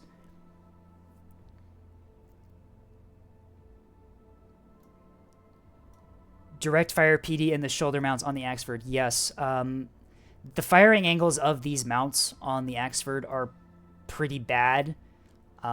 They will not... They're only really going to save you if the missiles are coming on sideways and, like, directly sideways. What I would recommend you do, this is what I do with my Axfords. I put the chaff launcher and the bullseye on these shoulder mounts here, and then I put the defenders on the bottom and the nose mount, and that tends to give me some better coverage with them. But yeah, I think the big couple takeaways I'd say with this fleet are maybe try and budget your sand shot a little bit more. 15 minutes of firing time might seem pretty attractive with how prevalent carriers are, but that probably is a bit much. And also, I would definitely personally maybe replace the guns on the frigate with some flak if possible. But that was, I believe that was Green Axford is what it was called. Green Axford fleet, yep, sent in by Leviathan. Up next, we have TCW 450. I think this was sent in by Crystal Woods. Yeah, no, the Crystal Woods, TCW, obviously. This is a 450 liner fleet, 2 450 liners, and a shuttle of some kind. Immediately, we have several warnings. What are these warnings? Missile launcher has no missiles loaded. Yep, that's fine, since these are more for increasing your damage splitting rather than holding missiles. That's fine. We can ignore that warning. And some power warnings, too, on some of these ships. I'm assuming these are on the liners. Yep. I can't believe it. I can't believe they're letting Tethys grow more powerful by decreasing the warning on the energy to very minimal. Yeah, for people who don't know, these container stack launchers are only 5 points, and they have 200 hit points. So if you put them on the same, I guess, row of mounts as, like, broadside guns, damage is divided evenly between them a lot of the times, and you can have your broadside guns last for much longer for only 5 points. But yeah, 2 450 liners. Let's see what they've got on them. We have Huntress. Are these the same amount of points? They are the same amount of points. I'm going to assume that they are the same then in terms of internals and mounts. Chi 7700 drive for the main drive and a civilian reactor. So only single driving these things, although the big Chi drive is very nice for that linear thrust and turn rate. Gun planting centers, a Citadel CIC on these things. Wow. And then a reinforced CIC, so you're running Citadel and reinforced. I would say that you can probably shave a couple points by removing the Citadel and replacing it with a reinforced, especially since you have them like split out along the length of the liner. Having 2 reinforced tends to get you by. We have 1 rapid cycle cradle, 1 ammunition elevator, 2 munition elevators, 3 ammunition elevators, and a light civilian reactor. So 1 RCC and 3 ammunition elevators for the 450s. Okay. That's fair considering how long the reload speed on the 450 casemates is. Storage, a complex, 2 larges, and a reinforced as your DC. Personally, I really don't like the large DC lockers on liners, considering that there's nothing protecting them when you go broadside. The large DC lockers, they got 200 health, yes, but no damage threshold. They tend to die really quickly under sustained fire, so I typically like filling up my liner with reinforced DC lockers instead and just rely on the storages and complexes to provide my restores. But yeah, you've got a lot of restores on this thing. You've got Is that 10 restores? No, that's 11 restores per liner. God damn, okay. Yeah, I would definitely say replace maybe the largest with reinforced just to make sure that your restores are surviving longer and also you can soak more damage that way. In terms of the additional mounts, it looks like we have a bunch of Pavises on this thing. 4 Pavises on the 2 backmost mounts on the drive section and the 2 most nose mounts. And another, is that a Pavise? A Pavise on the back too? Wait, is that 2 Pavises on the back? It is 2 Pavises on the back. On the back mounts facing away from where the 450s are. Interesting. We have a Pinpoint and a Grazer. Wow, these things are like really invested into defenses. I guess that's fair considering that torpedoes really do hurt liners when they hit. We also have a VLS 46. What do you have in it? Garden Guard, Orichalcum Shields. I think these are Pyropes AMM names, if I'm remembering correctly, and then some chaff as well. We can take a look at those AMMs. Guarding Guards are standard blast frag, set to defensive, target all, hot launch. And the shields are brass flag, enhanced lethality. I'm assuming these are anti-hybrids. Yep, set to size 3 hybrids, defensive, hot launch, command guided. Okay. So very, very heavy on the defenses of these. Wait, why were they salvo size 3, Neko? Oh my gosh, they are. Are these anti-torpedoes? No, they're not because they're set to all. Interesting. The standard AMMs are set to salvo size 3. How many do you have on each one? You've got 16, so I guess you can do that. Very... Interesting. I don't know if there's like tech behind salvo size 3. Oh, and there's another Pavise on these things too. I didn't even notice that. How many Pavises is this? That's 7 Pavise turrets and a Grazer on these things. And then you also have the T-20 on the bottom as well. So yeah, these liners are very dedicated to defense, I suppose. Decoy containers, only Clipper decoys as well. So maybe not less likely to distract ARAD missiles than liner decoys, but you can still make them work sometimes. And then escorting the 2 liners. Is this a mine layer sprint or a mine layer shuttle? Bulk mag filled with 5 regular Matic mines. Interesting. Huh. So my big takeaways from this fleet, you've done a lot of, are they in formation too? They're not in formation, so I'm assuming they're dispersed. For dispersed liners with no escorts, having this much defense is pretty fine. You can make work with the 450s if your goal is to just target capitals. It's 1.4K per liner, so they are pretty expensive liners. I'm assuming a lot of that is due to the very, very juicy DC as well as all of these AMMs that they have.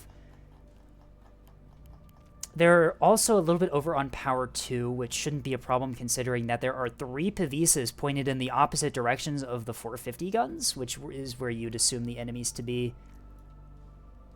Very interesting.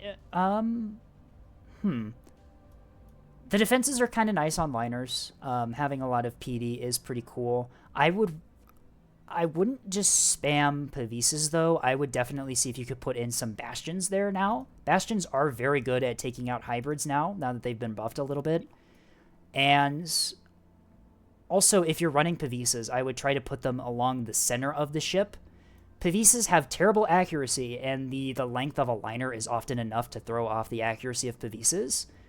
And so if you're using the Pavises to take down torpedoes, I would definitely put them on like the center line, on like these mounts here in the center of the ship, and then maybe put some Bastions on these side ones where their accuracy matters less.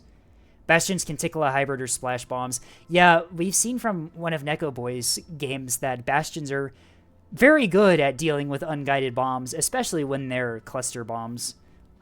If you haven't seen that video, I believe it's titled Match of the Century or Match of the Year or something like that on Neko's channel. Go watch it. That is quite literally one of the best matches of Nebulous I have ever seen. But, yeah, this was Crystal Woods 450 liner fleet. And I think it's like 10 minutes to the tournament, so I think I'm going to call it here. Stealing you. Yeah, it's... I was looking at the time. Let me just remove this fleet from my fleet review list. We will, I promise you, we will get to the other fleet reviews later today, but right now we have a tournament to worry about. Splendid. Wonderful, even. I'm going to the other channel. All right, I will join you there.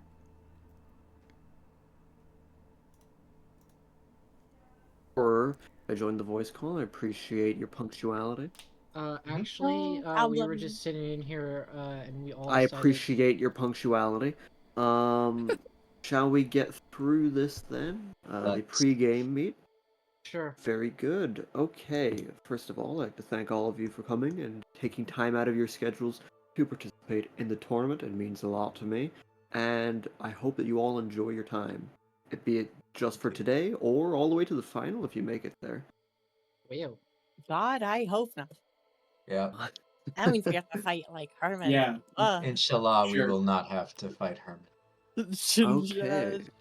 So, the very first thing to go over, of course, is I expect everyone to remain cordial and polite throughout the match, and at the end, be graceful in victory and defeat.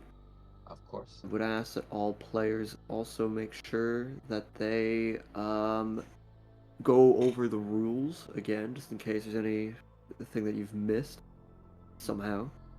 Where's the rules again? Oh, They're it says in I'm not the- allowed to. It says I'm not allowed to compete because it says that there's no cringe allowed. Damn, that's so sad. I guess I'll have to drop out, guys. So sad. Oh wait, I'm literally like 95% cringe. Well, Alrighty, I'd like to get through this quickly, please.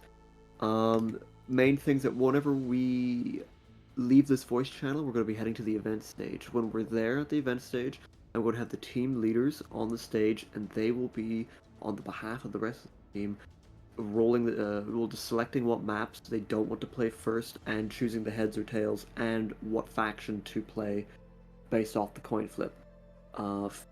So I'd ask that you all be ready for that and to communicate with one another in your team chats based off your own preferences. How many bands? How does the map pool and the band select work? So the way that works is if you read the rules, sorry, no. It's been a hot minute, Astel. I'm asking for clarification. I know. I'm just joshing around. The way it works is I will flip a coin that will then decide who gets to decide what if they're choosing heads or tails. Then I flip another coin. If it's heads and you chose heads, then you're playing. You get to choose which faction you're playing. If it's tails, the other side gets to choose what faction they're playing first. After that, I will generate 3 maps. Those 3 maps will be drawn from the map list using a dice. Then the team that got to select their team first will get to ban the first. Well, not ban. Get to choose what map not to play first. Then the other team that did not get to choose what faction they got to play first will choose the second map not to play first. Therefore, the third map will be the one that is played first in the selection. Then the other 2 maps will there will be a coin flip to decide which of those maps is going first and second based off the descending order that they are in the tournament map list. Does that make sense? Yep. Very good. Whenever we head in there, I will there's only 1 team 2 teams this time, not 4, so that's means we'll be quicker up there on the stage, which is nice. We'll head into the all hands on deck number 1 server. I will now post the password of that server in your team chats. We are. So that is the password for that server. Whenever we are in the server, whenever we're at game time start, I do ask that you all do not sit around at the fleet editor. All the other teams have managed to do that so far, so I expect the same for these 2 teams. We will not have a debrief until the match is complete. That means all the rounds are over and a winner has been declared. So after this first round, second round, hypothetically even the third round if there's a draw, I would ask that you all remain in your VCs. You will be using the voice channels provided to you in this Discord, so you can see down below this voice channel, there should be a voice channel for. I just need 1 second. Actually, no, I need to rename those. Thank you, myself. So we got Carrier, me to Victory VC. Good thing I caught that. I need to change the permissions to your team. You should be able to now see a new voice channel for your team. And now down the bottom. on Shipyards.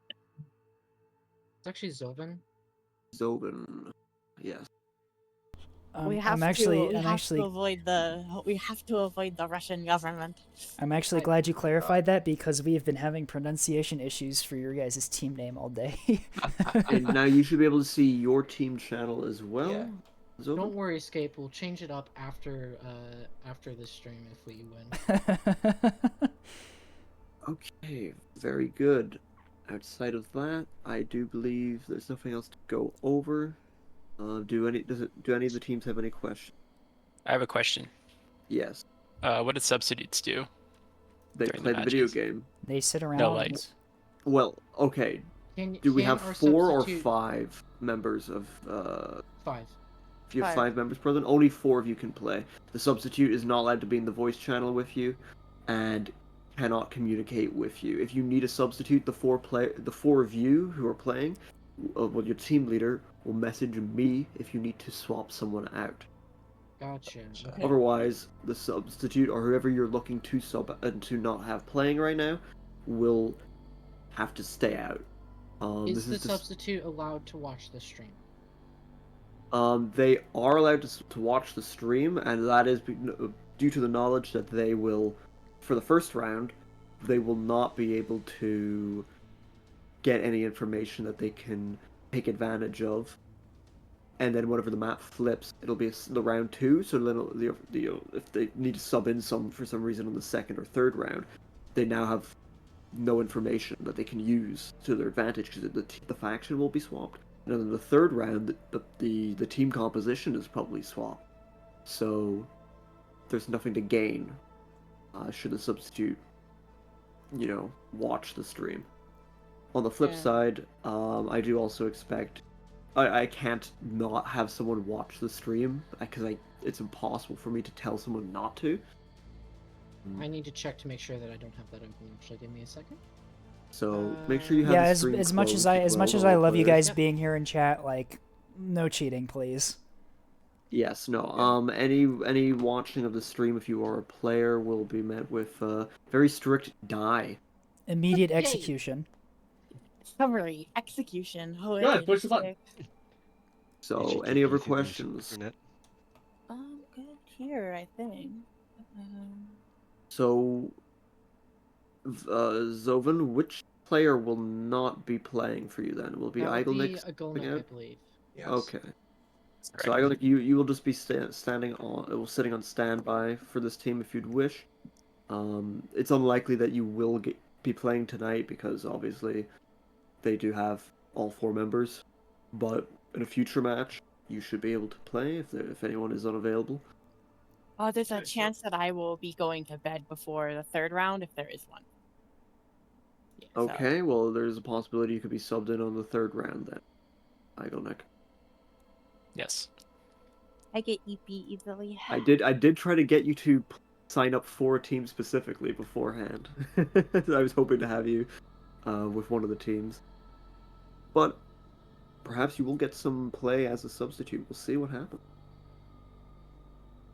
Anyhow, without further ado, I think we'll move over to the main Nebulous Discord and get this show on the road. So Oh, that's do all I hop. need to sit in the thing in the main neb?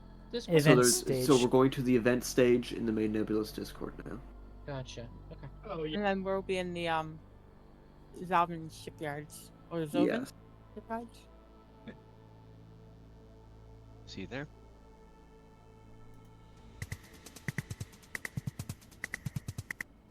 Do.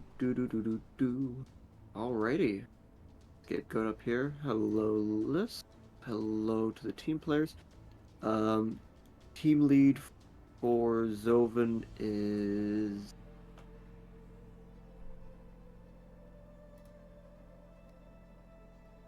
Yes, it's you.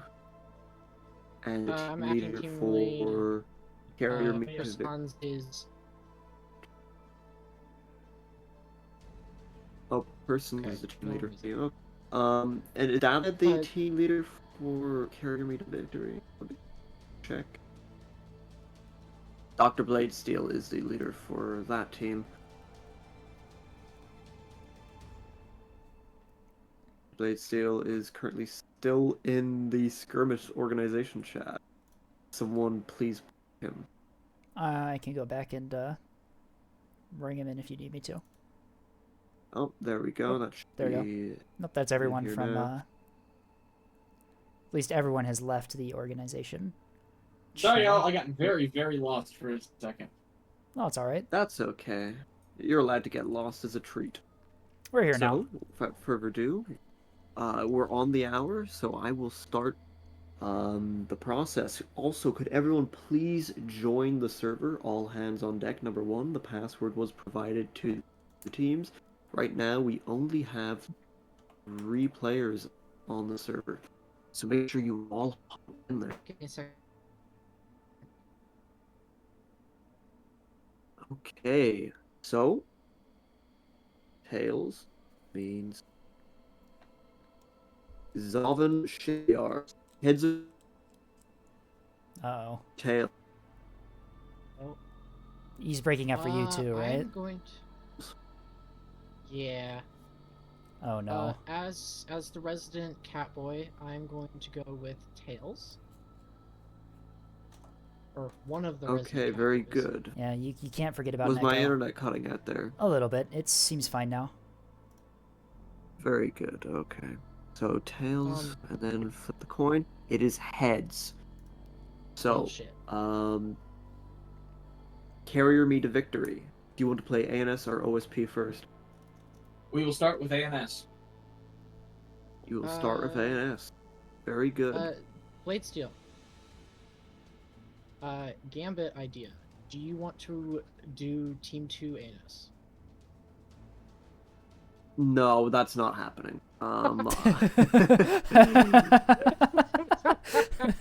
Anyway, yes. Nice I try, generate but the no. maps now. The first map generated is Tumbleweed. Yes, Very let's good. go! The second map generated is Valley.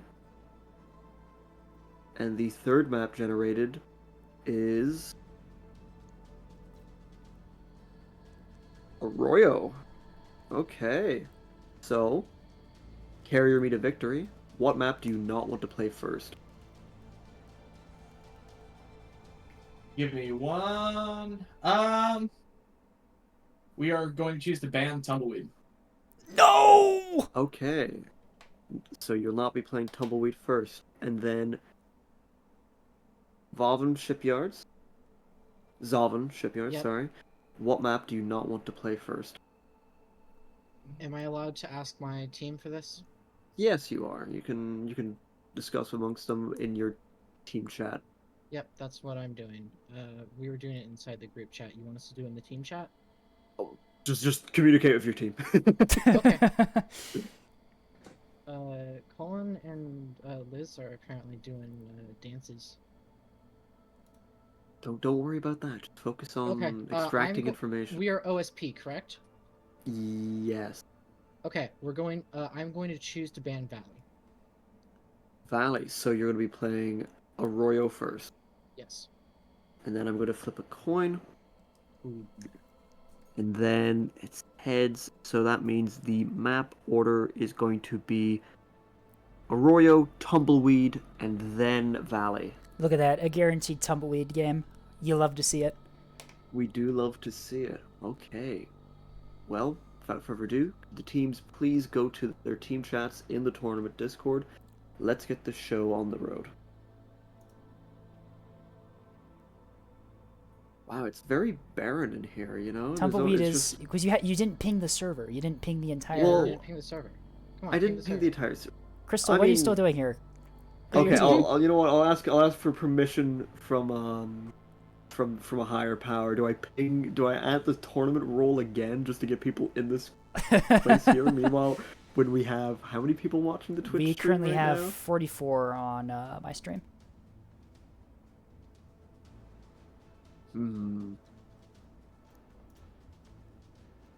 I don't know. It's borderline. It's borderline if I should ping it again. Two pings in a day? That's crazy. Neko implies that the answer to the question of should you ping everyone is yes. Yeah, but Neko is a cat. Anyway, change map Arroyo. I still players... I still don't have any perms here. What, on the tournament server? And also on the event stage, we ran into a problem when we were running the casual matches when you were gone, waiting for the next tournament. Well, I mean, yeah, no, you shouldn't have kept using the event stage for that. You should have just went to like Bullseye or something. I don't know. We were all still here, and then I realized that I couldn't do debriefing because I couldn't pull anyone up. Yeah. We figured it out. We just went to one of the. We went to Team Buzzco. Well, it appears that everyone is still hanging out at. Geez, they're all still there.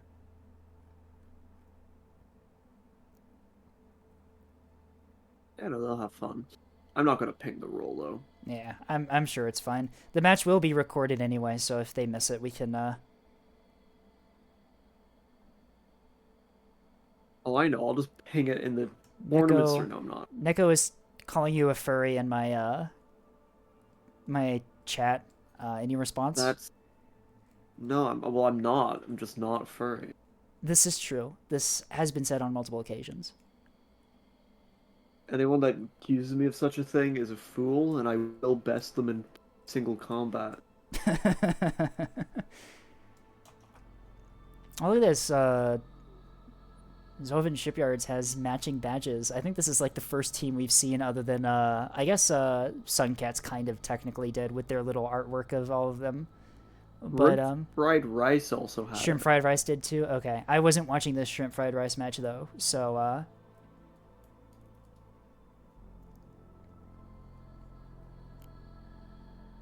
it was an interesting one. I'll have to watch it when it goes live.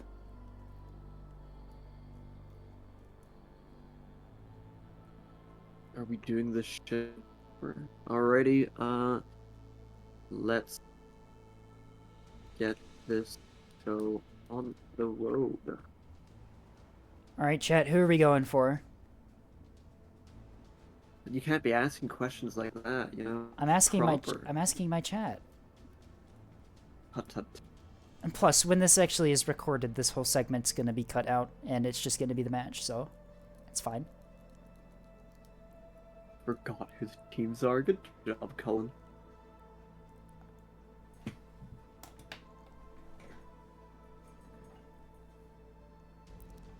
Let the seas boil.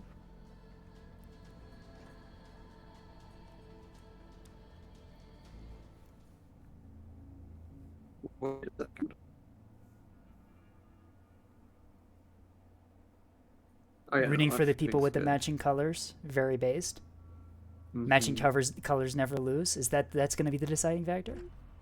Oh, I mean, what happened to CPU hard though? True. All right. Welcome to it's a game. What game is it? I don't even remember. We are watching Carrier Me to Victory take on Team ZOVN Shipyards. Team 1 ANS, Team 2 OSP.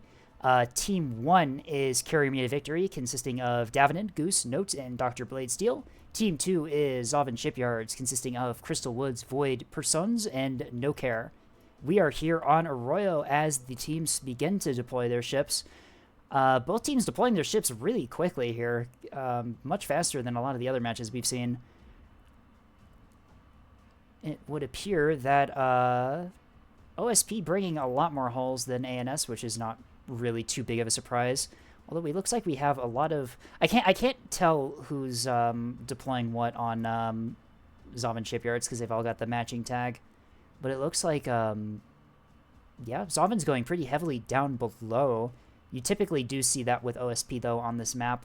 But they still have quite a few assets high on the map as well. We will see what they're actually deploying here. We cannot see ship classes in the deployment screen, so we will just have to wait until this timer runs out or they all decide to ready up.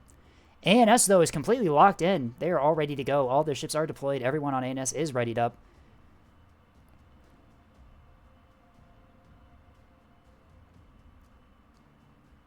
A couple minor adjustments from OSP as they shift their resources around, trying to coordinate. One can only assume what they're talking about in their team voice call right now.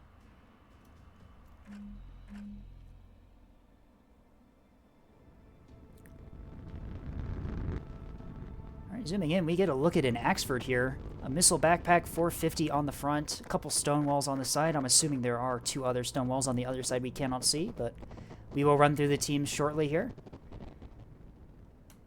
All right, starting off with Carrier Me to Victory. Davenant is running a heavy cruiser. 450, it's a Greedford. We have 120 guns on the sides, 450s on all of the mounts. Raider, Whiplash, Dragonfly, triple drive I see. Parallax radar. Scattering of damage control teams throughout the ship. Bulk mag in the protected slot. Fairly standard build.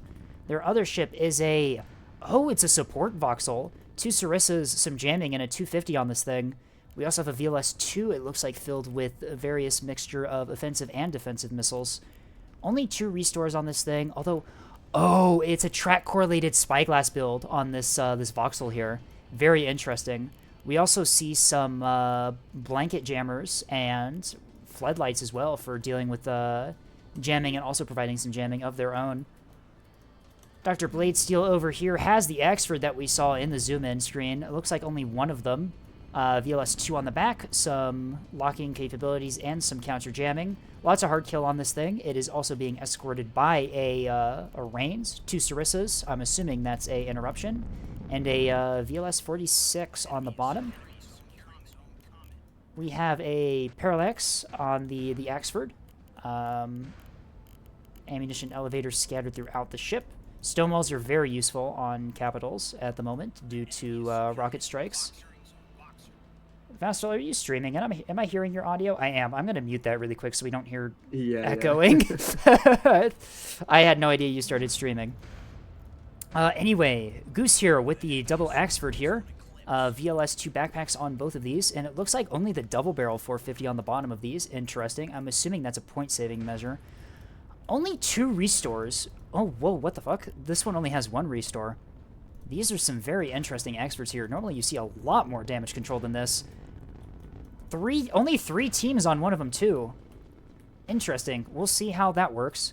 I'm assuming their points are in these missiles.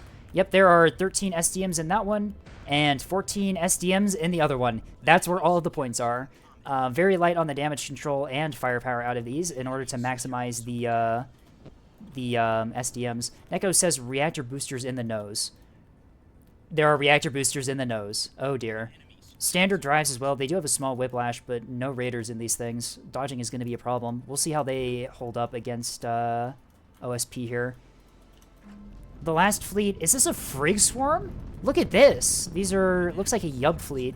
Lots of missiles in here. I'm seeing some illuminators, which makes me think that these are SAR dump Reigns up top. They are getting into a very high position here to drop, I'm assuming, SAR HS2s on the enemy. Looks like we've got 5 Reigns of, looks like pretty similar build, and then also a Sprinter here providing some jamming and Sarissa support. Hopping over to ZOVN Shipyards here, No Care has the fleet carrier. Already deploying several squadrons around the map. We have, I'm assuming these are 100 mil bombers. No, these are torpedo bombers rushing down the A point. Well,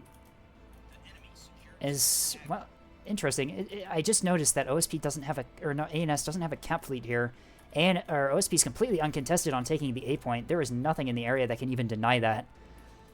OSP also rapidly taking C point and E point, giving them an early lead, and that 3 cap is going to start adding up if ANS doesn't do anything about that. Some more torpedo bomber squadrons just around the map, patrolling Barracudas with 35, I'm assuming 35 and 20 millimeter on some of these patrolling flights.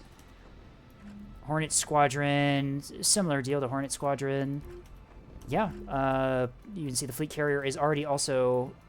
These pikes are not deployed by the carrier. We will get to Crystal Woods fleet in a moment here.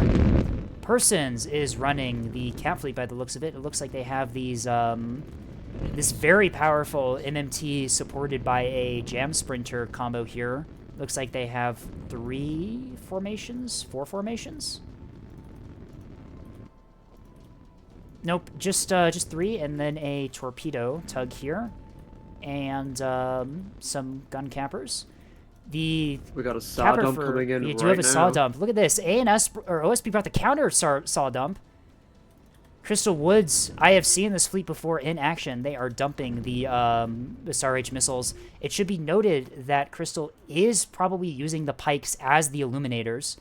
I believe these have the illuminator sidearms on them. SRH missiles, looks like they're mostly missing. It looks like the was there even any illumination going down range to guide those in? Doesn't look like it. Interesting. Perhaps a misplay from the Crystal Woods. And then last, rounding out ZOVN Shipyards, we have Void here with the 450 liners. Yep, 450 liners with 100 mil sidearms. Very nice. Another S2 dump out on this cluster of capitals over here. I cannot catch my breath as when it comes to like talking about this stuff. Oh, this missile strike unfortunately looks like it is going to rock PD though, as this Axford moves behind the wall. A bunch of AMMs come out to try and help defend the Axford. Oh, one hit gets through. Hits the bulk mag and the large DC locker on the bottom of this Axford. That is a very vulnerable spot to get a missile hit in. Oh my god. It just used its restore on a small reactor booster. Now it has 0 restores. Are you joking? Please tell me that's... Oh, no. Alright. An interesting misplay from this Axford fleet. No restores on an Axford this early into a match is a rather unfortunate situation to be in. So much saw dumping going on. Looking around the map, Crystal. yeah, Crystal Woods is dumping all of their saw missiles at the very beginning of the match. There isn't even anything out there that's been, like, detected. I don't even see any illumination out from Crystal. Yeah, I'm not sure what's going on here. Why are Crystal, they firing so many missiles? I have seen Crystal's fleet before. These are the $5 flashlights is what they call these pikes here, and they are supposed to be illuminating for the saw dump, but I haven't even seen them illuminating yet so far. Meanwhile, around the map, torpedo strike into the sprinter in OSP's backline as D point is gonna fall in the hands of ZOVN Shipyards. There is absolutely nothing over here to even contest that, as it's not gonna be long before OSP gets a 4 cap here. All of ANS's front line is just stuck in this corner over here, not wanting to poke their heads out, or else they just get saw dumped to death. Crystal's still having plenty of salvos left, down to 50% ammo on the saw dump, so perhaps maybe trying to play it a little bit more passively, waiting for them to come out, but 450 liners, however, are taking a lot of return fire for their troubles, without any spotting in the form of bloodhounds on their team.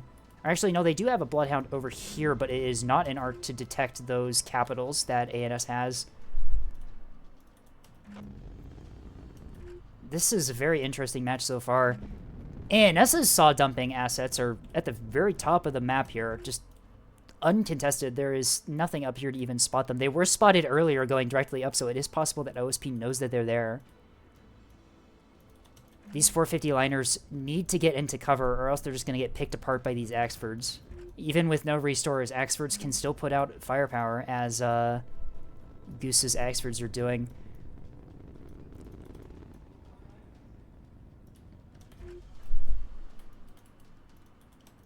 Naganantas jump in from the Axford up top. Dr. Bladesteel sends a couple Naganantas at Butcher Squadron down here. They reach their target. Unfortunately, one Nagananta goes into a bomber, and then the other one goes into the other bomber, so it doesn't actually get any kills. The bombers are hurt, though. Nagananta's out into this this halberd over here, launched by No Care. I'm assuming this was an offset lock ship. It does take a hit. It dodges the other one. Torpedo strike out against Davenant's Axford here from very long range. Battery squadron launching 3 torpedoes. I'm assuming it was supposed to be 4, but one of the bombers got shot down before it could launch the second one. They all get intercepted before the they hit, though. And battery squadron is going to go coming down in here. on Void's liners here. Oh, yep. So it was 2 saw dump players. Void CIC down on this liner is going to have nothing to defend against that that dump. It would appear that for some reason both teams opting to bring saw dump. Very interesting. Both the saw dump missiles are saw wake, by the way. So same seeker combos for each team. Very very interesting to see.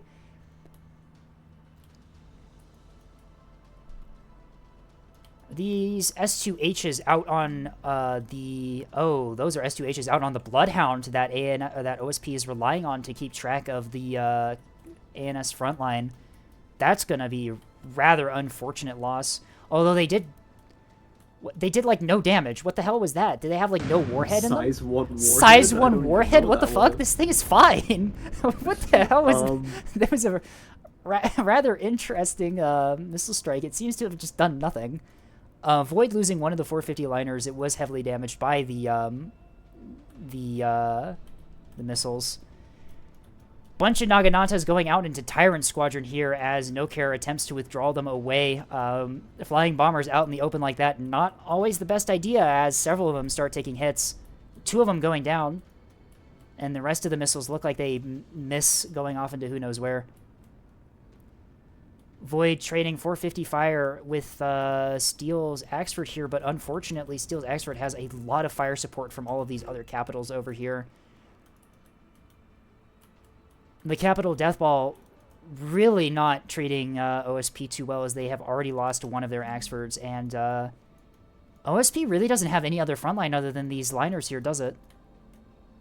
No, it does not. And they've already lost one. one. Consider those monitors frontline. I do not consider those frontline.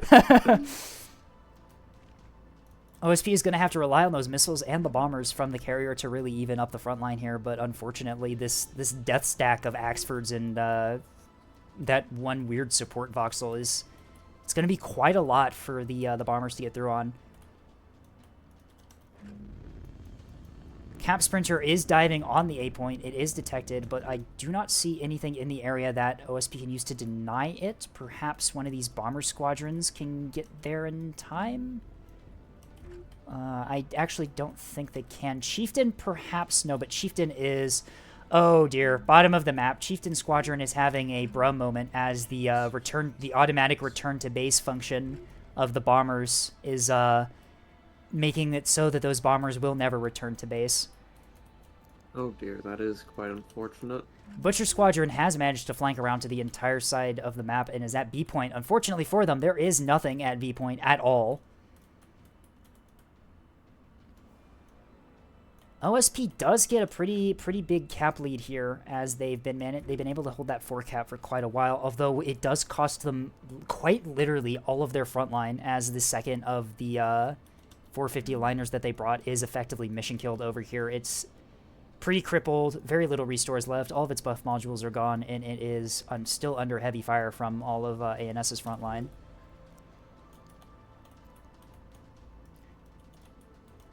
Saw dump on the Bloodhound tug here. These missiles, unlike the last ones fired at this thing, actually do have warhead on them and do end up killing it. Several of them get decoyed, but it's not enough to save the tugboat.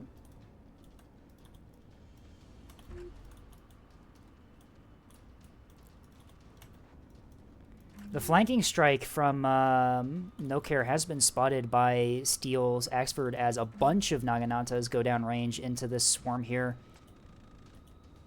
The Hornet Squadron attempting to shoot down the Naganatas, doing really well at it actually, as they seem fine. Only a couple damage to 2 of the ships.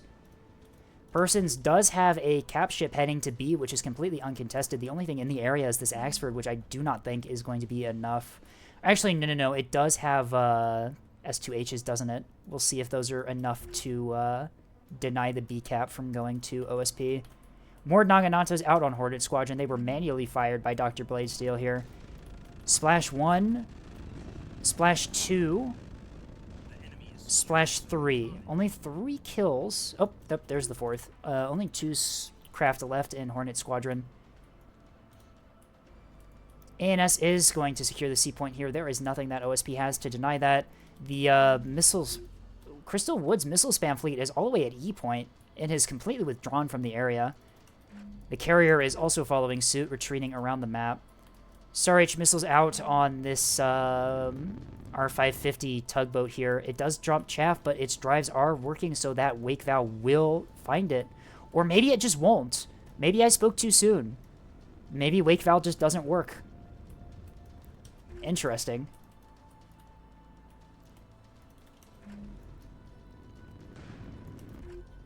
The Cap Sprinter on A point, managing to fend off a strike from Battery Squadron here.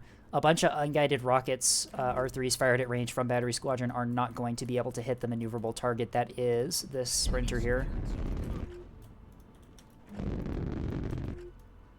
Person's capship going for B has been locked, probably by the Axford, I'm assuming. There are missiles queued, S2Hs queued, I'm assuming, to take out this capship before it takes B.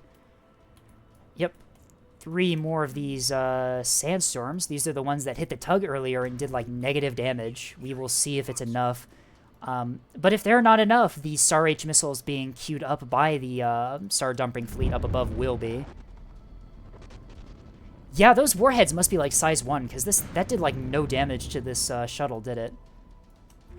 Probably more like size 2, because it wouldn't make sense to have such a small warhead and have a very short sprint range as well. Will these SAR-H missiles be able to take out this shuttle? Does it still have chaff? It does. It does still have chaff. This shuttle needs to dump chaff, spam chaff, and turn off its engines. But its engines are not turned off, and its engines are facing where the missiles are coming from.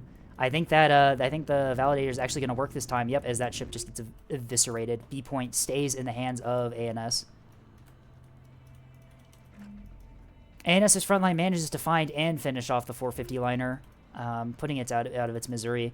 Void is now effectively out of ships here, as the only ship they have left is this really quite damaged R550 ship. OSP does have quite a sizable point advantage at this point. They did manage to get a bunch of cap points early on, but unfortunately I think that ANS just has complete control over the top of the map. OSP needs to push potentially into A, or even try again for B, maybe. Or maybe they just want to wait and see if the Capitals move off of C.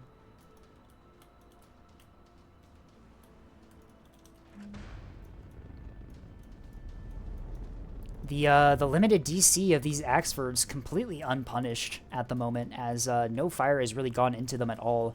One of them has taken a couple 450 rounds, but it's fine. It is out of restores because they restored the... I just realized this thing has, like, small reactor boosters, plant control centers in it.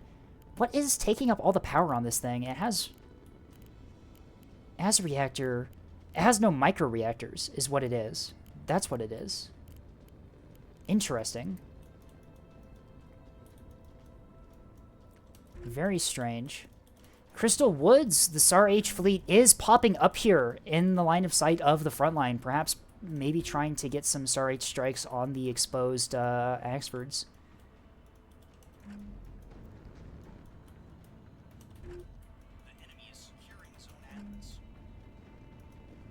OSP gets an undetected shuttle onto the A point. Although it does get burned through locked by the Axford, I'm assuming we'll see some more of those Sandstorm missiles come in. Although considering how little damage they did to the last shuttle they were fired at, I doubt that alone they're going to be enough to deny the point. SAR-H missiles out from Notes onto Crystal Woods. Question is, does Crystal have chaff on this fleet? They do have jamming, and these do not have an ARAD backup, so potentially able to jam out the launcher if they're quick enough. Doesn't look like they're tasking the jammers.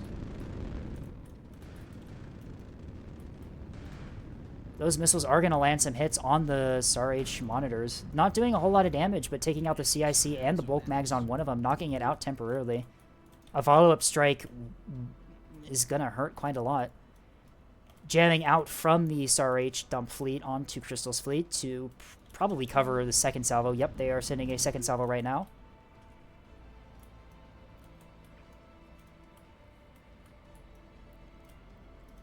Dr. Bladesteel's experts diving on the A point to attempt to recap it.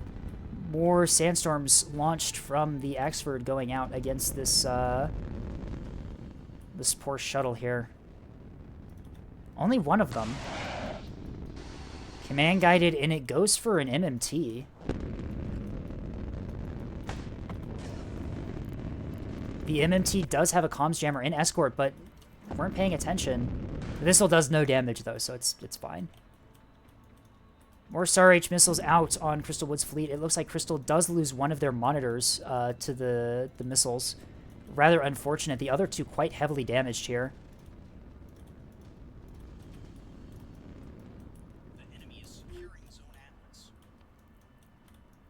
I think OSP's best chance here is to just play the cap game, honestly, considering how messed up their frontline and missile fleet is at this point. The carrier also getting annihilated by Davenant's Axford. No, only one restored. There's no hangars left. The carrier is out of the fight on ZOVN Shipyards. As more SAR-H missiles go into what's left of Crystal Wood's fleet here. Although they miss. Were the illuminators off? No, the illuminators were on. I don't know why those missiles didn't hit. Interesting. Oh, Notes forgot to turn on the illuminators. RIP.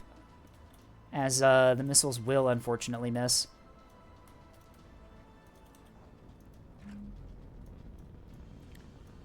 OSP in a pretty dire state here. All the assets that could have really dealt with ANS's frontline are completely out of action. The only thing they have left is just various cap assets, which I do not think will be enough to secure them the win. I think OSP right now, or sorry, ANS, I keep getting the names confused today for some reason.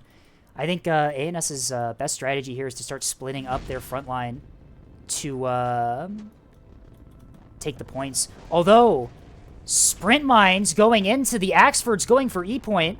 Those are 3 sprint mine hits into one of these Axfords, and it is pretty injured. Only 2 restores on this thing. That's gotta hurt.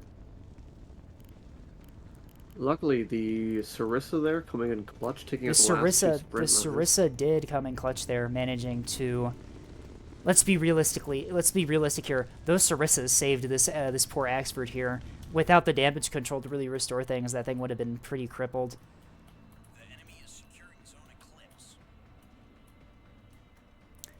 ANS is going to secure E, though. These Axfords are still functional enough to step onto the point.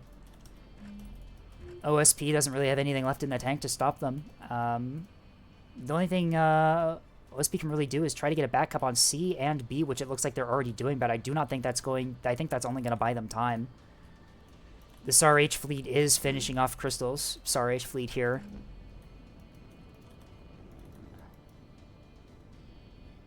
Bunch of the SAR-H missiles going for this small little sprinter here. And those are just... They're going to miss! The sprinter's too fast! Yeah. The shuttle was too fast for those SAR-H missiles as they all miss. One hits but does minimal damage to the drive.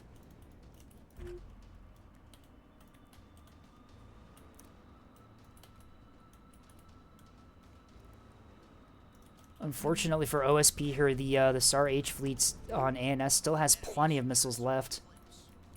And that is a 4 cap for ANS.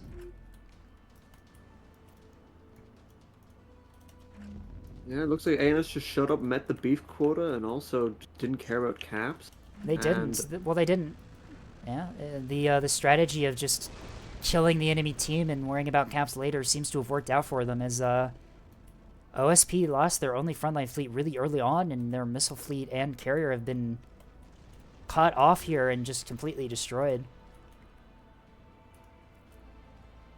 I think, ZOVN was way too liberal with the usage of the SAW start. They played their hand real early on. They did. Let them know that we have a SAW dumper. Those massive, we have a carrier. Those massive SAW dumps into ships that were unilluminated by the pikes was a really interesting thing to see. Just dive into cover. That is true. Yeah, they were very close to that rock and just hid behind the thing and just survived.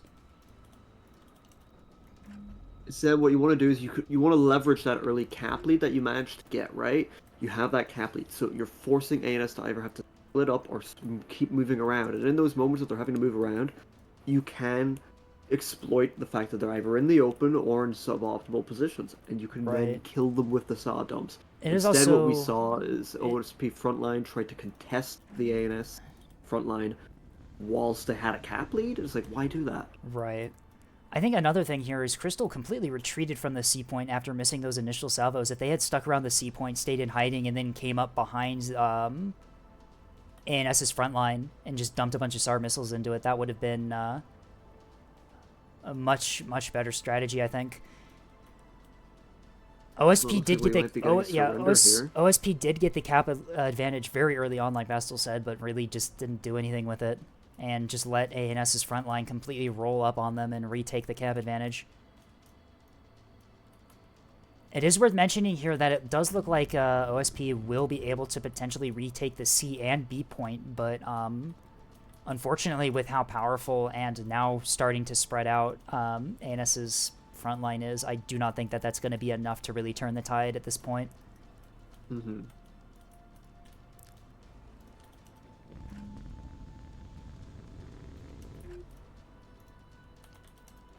Both of these experts on E point completely out of restores now. Very interesting build from Goose here, bringing such a limited damage control on frontline. Although in their defense, their team did have plenty of frontline to help them out. Notes continuing to SAR dump on dead ships here. You know, no, better safe than sorry. Right. Ship's gonna also reactor overload, so... Oh, there go most of the missiles. Unfortunate. And the rest of them missed due to the jamming from the detonation. I mean, they're missing because there's no ship left. Oh, is that the one that went critical? Oh, that's the one that went critical. I thought it was a ship next to him that went critical, not the ship they were aiming there's at. there's nothing left to hit.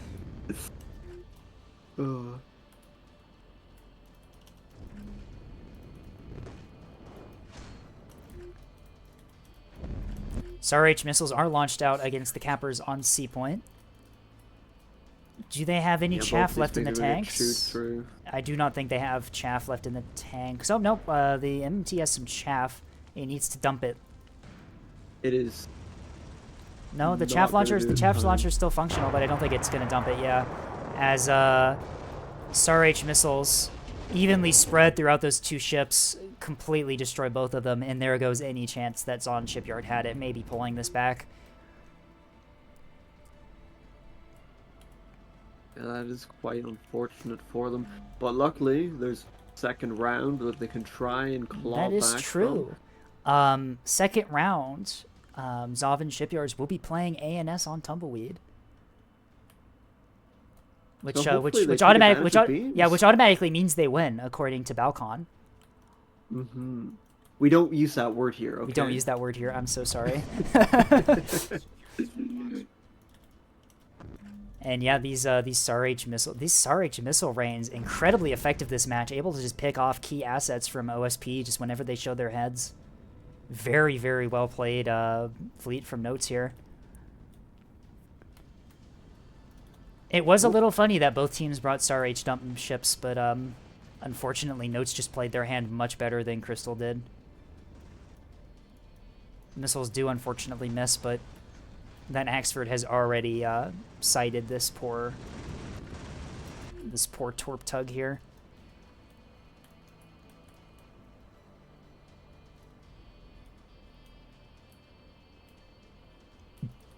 ANS now free to just put their capitals on the points and just hold it and say GG. One Axford is looping around to retake D point. There's nothing there to stop it from doing so. The other Axford heading for E point. Davenant's fleet is hanging by C point. We'll deny that. A point is currently being denied by Blade Steel's Axford. And yeah, there's not a whole lot that OSP can do at this point. OSP backing off from the B point, allowing it to be retaken by this crippled shuttle here. Although I don't think... Oh, never mind. They do actually end up killing it. But yeah, it's not going to change much at this point.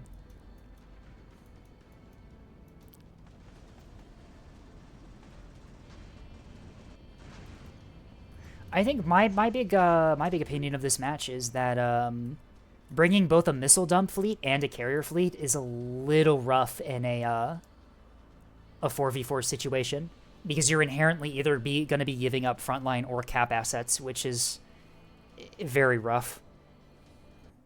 And as we saw here, the lack of frontline just completely allowed ANS to just do whatever they wanted for pretty much the entire match. Yeah, I guess I have to say nothing, but I agree with you, yeah. We'll head on to the second round here, I suppose, and see if ZOVN can pull out a victory in round 2, and maybe we'll get our first 3 rounds in a tournament match. Yeah, we are going to Tumbleweed next. As I mentioned before, we will get to see ZOVN play ANS against Carrier Me to Victory, OSP. You know, despite being named Carrier Me to Victory, they really didn't bring any carriers, did they? I think that's false advertising. That is true. Maybe we'll see something on Tumbleweed, though. Maybe. Maybe we'll see ZOVN Shipyards file a lawsuit for false advertising against their opponent.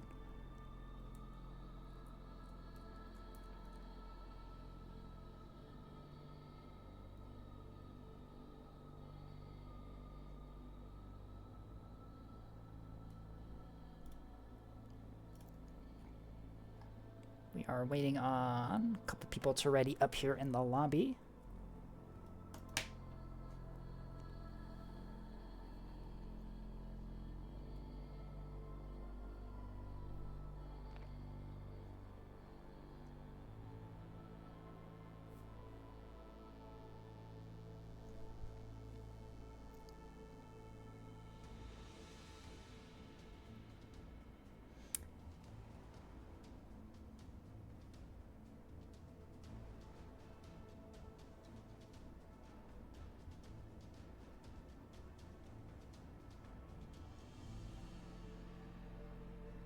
Ready up.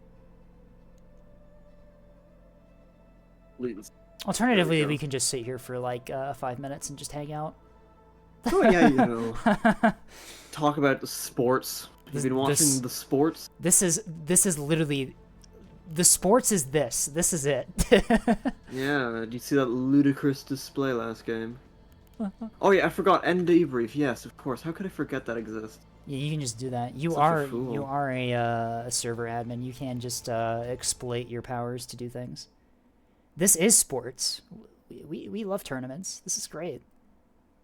I will say the only other sport I watch is currently having some issues being done at all. Okay, our second map is Tumbleweed. Change map. Tumbleweed. Go for and them all on their team.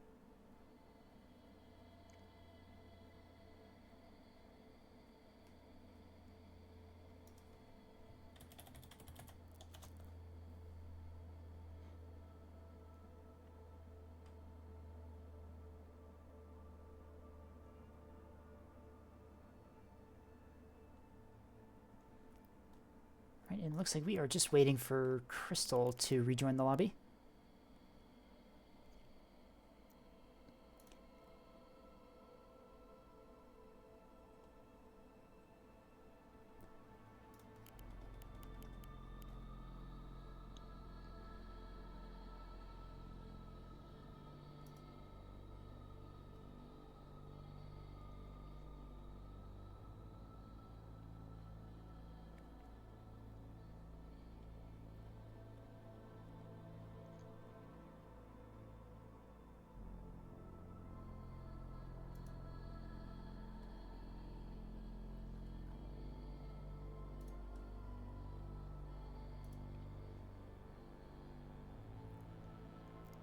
Where is Crystal? I do not know. They're still in the voice call in the tournament server. I just checked, but they are not here in the match. All right, I'll just post an ominous "Where is Crystal?" without a question mark. Logging back in. Oh, restarting Interesting. the game in between. Oh, sure, you know what? That's allowed, I guess, if you want to restart your game. Might as well. The real gamers just leave Nebulous open 24/7 Mm-hmm. on their laptop. Just have it running in the background.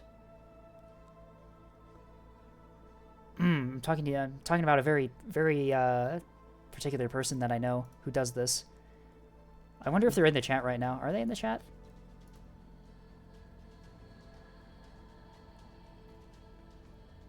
I do not think they are. Oh well. Bro, the friend that I know in real life who plays Neb is just not in my chat. I have been given a question from a very interesting source who asked me, do I prefer to play ANS or OSP?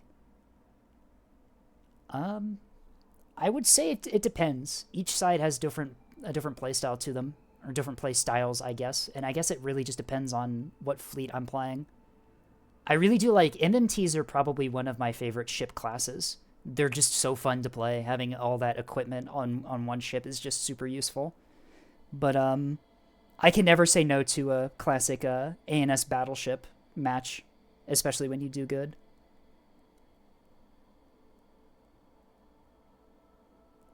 I like playing Team 3. Yes, I also do like playing Team 3 occasionally.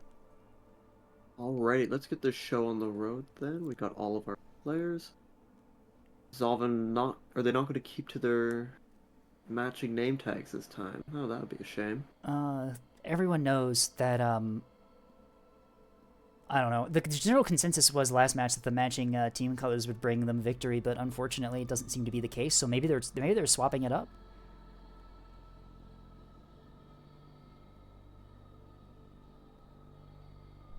Or maybe they just haven't yet swapped their paint scheme yet.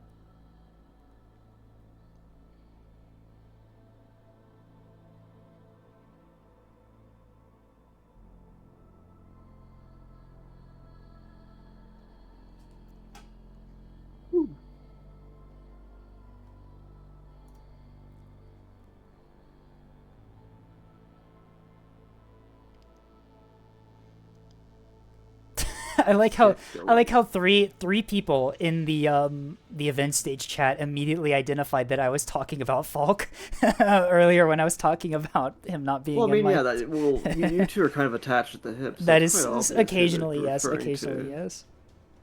I can't believe he's not here. Oh, ZOVN has.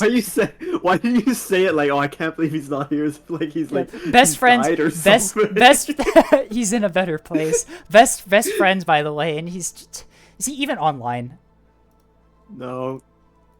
He doesn't want to watch your streams. I'm sorry. Oh, he's not online. I see. He has an excuse for now. This time. Okay. I'm gonna talk a little bit less this time. I just want to like rest my brain. So That's you fair. yap away. I will yap away. All right. Welcome to round 2 of the ZOVN Shipyards versus Carrier Me to Victory game here. We have swapped teams, and now Team 1 is the ZOVN Shipyard. They are now on ANS. Void, Persons, Crystal Wood, and No Care. Team 2 is still Carrier Me to Victory. They are on OSP now. They are Blade Steel, Goose, Notes, and Davenant. We are here on Tumbleweed, everyone's favorite map, the best map in the game, other than Caltrop, as both teams begin to deploy their fleets. It looks like Carrier Me to Victory is going pretty heavily on the E side here, with some scattered assets below here trying to get the cap points and steal them. Meanwhile, ZOVN Shipyards is deploying relatively evenly around the map here. Typically, you do see the fight centered at E on this map in particular. It just has good sight lines for both teams in terms of where they come in from. But it looks like, Carrier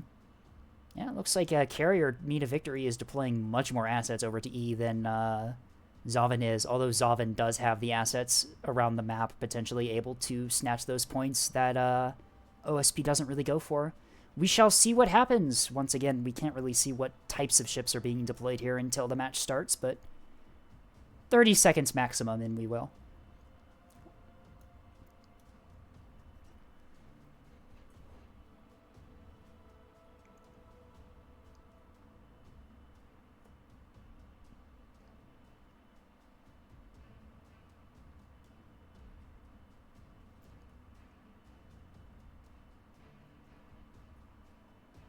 They're actually going to make us wait the whole 30 seconds, aren't they? Nope, there we go.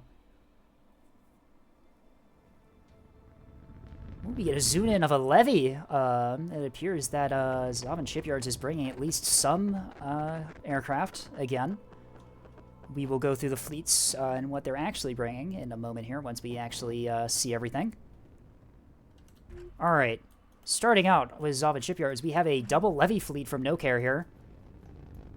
With, I'm seeing some S1s, some torpedoes, sandshot, and unguided bombs. Pretty standard for ANS carrier stuff. I'm assuming these are mostly the same. Yep. We have a mix of strike craft and bombers. We will see what their tactics are later. Persons, looks like they're bringing what looks like a cap fleet here. We have a couple of dispersed beamstones here. Nope, never mind. They're not dispersed. They're in the same exact area. Interesting. I wonder... I don't think they're in formation, although I could be mistaken. We also have some missile rains, and it looks like S2 sprinters dotted around the map here. Oh, the last couple look like there are gun sprinters instead. All right. Very interesting cat fleet. Crystal is running Beam Axford with 450s on top. We have 2 FPAs and 2 energy regulators in this thing, and quite a few ammo elevators for the 450s. Flak and some chaff boxes on the side.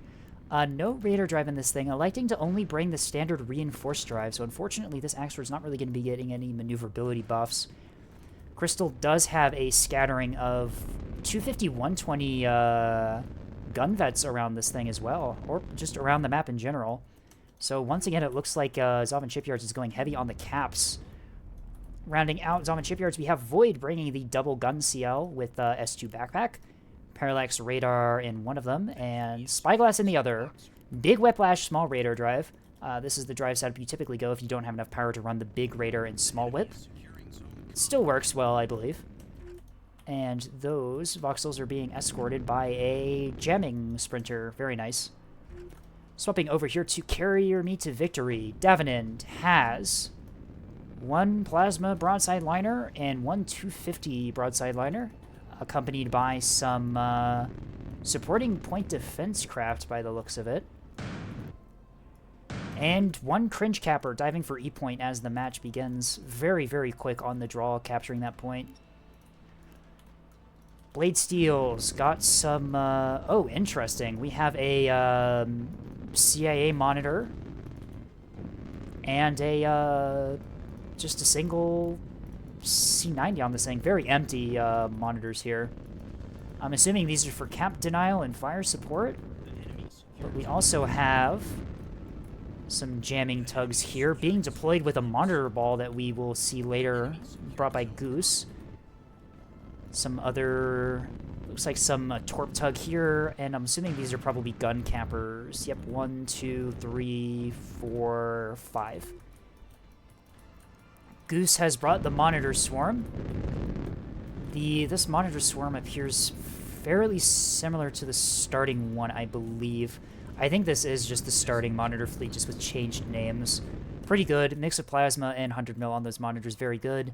And then Notes rounds out Team Carrier to Victory with a double Cello.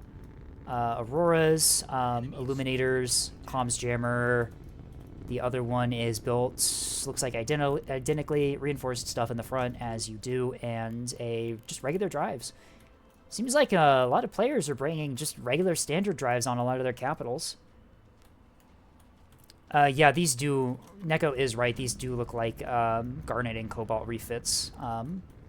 Goose and Notes, respectively. Nothing wrong with that. They are very good fleets, very reliable. It's like the fight for the E-point has begun. This gun sprinter here dealing with this cringe capper. Unfortunately, the cringe capper does have fire support from Dr. Blade Steel's shuttle up here. And it doesn't look like... Oh, no, ANS does have a couple other ships in the area to help out with that. Once again, ZOVN Shipyards is very quick on the draw when it comes to the cap points, able to take D point here with no contesting. A point here with a little bit of contesting as the Acellos start getting fire into this cap ship here. This is one of Crystal's 250-120 ships. 450 normally just overpins on shuttles like this, but enough fire in this thing starts to take some pretty heavy damage, especially with the supporting fire from this this shuttle here. And I believe this sprinter is going to go down as A point remains up for grabs. But unfortunately for ANS, I do believe it's going to go into the hands of OSP here. Oh, potentially the beam Axford is on point here, able to deny it. Starting to take some fire from the Acellos for its trouble, however. The Monitor is slow moving, but very deadly, moving into the A point. I think Crystal is going to be in for a surprise here when these Monitors start firing at them. It's like we have a bomber wing here being escorted by some Tontos. They are flying around the E point, potentially looking for something to strike at. The Voxels are on vacation all the way over here, going for a little field trip where there's absolutely nothing, potentially trying to flank around and maybe hit a carrier. But unfortunately, Carrier Me to Victory has once again lied on their resume, and they do not have any carriers. Some torpedoes launched at this really cheap brick here as it takes 1, 2, 3, 4 hits. This thing does have the damage threshold to survive this, although it is quite injured at this point. That Citadel magazine is probably going to be repaired. The teams will probably repair that fast enough. Crystal's starting to take fire from both the Monitors and the Acellos, trying to pull back their Axford here. Unfortunately, the standard drive is not all that maneuverable on an Axford, as it takes a lot of fire while it tries to withdraw here. It's also unable to deny the A point with its beam, as the beam does get knocked out by this incoming fire. It should be noted that these beam turrets do have less health than 450s and tend to go down quite quickly when under sustained fire. The CL's diving in on the Monitors here. Not really the priority target you would see Acellos, or not Acellos, Voxels really deal with, although at this point Crystal does need some support here. We do have some Command S2H here. H is shaped going into the Monitors, although the concentrated flak is enough to take them out before they hit. Over here on the other side, it appears that bombers have engaged Davenon's these liners here. Command home on jam with Corkscrew. Potentially able to get through at least a couple of them. Looks like nope. The Pavisas on these liners lock in at the last second, stopping all of those torpedoes before they hit. Davenant is starting to back up the liners, though, realizing that there are bombers in the area, probably trying to get them into cover. Potentially, at least. Oh, and also comms jamming from the liners as well. Very hard to deal with.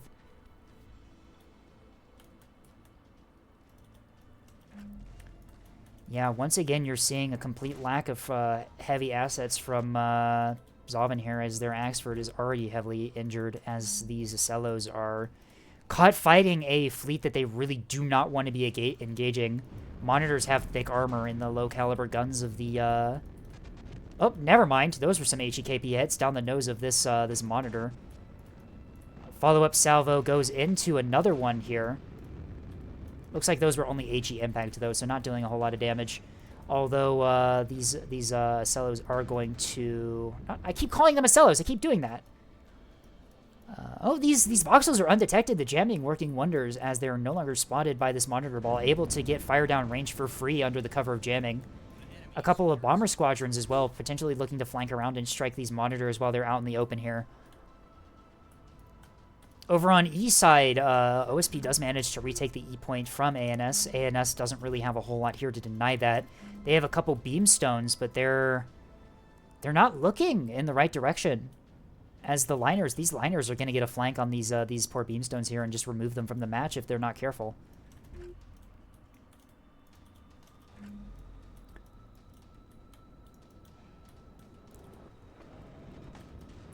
More missiles out from the Voxel. We have more HE-shaped and also some more HE-shaped.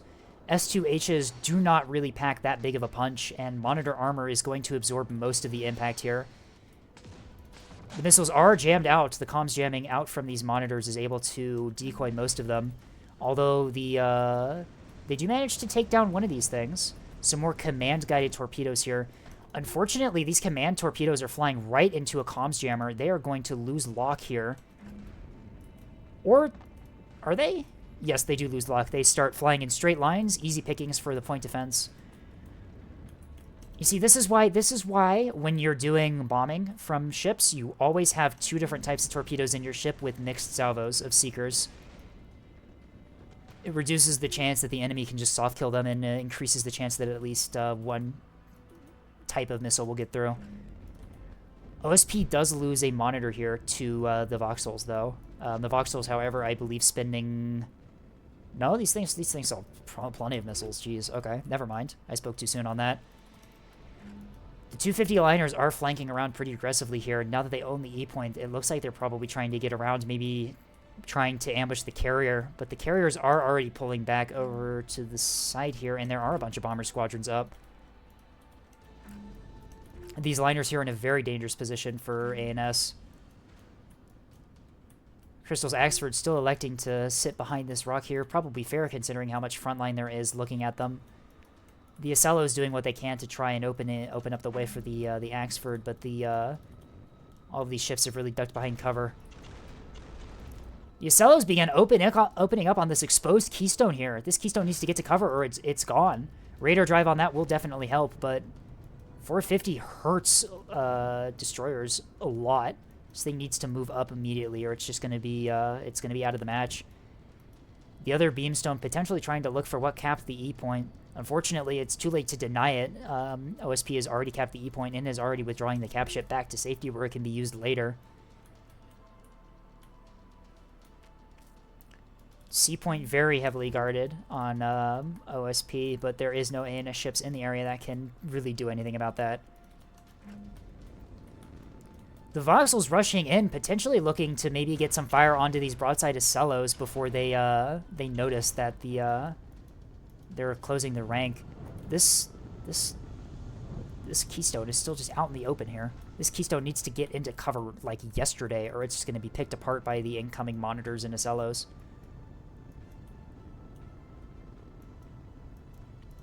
Sneaky little ship here tries to get into ANS's backline and take the B point, but it is foiled. We saw it get foiled earlier by some bombers.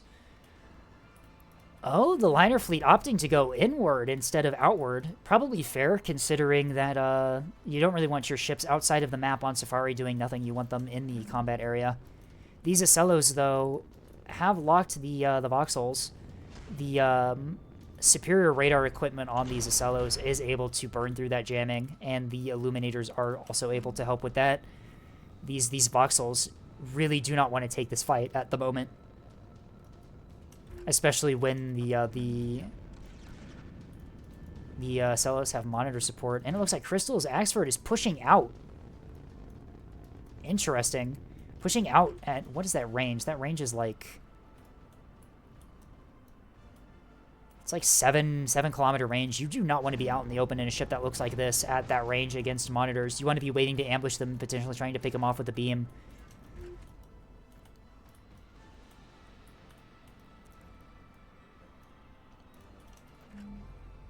Bunch of KBU Tontos over here, potentially maybe trying to get a flank on these liners here. The only problem is that these liners are still fully healthy. All of their point defense is operational, and they are maneuverable.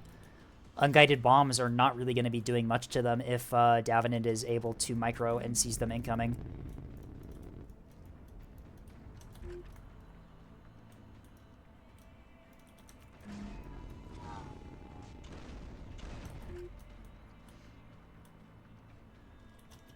Axford caught out in the open, taking a lot of fire from those monitors. The beam is probably going to go down here as it takes more hits. The front of the mount already plasma'd. The 100 mil will pin that.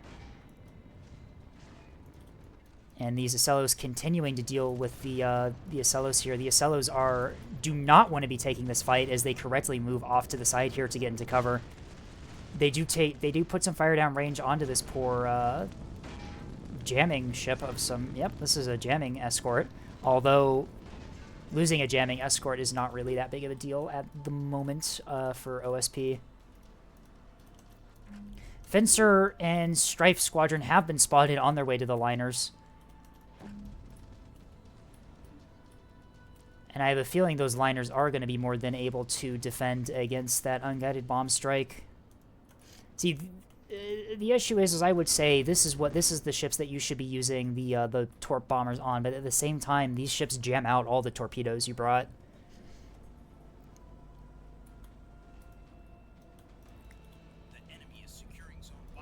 It appears that I have once again mixed up the name of Acellos and Voxels, as we all do, apparently.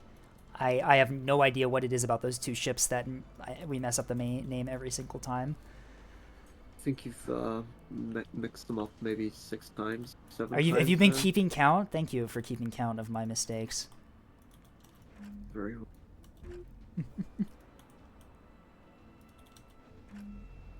Carriers here need to start moving. These liners are about to pop out around the corner and spot them. 100 mil flak, not as good as it used to be on main branch, but still more than able to deal with strike craft that just sit here stationary. This thing isn't even maneuvering. It's just sitting there taking all the flak.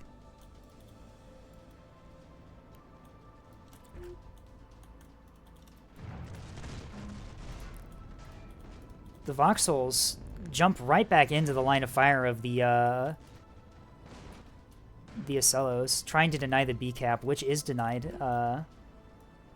They do manage to kill that ship. Unfortunately, the target these Voxels really want to be dealing with is these liners up here, not these heavily armored ships down here that can just resist their fire.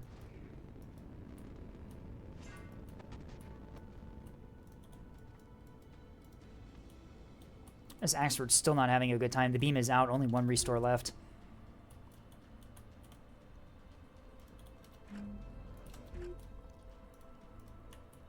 Some bomber squadrons are out from the carriers here. It'll be interesting to see what they're going for. This liner fleet is just going to collapse on B point and take it, and unless these carriers can get strikes through, there's not a whole lot that ANS can do to retake that.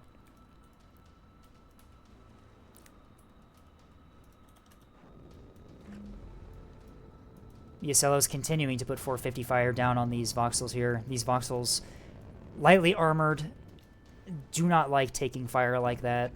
They are doing a really good job at dodging the incoming shells, though, but unfortunately, they can't really do anything in return against these Acellos here. Their bow on 250 AP isn't really going to be doing a whole lot against that angled armor. Once again, this poor Keystone steps out into the range of the Acellos here and just going to take a beating for it. There is no cover in sight. This thing's just going to get picked apart in open space. Dagger is being secured by OSP here as one of Steel's cap ships ventures onto it, and it doesn't look like ANS does have some ships over here to potentially deal with it, but I don't know if they're going to be able to get there quick enough to really deny the point. Most of the monitor fleet here is still pretty healthy, able to pick apart this poor Keystone. You really don't want to play Keystones out in the open like this. They die so quickly if you have them out in open space.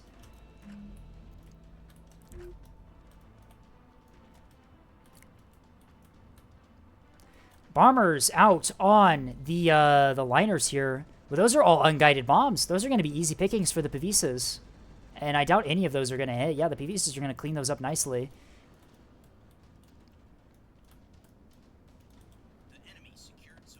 The lack of mixed salvos on these torpedo bombers really coming back to haunt ANS here, as there's really just nothing they can do about these liners here. They'll hard kill any unguided bombs and soft kill any guided ones.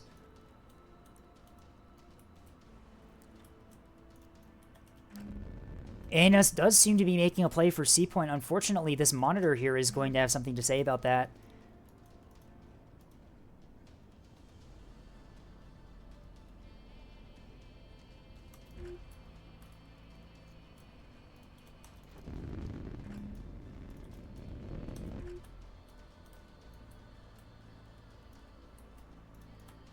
Yeah, these Davenon's liners are just completely untouched.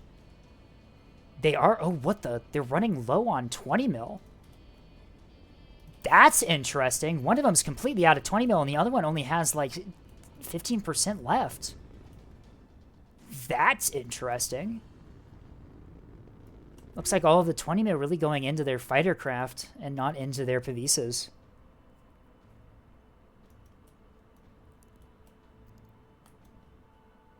OSP here able to lock down the A point with the monitors. The E point has just nothing nearby it that can contest it. C point is pretty heavily contested with this monitor here. It's doubtful that this shuttle will be able to, or Sprinter will be able to do much about it. D point has an ANS ship going for it. Potentially going to be able to retake it. Never mind, those are all SDMs in this thing. This ship has no offensive S2s. This shuttle is going to outgun this poor Sprinter.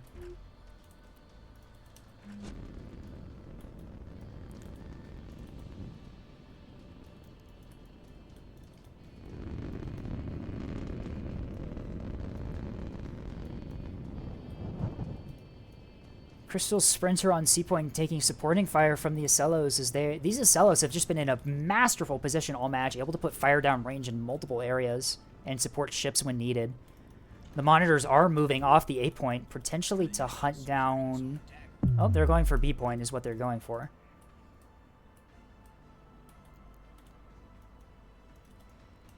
Reactor detonation from that Keystone as it gets annihilated by all of OSP's front line.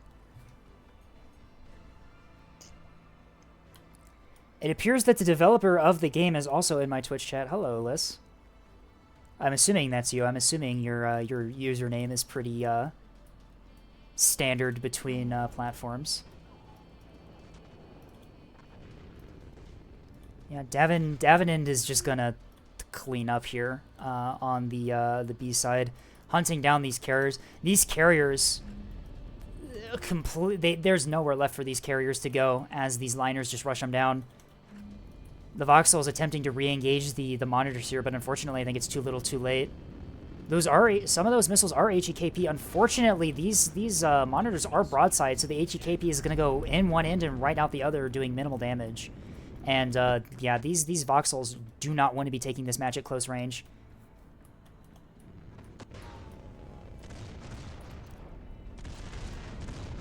The beam out from the Axford. It pops out, getting a beam into the nose of one of these monitors, able to take out the C90 and also the 100 mil. Crystal unfortunately does battle short the beam out of existence, although it looks like they are heading for the A-cap with the Axford. The 450s on this Axford are still functional, and they might be able to get some fire down range onto these monitors here and help out the CLs. CLs look like they're dumping the last of their missiles, or near enough the last of their missiles into these monitors here. At this point, there's really not a whole lot left they can do other than just do that. The carrier here is completely just screwed. If they can't get bomber strikes in on these liners, they're just going to get hunted down and obliterated. The Sprinter on C-Point doing a lot better job at dealing with this monitor than I thought it was. Orbit dodging in and preventing the C-90 from getting on target. Grudge Squadron has more unguided bombs. However, yeah, these ships still have... One of them still has only 170 rounds of PVS ammo left. And he's empty! These bombs are going to get through!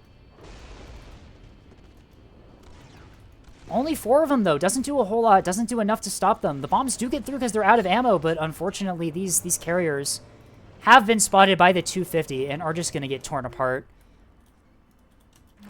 The Voxels here are faring a little bit better against the monitors, but unfortunately, I don't think they're going to be really able to do much about them in time. This Axford is pretty cooked. I'm assuming it's trying to go for the A point, but I have a feeling it's going to get gunned down before it gets there. What happened here? What did I miss? One of these Acellos is completely crippled. The Keystone got around. The Keystone got around and severely damaged one of these Acellos here, although it is all repairable, and unfortunately ANS will be losing the Keystone in return. ANS making trades here that are... They can't afford to make at this point, as OSP still maintains the 4-cap. More bombs out into Davenant's liners, doing a bit more damage. However, it's not going to be enough to really stop them from obliterating these poor carriers. First liner is structure broken, so this is going to take some pretty heavy fire. Unfortunately for No Care, they have prioritized the lesser threat in the plasma liner instead of the 250 liner that's currently tearing apart their carriers. And the carriers are not long for this world. They are going to go down here pretty quickly here.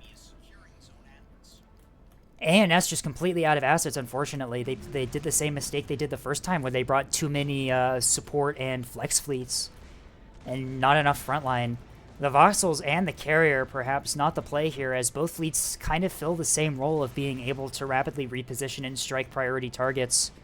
But without a frontline to really hold the enemy frontline at bay, there's just nothing they could do. These Voxels have been gunfighting ships that they really don't want to be gunfighting for the entire match here, completely unable to do much of anything. 8 Point looks like it will be captured by the Axford here, but unfortunately I don't think it's going to be enough to really turn the tide here, as, yeah, ANS's cap fleet is just completely gone. The carriers are completely crippled by the liners here. And the Voxels are too busy dealing with a fleet that they really don't want to be dealing with at the moment.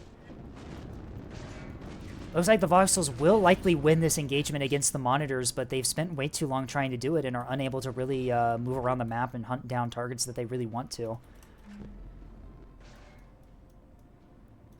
C Point is also a lost cause for ANS trying to capture it. This Monitor here just has way too much armor for these sprinters to get through.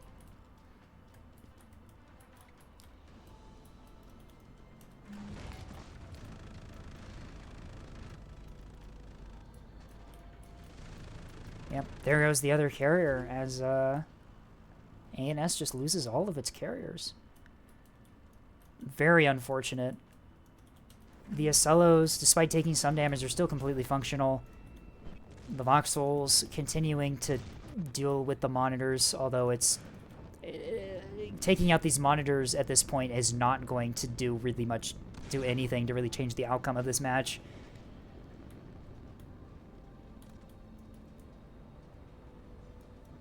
This, yeah, rather unfortunate for Team ZOVN Shipyards, as this is looking like it's going to be their second loss, and it is going to be their, is going to have them lose the match. Yeah, there's really just nothing they can do at this point. They have no assets left that can really do much of anything.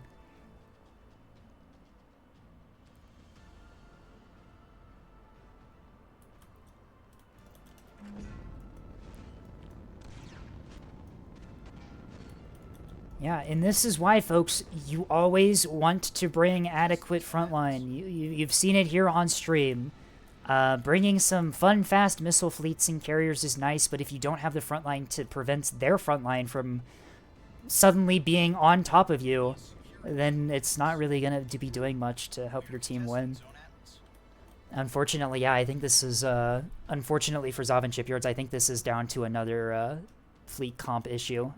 Having only the one Axford is really rough. Especially on Tumbleweed, you can afford to bring like Beam Solomons, Beam Axfords, all of these fun close-range knife-fighting fleets that you wouldn't normally really want to bring in other maps, but ANS just electing to bring some carriers and some Voxels. And unfortunately, Crystal's Axford did get caught out pretty early on in the match and took crippling damage in the opening engagements.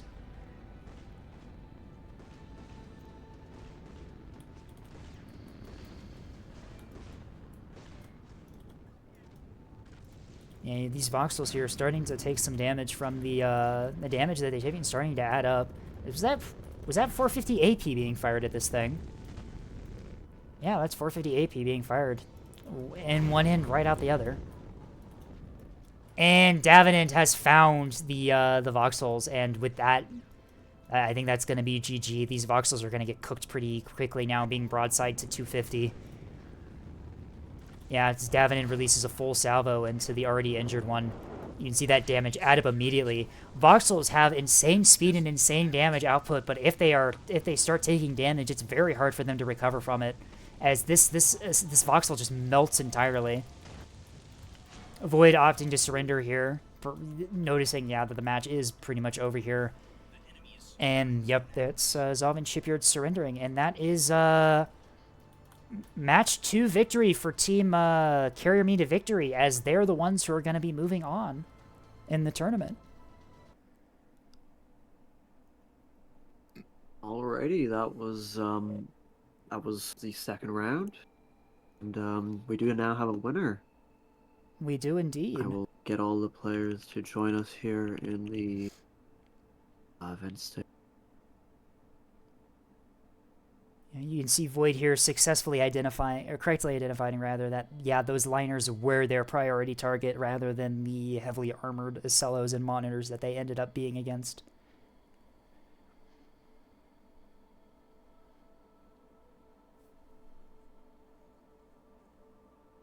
Alrighty, let's take a look to see, do we have players in the call yet? We do. Let's inviting them up to this.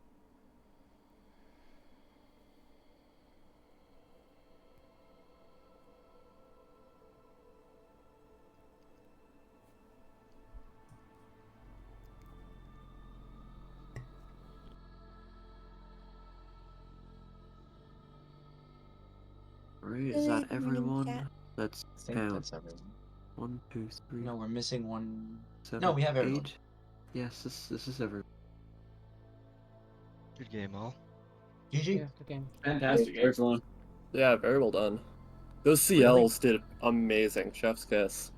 Dude, I tried so hard. Yeah, they did. They did a number. Yeah, the Voxels did I really... should not have run what I run, and I should have run, and I should not have run what I did for the second match, and I should have run more confidently the first match. But you know what? The Voxels did Oh, well. really well against, especially against fleets that they're really not wanting to go up against, the Acellos and the monitors mainly.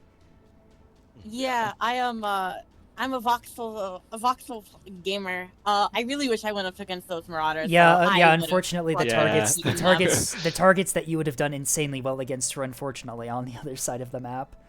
Dude, oh, imagine the S2H entering the liner. Oh. I would rather not, personally. I'm imagining it because I've experienced it way too many times. I love S2H. Void was HECP? It's a combination of HEKPs and HEIs. The HEIs go in first, they eat all the PD, then the HEKP hits last, and everything explodes. Really good strategy You gotta there. make sure You to got them get through. alignment You got a on lot the of the scene. HEKPs Yeah. through using that. The I got me. 5 of them through, and I carry 10. Alrighty. First of all, I'd like to thank all of you for coming out tonight, and playing. How did you guys find the first match on Arroyo? I got skill issued. I had a blast. Yeah, I should have. Yeah, my other I question. think the It's notes you had the SAR-H frigates, right? Yes. Yeah, you were that was just me. you completely denied the entirety of the top side of the map with Yeah, those that was really frigates. frustrating. That's what I was intending to do with the Sawtech, but didn't happen. Yeah, Yeah. the Rock PT was really strong there. You The launched, Rock I think, a PT little late. I launched a little late, and I also got my pike shot down. Oh, that's what Yeah, happened. we were wondering, we were Carissa. betting there was a craft, because you did like a bank shot at one point off to the side. Right. So we were trying to hunt down the craft. You got it. That You can all first three of them. match, that was so annoying because I know that if those saw bricks had actually hit their targets, we would have won easy. Yeah. That You is guys true, were yeah. doing- It would have You guys were barely. doing an oops all frontline right side rotate with no cap fleet. That should have been. I needed Yes. to wait a little bit longer. That I is- needed yeah. You guys to be more out of cover, and then that would have done the funny. That but was it the didn't. takeaway that both me and Vastal came to as well with that first match. Was that it was just a win because the sauna failed? Yeah, no, the Saw should have waited a bit more for That the being experts said, to. who ran the saw dump fleet on ANS? Notes. Notes. I have a fleet for you. Please carry it on into victory. I've got an equivalent of it on OSP. I would love to see yours though. Yeah, no, Hey. here, give me a second. I'm going to friend you, and I'm also going to hop into your DMs to share you that fleet because hopefully you find it at the very least entertaining. Hey, Notes, I did actually see your saw ball, and I called it out, and we still died to it. It was Yeah, pretty funny. Yeah, you we guys did tracked me so early on. we did notice. Yo, no. I Yeah. literally instantly tracked you with a bloodhound tug Yeah, after. there was A Anyway. really, bloodhound? really I thought that was funny. an EWR. No, it was a It bloodhound. was a bloodhound. And you didn't Yeah. kill me? I know. let me do that? I was out of range. I was out of range. Yeah. And then the fucking Axford started shooting at me. Also, Mhm. I fucked up my lighters. I had them rolled the wrong way. Oh entire no. Notes, I got a Entire question match. for you. What's up? Do you want the 15-kilometer saw pike, or do you want the 10-kilometer saw pike? Let's keep everything. Let's Yeah. keep it towards focused the on match itself. debriefing. Yeah, sorry, my bad. Yeah, But- if I decided like to shoot you instead of at the Vauxhall that was kept fucking dropping off the track, I think I could have done a lot more. I think, but also I should have taken my other 450 liner fleet. That one is dog shit. I don't like double drive liners that much. Who's playing the cat thank fleet? you. in that first match on Me. OSP? Hey, I played Cat Fleet both times. Yeah, the MMTs with the little jammer sprinters is a nasty combo. It's real fun. It's real fun. I really enjoy it. The only thing with it is that if I encounter a capital ship sitting on a point, there's literally nothing I can Yeah. do. Well, again, that game was so determined by the frontline fight. The frontline just not trading at all, right? And Yeah. having the ability to park an axe on literally every single point. I think that's Yep. that kind of leads into the big thing that Vestal and I noticed as well is that ZOVN Shipyards really didn't bring a whole lot of frontline in either match. We did not meet the beef quota. No, you guys did not. We went heavy into beef for the first one, though. You It was guys, really you guys did, intentional. but still having more beef on OSP on that first one would have definitely helped.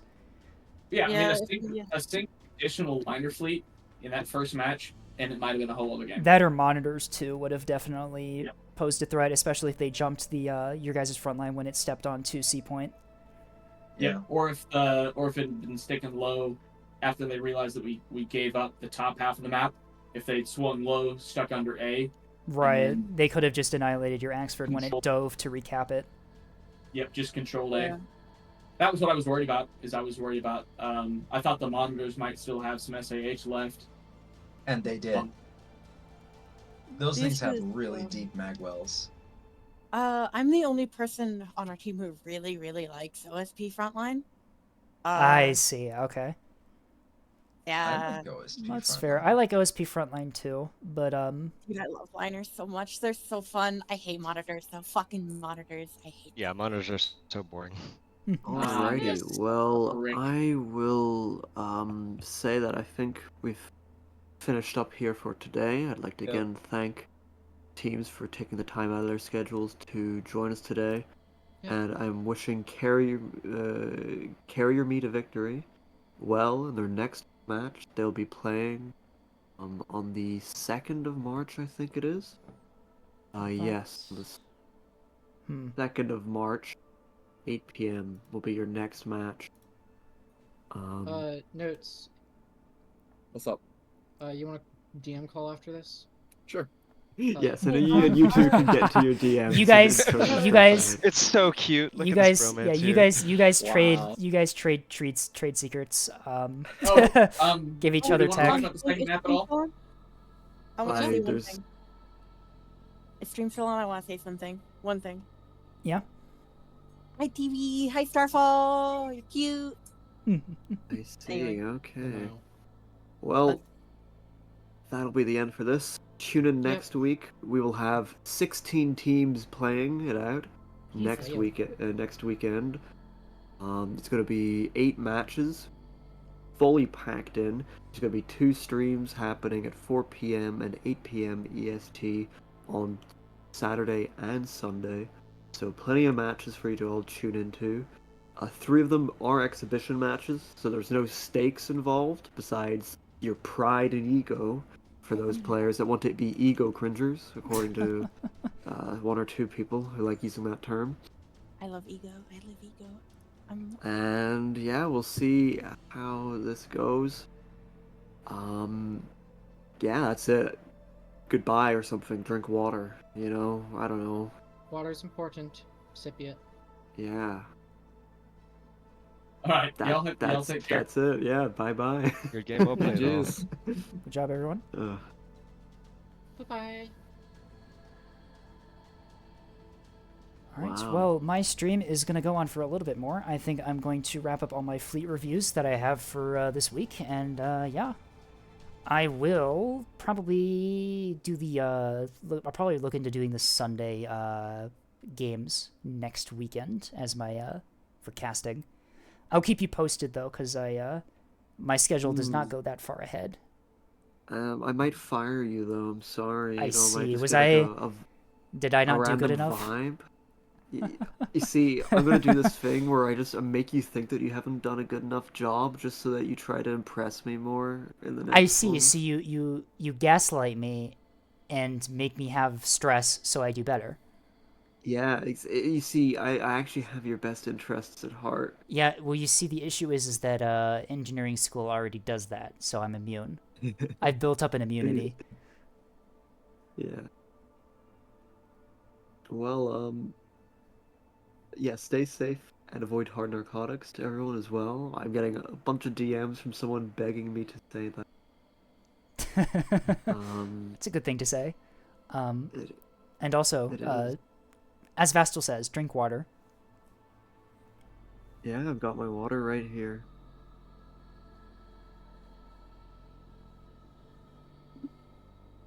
Alright, I don't well, know what to do now. I guess am just... going to head back to my server, and I am going to finish the fleet reviews. I doubt we're going to be doing any more matches tonight on my stream, unfortunately, because we've been going for 6 hours already, and I still have a lot of fleets to review, so I think I'm just going to wrap things up by doing all of the fleet reviews, and then, yeah, I'll probably call it a day. Yeah, if you want to stick around and see me review people's fleets, you can. If not, that's totally fair. I know a lot of you here are for the tournament.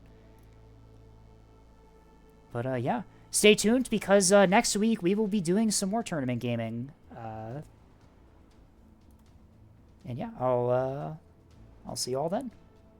Ta-ta. All right, now that he's gone, I can't say anything. I know he's still in my chat. Or still watching my stream, if it wasn't muted already. But yeah, let's get back into fleet reviews. We have a couple more reviews to do in the batch that I downloaded the other week. So we will take a look at those, and then we will go into my Discord server and look at all the ones we have left to do. Let's see, fleet reviews. We are on to Task Force Downpour. Based on the name, I'm assuming this might be a Leviathan fleet. Actually, hang on, there's one more thing I need to do first. Can I go into the open chat? There's a quote I would like to pull from the tournament stage chat, and I would like to put it in my quotes channel very quickly for posterity's sake. There you go. You can look in quotes channel. There are some funny quotes in quotes channel now. This is what was happening in the tournament stage chat, by the way. All right. Anyway, back to the regularly scheduled program. Task Force Downpour was sent in by Bell. Never mind. It is not a. Oh God, what is this? Oh, this is the fleet that they kept telling me about. Bell. What is this? This isn't even like. Oh, I have 120 voxels to like escort another ship or to do something. This is just 3 120 voxels. I have a question for you. What happens if there are monitors or Acellos? Like, what do? You just die. That's what you do. You lose. You fail. They do have jamming though, which helps. Interruption on one of them. All right, let's look at this legitimately, okay? Let's not insult Bell yet. Not quite yet. We can get to that later, but not right now. We've got Big Raider, Small Whiplash, pretty standard. I'm assuming that's the same on all of these. Yes, this is the drives. This is This is probably the best drive setup for voxels. You get the insane maneuverability out of this big radar and pretty big boost to your speed out of the small whip. The first one, we have frontline in the front. Very good, putting the radar in the front to absorb damage. Thank you, Bell, for at least being a little bit competent. Reinforced stuff in the front. Pretty standard center stack here. Reinforced mag in the back and a small DC lugger there. These things are pretty light on DC because there are 3 of them. 2 smalls and a reinforced gives you 3 restores per, which is not a whole lot, but optimally you'll be dodging and avoiding incoming damage anyway, so you should be fine. Damage control center also helps. These are all outfitted with all Mark 62s, so we have a lot of small caliber damage output. 4 ammunition elevators make these things reload incredibly quickly. Yeah, these things will tear apart anything smaller than like tugboats and stuff, and will also do quite a bit of damage to liners, considering that liners do not have much armor at all. I'm assuming these are all mostly the same in terms of their specs, just with different backpacks. Yep, so it looks like this one has the SDM 200s and some active decoys. This one has the chaff and the flares and an arming missile, I'm assuming is what that is. And then this one has the comms jammer, very nice. Looks like they're all running in formation as a hunting group. Okay. What's interesting here is that I actually think this fleet comp will work in the current meta, considering 120s do quite good against Strikecraft. They are able to put RPF down range and deny large portions of the map, and they still fill a voxel's role of hunting down smaller ships. However, the only downside to this is that if you are matched against SLOs or monitors, we even saw that in the last tournament match. Even 250 SLOs, or not 250 SLOs, 250 voxels. God damn, I'm really messing this up. Even 250 voxels were very much struggling against monitors and SLOs.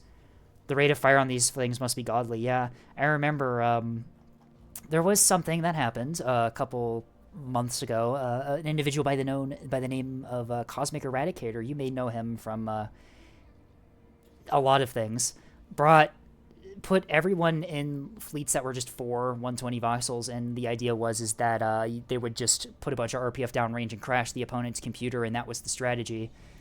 But not the strategy here, I'm assuming. I'm assuming the strategy is actually to play seriously and play fair. But yeah, honestly, I think 120 voxels are actually definitely not the worst thing in the world. I would definitely prefer 250 just for the increased range and the increased armor pen. But you can make 120s work. Another thing to mention is that these turrets are very weak. If they take any damage, they die. You can see the jump in health between the 120s and the 250. Neko, what is with all the puns today? What is with this? You are making so many interesting quotes in my chat. Don't think I haven't been looking because I've been commentating. I have been looking at the chat. You've been seen some very interesting quotes from Neko here. That was Bell's anyway, that was Bell's 120. I'm in the bad fleet. Get me out of here. That was Bell's 120 voxel thing. I know who sent this fleet in. This was sent in by good old Tethys. This is Tethys's Yub fleet. Oh my god. Oh my god. Yeah. So yeah, this is Tethys's missile build. I want you to just take this all in for a second. This is how he builds his Yub fleets. What am I even supposed to analyze here? What does this even mean? Why are there S2 arming missiles?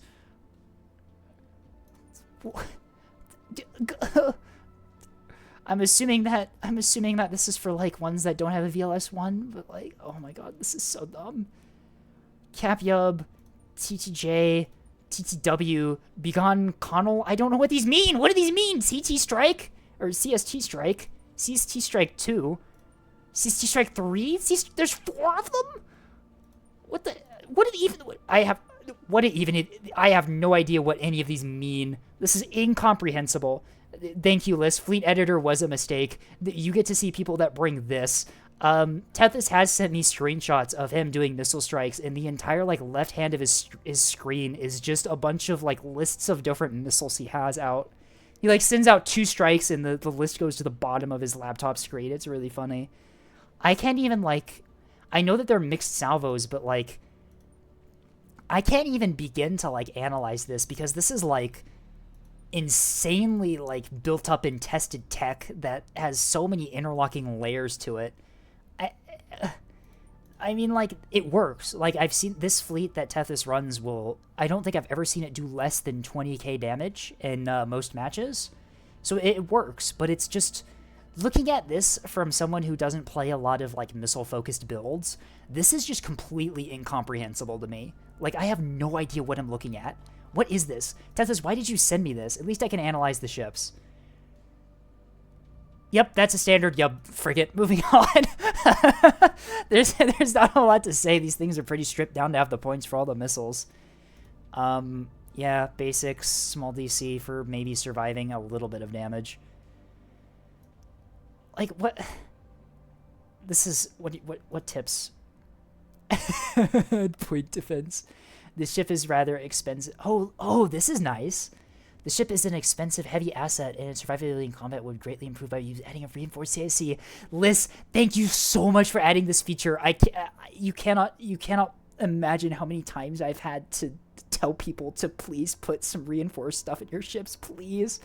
You can't just be spamming large DC lockers. It doesn't work. You take one missile hit and you're done.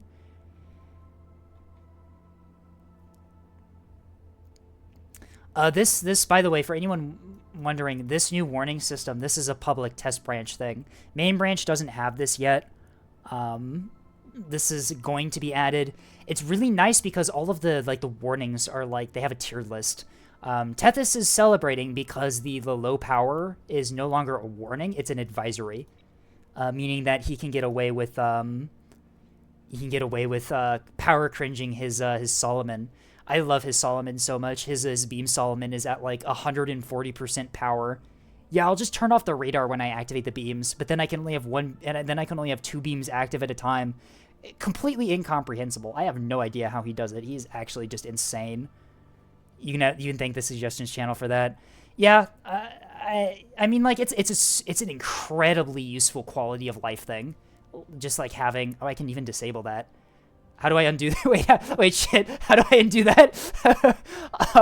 I didn't mean to do that. Oh, no. How do I fix it? Wait, no, please. I'm assuming it's in here. Nope. Is it in gameplay? Fleet editor tips. There it is. Okay. Oh, I already broke the feature. I get the feature for 10 seconds and I already break it. So, yeah, that was Tethys' Yub fleet. I have no idea what is going on with the missiles. They work. His mixed salvos are insane. He has like six of each type of missile on his fleet and has like 20 different missile types. Yeah, that was Yubulus. And now moving on to the new fleets that were added after. I gotta pull out my file folders here and find the thing. I didn't have this ready to go before. Oh, I'm so bad at this. Please hold. I don't know why I don't have the nebulous files like in like quick access or something. All right, here we go. I'm fine. It's fine. We can download some new fleets. Who's pinging me in general? Oh, Liz is here in my server. Hello, Liz. Welcome to my really weird server where I basically just use it to have people send me their fleets. Alright, I am going to download all the fleets I was just sent. Oh god, there's so many fleets. Why was that fleet? Fleet was titled 3 times Raelacello, which has me a bit worried.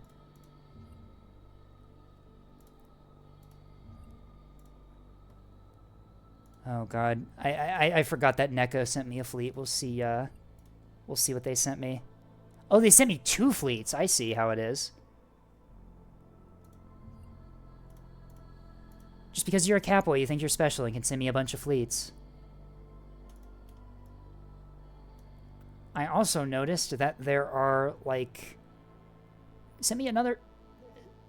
Didn't I just download that? No, I just did not. I downloaded that already. I'm losing my mind. All of my intelligence is gone. All right. Let's see how many fleets we have. I might have to go through these a little bit quicker. Oh my god, what did you send me? Why are there two of these? Oh, yeah, okay, so one of them, I'm pretty sure this one is the one up to date. Sammy had a couple versions of this. Sammy, if you're in the chat, correct me. I think the one with the hangar deck is your most up to date one, correct?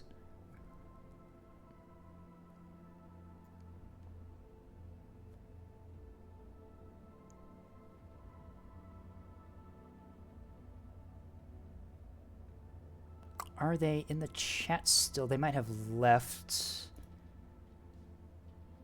No, they're still here. I will wait to do those fleets later until I know which one is the more up-to-date one.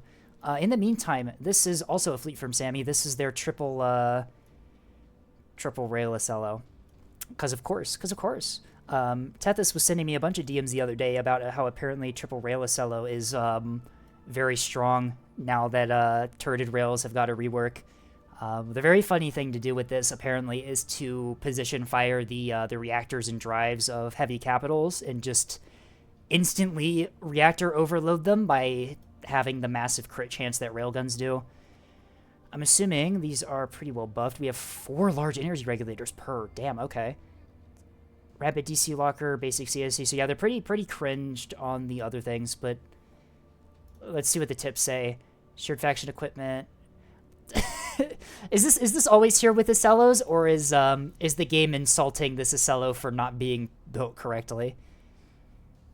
No point defense, no sensors, fragile command. Yeah. I wonder if this is always there. That's my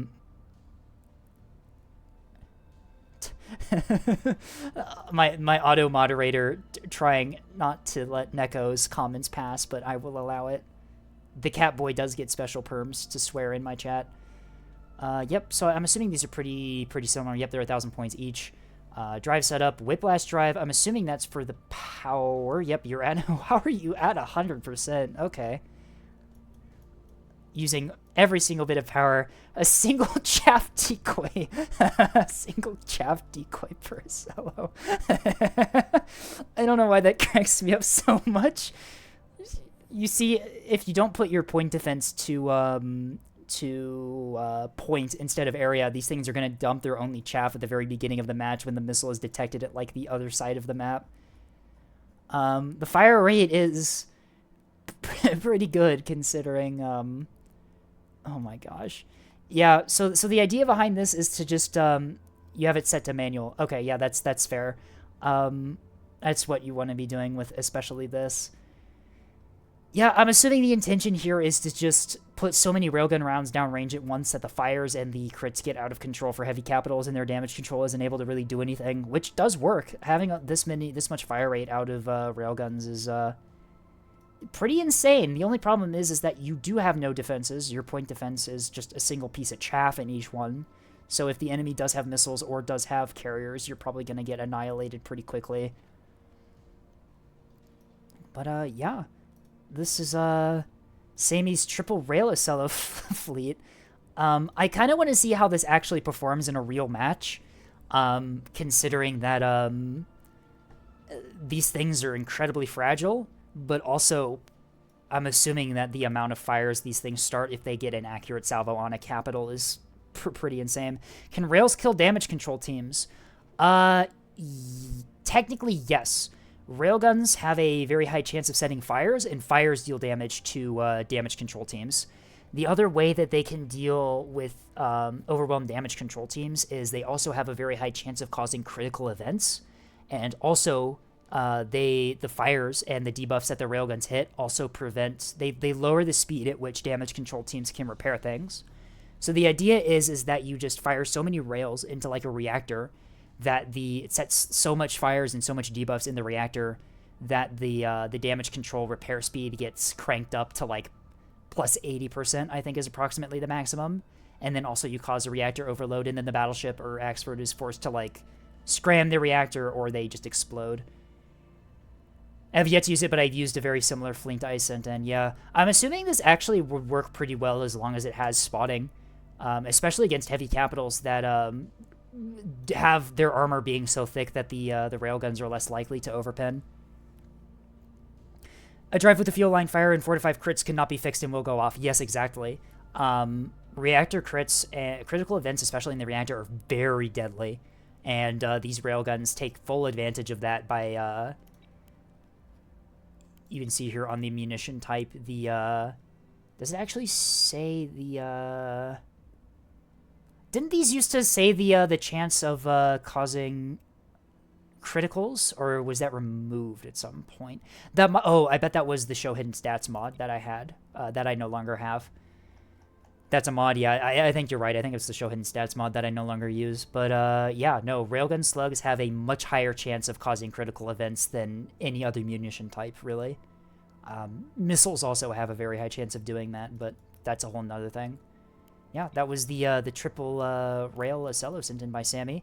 I will once again ask Sammy, I do not think I saw them answer, which one of the empty liners, you sent in a couple more of them. I'm assuming the one with the hangar is the most up-to-date one of the ones that you've sent in?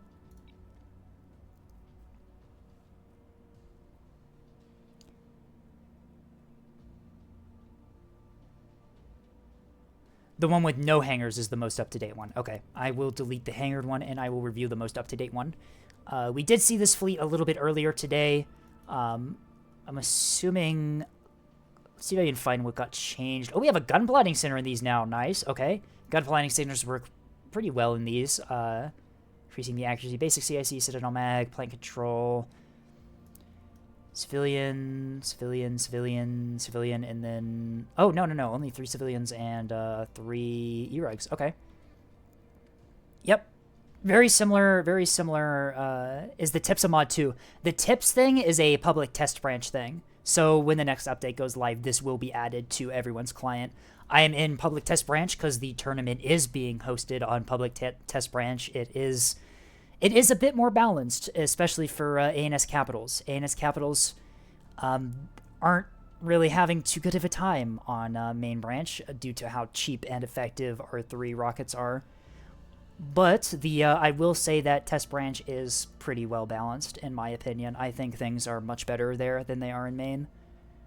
But yeah, this is pretty similar to the to how it was before. I'm pretty sure the only change I really see is the gun plotting center, which definitely does help with these mass drivers.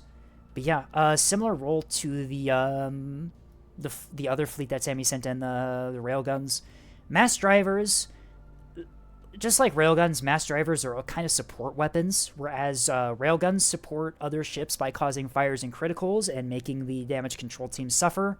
Mass drivers support other frontline fleets by destroying and damaging weapon mounts and buff modules, is what they do.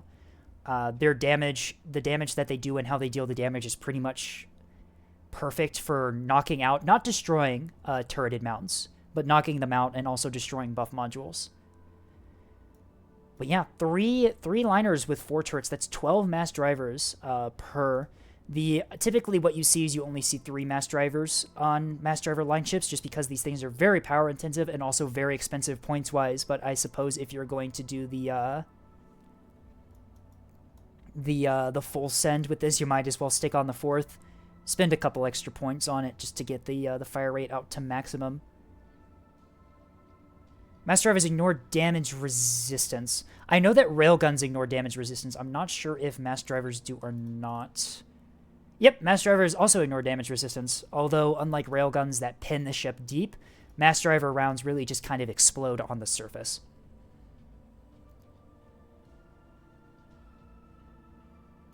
Yeah, they ignore damage resistance, but they do quite a bit of damage, but the damage they do is divided into a bunch of rays of really small damage, meaning that they can't really kill anything that's on a... They can't really kill anything other than buff modules, I think is how they're tuned. They do kill, like, ammo elevators and track correlators and stuff, but cannot actually permanently kill turrets and stuff. It's like rays of 15 damage. I think it was either 15 or 20. I'm not entirely sure. But yeah, anything that has any reasonable amount of DT is not going to really die to mass drivers, but it is going to get knocked out and set to 0% health. So yeah, that was the updated version of Sammy's mass driver fleet. on to the next fleet. This is Brunu. I'm pronouncing that horribly wrong. I'm assuming this was sent in by Neko. Yes, it was. I didn't even have to check, did I? I refuse to say this. I will pronounce it Brunu for the entirety of the time. I refuse to fall to the Cat Boys level. This appears to be a cap fleet of some kind. We have a bunch of shuttles and a liner called it's called the Pipe Bomb. It's just jury raid reactors, isn't it? Oh no. Liz, Neko's committing war crimes in my stream. This is a ship that's deliberately meant to explode. What do the wardings say? No ammo. Does it say anything about how you're not able to blow things up? No, it doesn't. Unfortunate. I can't believe this. Neko committing war crimes right in front of Liz. This is horrible. Let's actually look at the real ships in this fleet. Gun rocket hybrids with a VLS-23. Yep, these shuttles are very adaptable and very strong. Basic CICs in them. I mean, oh my god, they are all cat species, aren't they? Oh no. No. I must leave immediately. But yeah, this sort of build of putting the gun with the rocket is very reliable. You get the alpha strike of the rockets while the sustained damage of the gun, very useful. Oh, the fleet's out of order. Interesting. I'm assuming... What are the formations here? I see. Okay, so each rocket gun one is escorted by some jamming and also another rocket gun one. I see. So these are individual hunting groups for hunting down lighter assets and cap ships, and also being a very much a pain for not OSP, ANS to deal with on the cap front. Looks like there are 2 squadrons of... Never mind, there are 3 squadrons of these. And then also the war crime device. Because, of course, we couldn't have a fleet without the war crime device. Oh, dear. Ceremonial arming missiles and all of the ones that can carry them.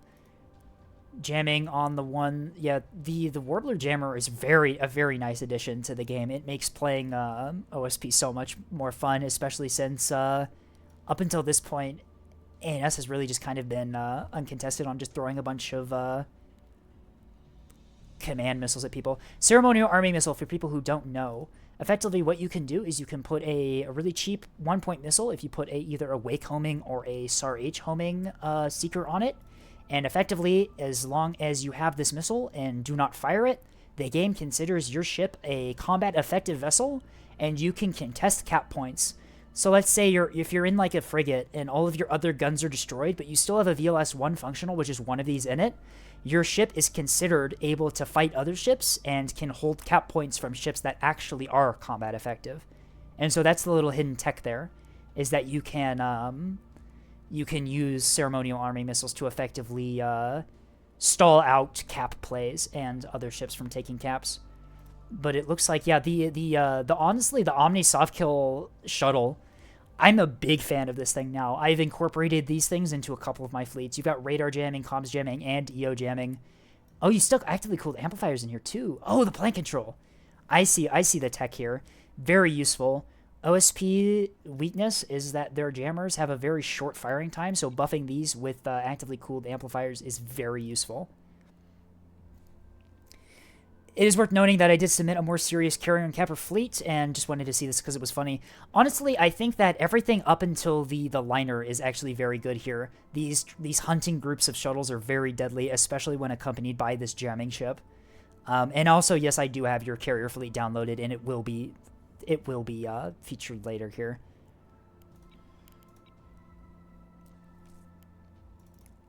Up next... Oh, speaking of...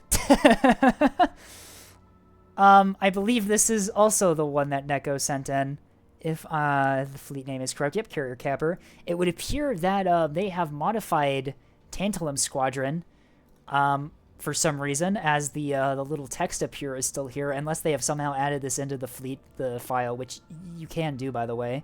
Let us take a look at this.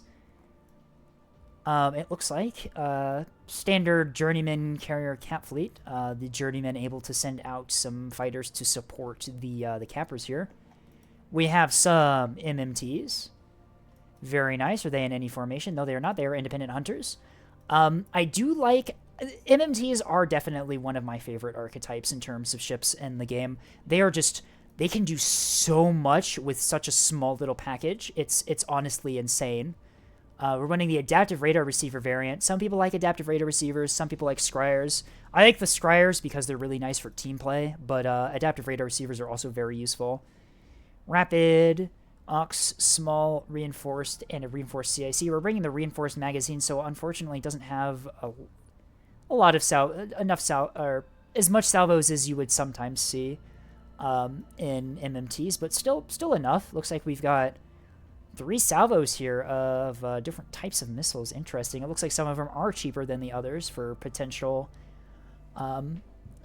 nice adaptability here in the MMT. 2 of these, I'm assuming, are built fairly similar. Yep. The carrier, we kind of skipped by mistake. Sundrive on the carrier. Ooh, nice for rapid repositioning. We have the T-20 turret here. We unfortunately do not have the T-30 on this shoulder mount here. Unfortunately, Neko, I'm going to have to ban you from my stream now for not bringing that. I'm just kidding. For those who aren't aware, it is an inside joke in Neko's chat that there is a fierce debate raging, apparently, about whether the T-30 should be here or there should be an extra hangar. In terms of the aircraft we're carrying 2 Sturgeons and a lot of Barracudas. So this is typically what you want to run in a supporting role carrier. A lot of anti-small craft capabilities with maybe a little bit of bombing for on reserve. Scoundrel is like... these are... Wait, I recognize these names, I believe. I believe I have seen these names on camp ships before. They are fairly similar. Gun Pavis and a chaff box here containing some AMM, Ceremonial Army Missile and chaff. Oh yeah, there is the Pike too. This does have the Pike. I'm assuming it's EO designating for finding priority targets for your team. We will get to the spacecraft designer a bit later here once we take a look at what all these ships do. All of these ships are mostly the same, and then we also have an EWR tug. Very useful. For some reason, you don't really see a lot of EWR tugs a whole lot, despite how strong they are. I don't know. OSB has access to this really cool sensor equipment, and I hardly ever see it in randoms. It's really sad. But, yeah, very useful last asset here. Adaptive Radar Receiver for being able to detect targets much easier. And let's take a look at the spacecrafts, shall we? So the Sturgeons, fairly standard loadout, a couple KBU-22s and some Spearfish. This is kind of the standard Sturgeon loadout. For the very expensive ones, you'll see additional KBU-22s here, but those are typically reserved for fleet carriers and can just drop bombs onto heavy capitals and remove them from the match. Less effective now in PTB, but still quite strong. This fleet is still in the correct point value, which means it is built for PTB. And we also have HE gun pods. Yeah, HE gun pod Sturgeons are cracked right now at dealing with small assets like frigates and sprinters. These things just annihilate them if you get if you catch them out. Very useful, especially for a cap support role. Being able to just deal with small craft with the bombers is very useful. It would appear that Tethys has finally decided to join us. Tethys completely missing me insult his missile fleet. Tethys, your missile fleet was so bad that even Liss complained about it.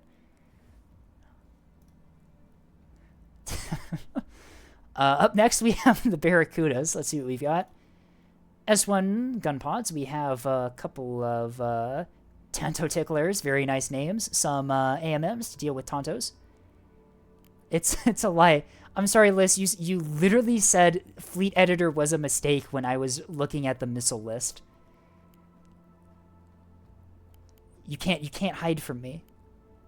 But fairly standard Barracuda loadout. It should be worth mentioning here that now that in Public Test Branch you are unable to carry the jamming pods on the underwing mounts if you're carrying the 35mm guns.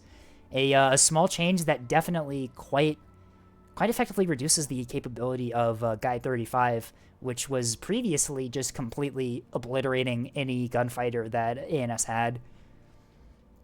But still, even without the jam pods, this build is still very strong. Flechette also got a little bit of a nerf. S1 Jam looks like the other end of the spectrum, mounting the jam pods under the wings and carrying some more AMMs. One of them is a Wake, very useful to have some mixed salvos in here for dealing with Tontos. Perch rockets, fairly standard perch rocket loadout. S1's very useful for dealing with small cap ships, some jam pods, and some fuel tanks for the extended range, and also some AMMs for warding off Tonto strikes, very useful. R2 rockets, interesting. I haven't really seen a lot of these just pure R2 Barracudas, actually. I think the thing that a lot of people run into is the fact that your salvo size is fairly limited, only being able to take 2 Piranha rockets per Barracuda. But I suppose in large enough numbers you can make this work. S2s or the S2 rockets able to pin a lot more armor than the S1s and can even threaten larger ships in large enough numbers. Bomb Voyage. Oh my god, I'm loving some of these names. They're so good. It's just a standard unguided bomb loadout here. Once again, the Tonto Ticklers for defensive capabilities. I like these quite a bit. This is really good for warding off strikes against you as you try to get in to deploy your bombs. And then the SDM-2 standoff, electing to equip the Whirlwinds here. We'll take a look at those later. SDM-200 is very nice for destroying Tontos at long range. So this loadout here is meant to deflect strikes before they even get close to you. Very nice. And then the Pike is, yep, I guessed it, is an EO targeting ball with a 20mm gun. And with the fuel tanks for extended range, very useful for designating targets and figuring out what the enemy team is bringing. But the missile designer, we will get to this later. Actually, no, it's time to get to this now. What am I talking about? What am I doing? So we had 3 different types of S2 missiles in the MMTs here. We have Forehead Smooch, Squawker, and Sundial Smasher, which I'm assuming are, yep, they're HE frags. ARAD Act, yep. ARAD will home in on the radar emissions from the Sundials, a very useful tech to use if you want to create missiles specifically for dealing with them. Anyway, first off, these are the Whirlwinds. Yep, these are a fairly standard SDM loadout. This is like the default loadout for SDMs. You can run command here if you want. It does take the missile cost up to 7 points, but it does pretty much ensure a hit, whereas with radar and Wake, you can end up missing the target. Defensive, set to craft, all, yep, cold launch, pretty fair, blast frag, and yeah, this is just fairly standard Whirlwind Naginata SDM build. Not set to detect small targets, is it not? Uh-oh. Uh-oh, Neko. Someone forgot to set their defensive missiles to detect small targets. Uh-oh. This, I'm just gonna fix this for you. There we go. Oh no. I'm glad we found that here before we PD controller force detect small targets to detect. I see. Okay. These are ripped from Amethyst, so they auto select. Okay. I actually did not know that point defense controller forces these types of missiles to detect small targets. I did not know that was a mechanic. I guess that it's probably good that that is a mechanic, considering that I have also forgotten to select detect small targets on my missiles. During MMU development, enough people kept messing up that I just decided to force it. Yeah, that is fair. I did not watch the lecture with you and Vren. I am so sorry I have not watched that video. But yeah, so maybe not the worst mistake here. I would definitely set these to detect though.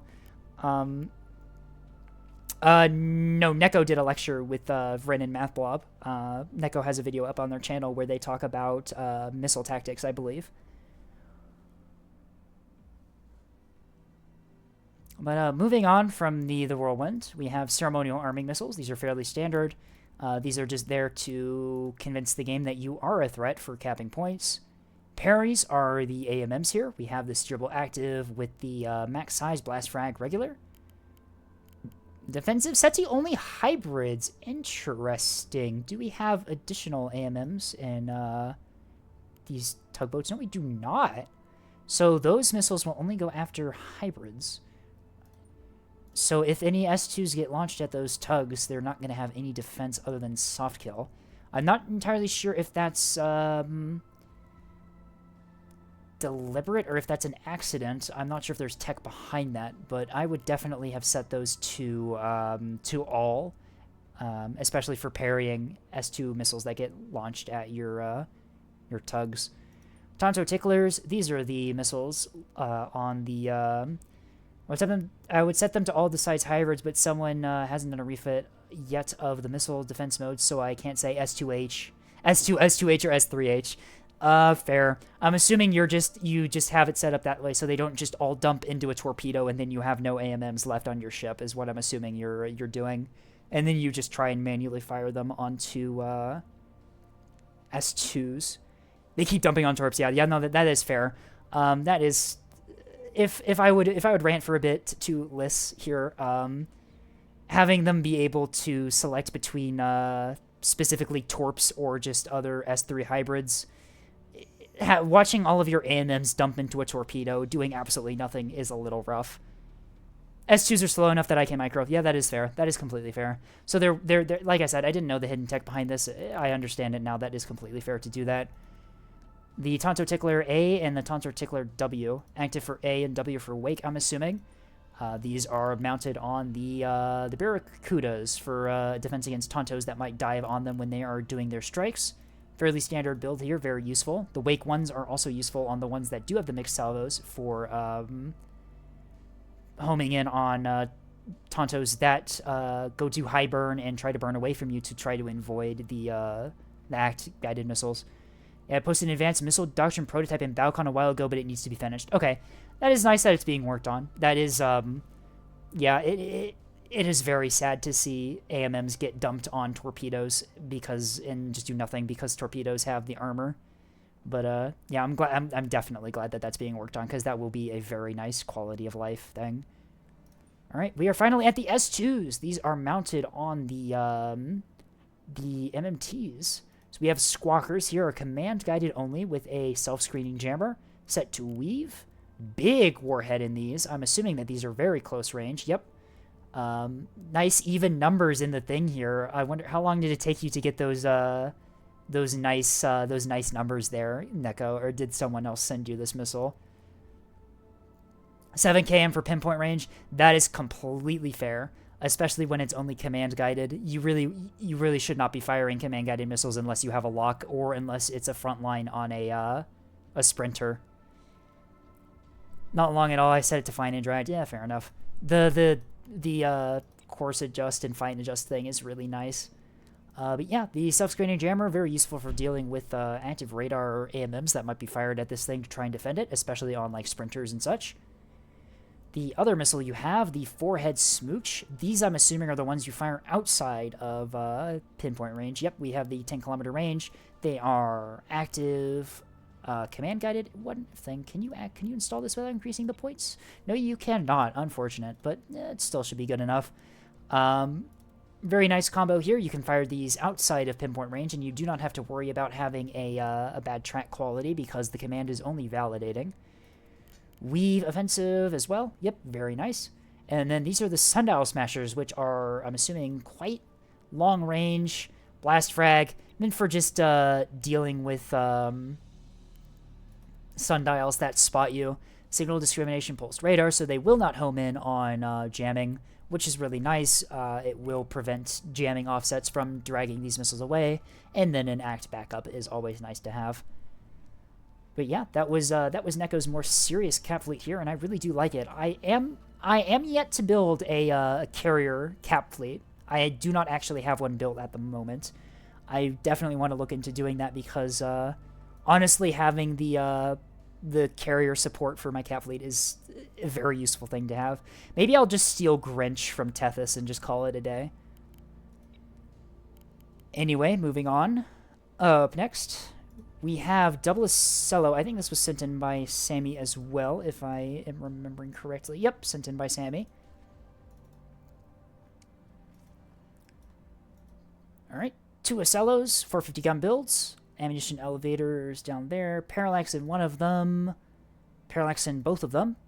Interruption on one, interruption on the other. Are these identical? They are identical in points. I'm going to assume they are identical in build as well.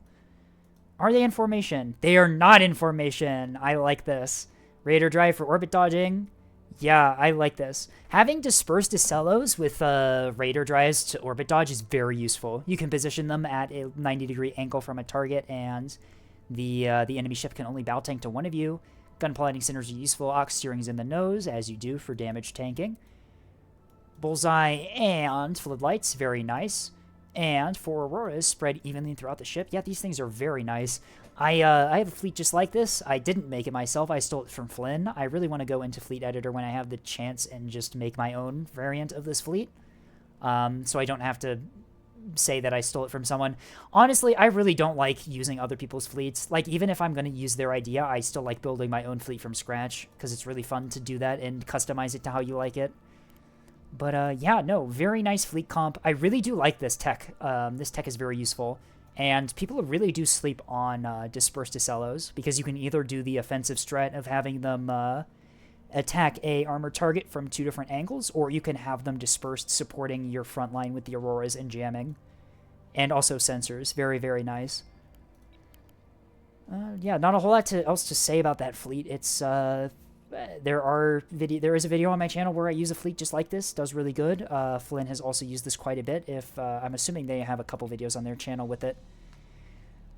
Alright, up next, Dual Levy for Less Normal People, No Coil is the name of this fleet. I think this is an Austral fleet, if I had to take... yeah, this is an Austral fleet.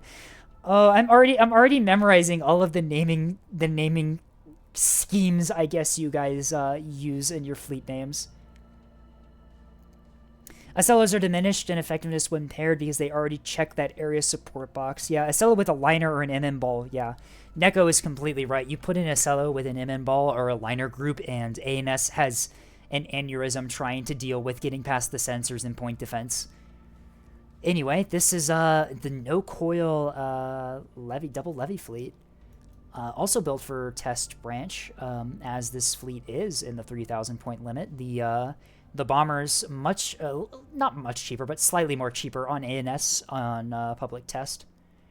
We have Rhyme Real and Wound Empty. I'm assuming these are same amount of points, so I'm going to assume their builds are similar.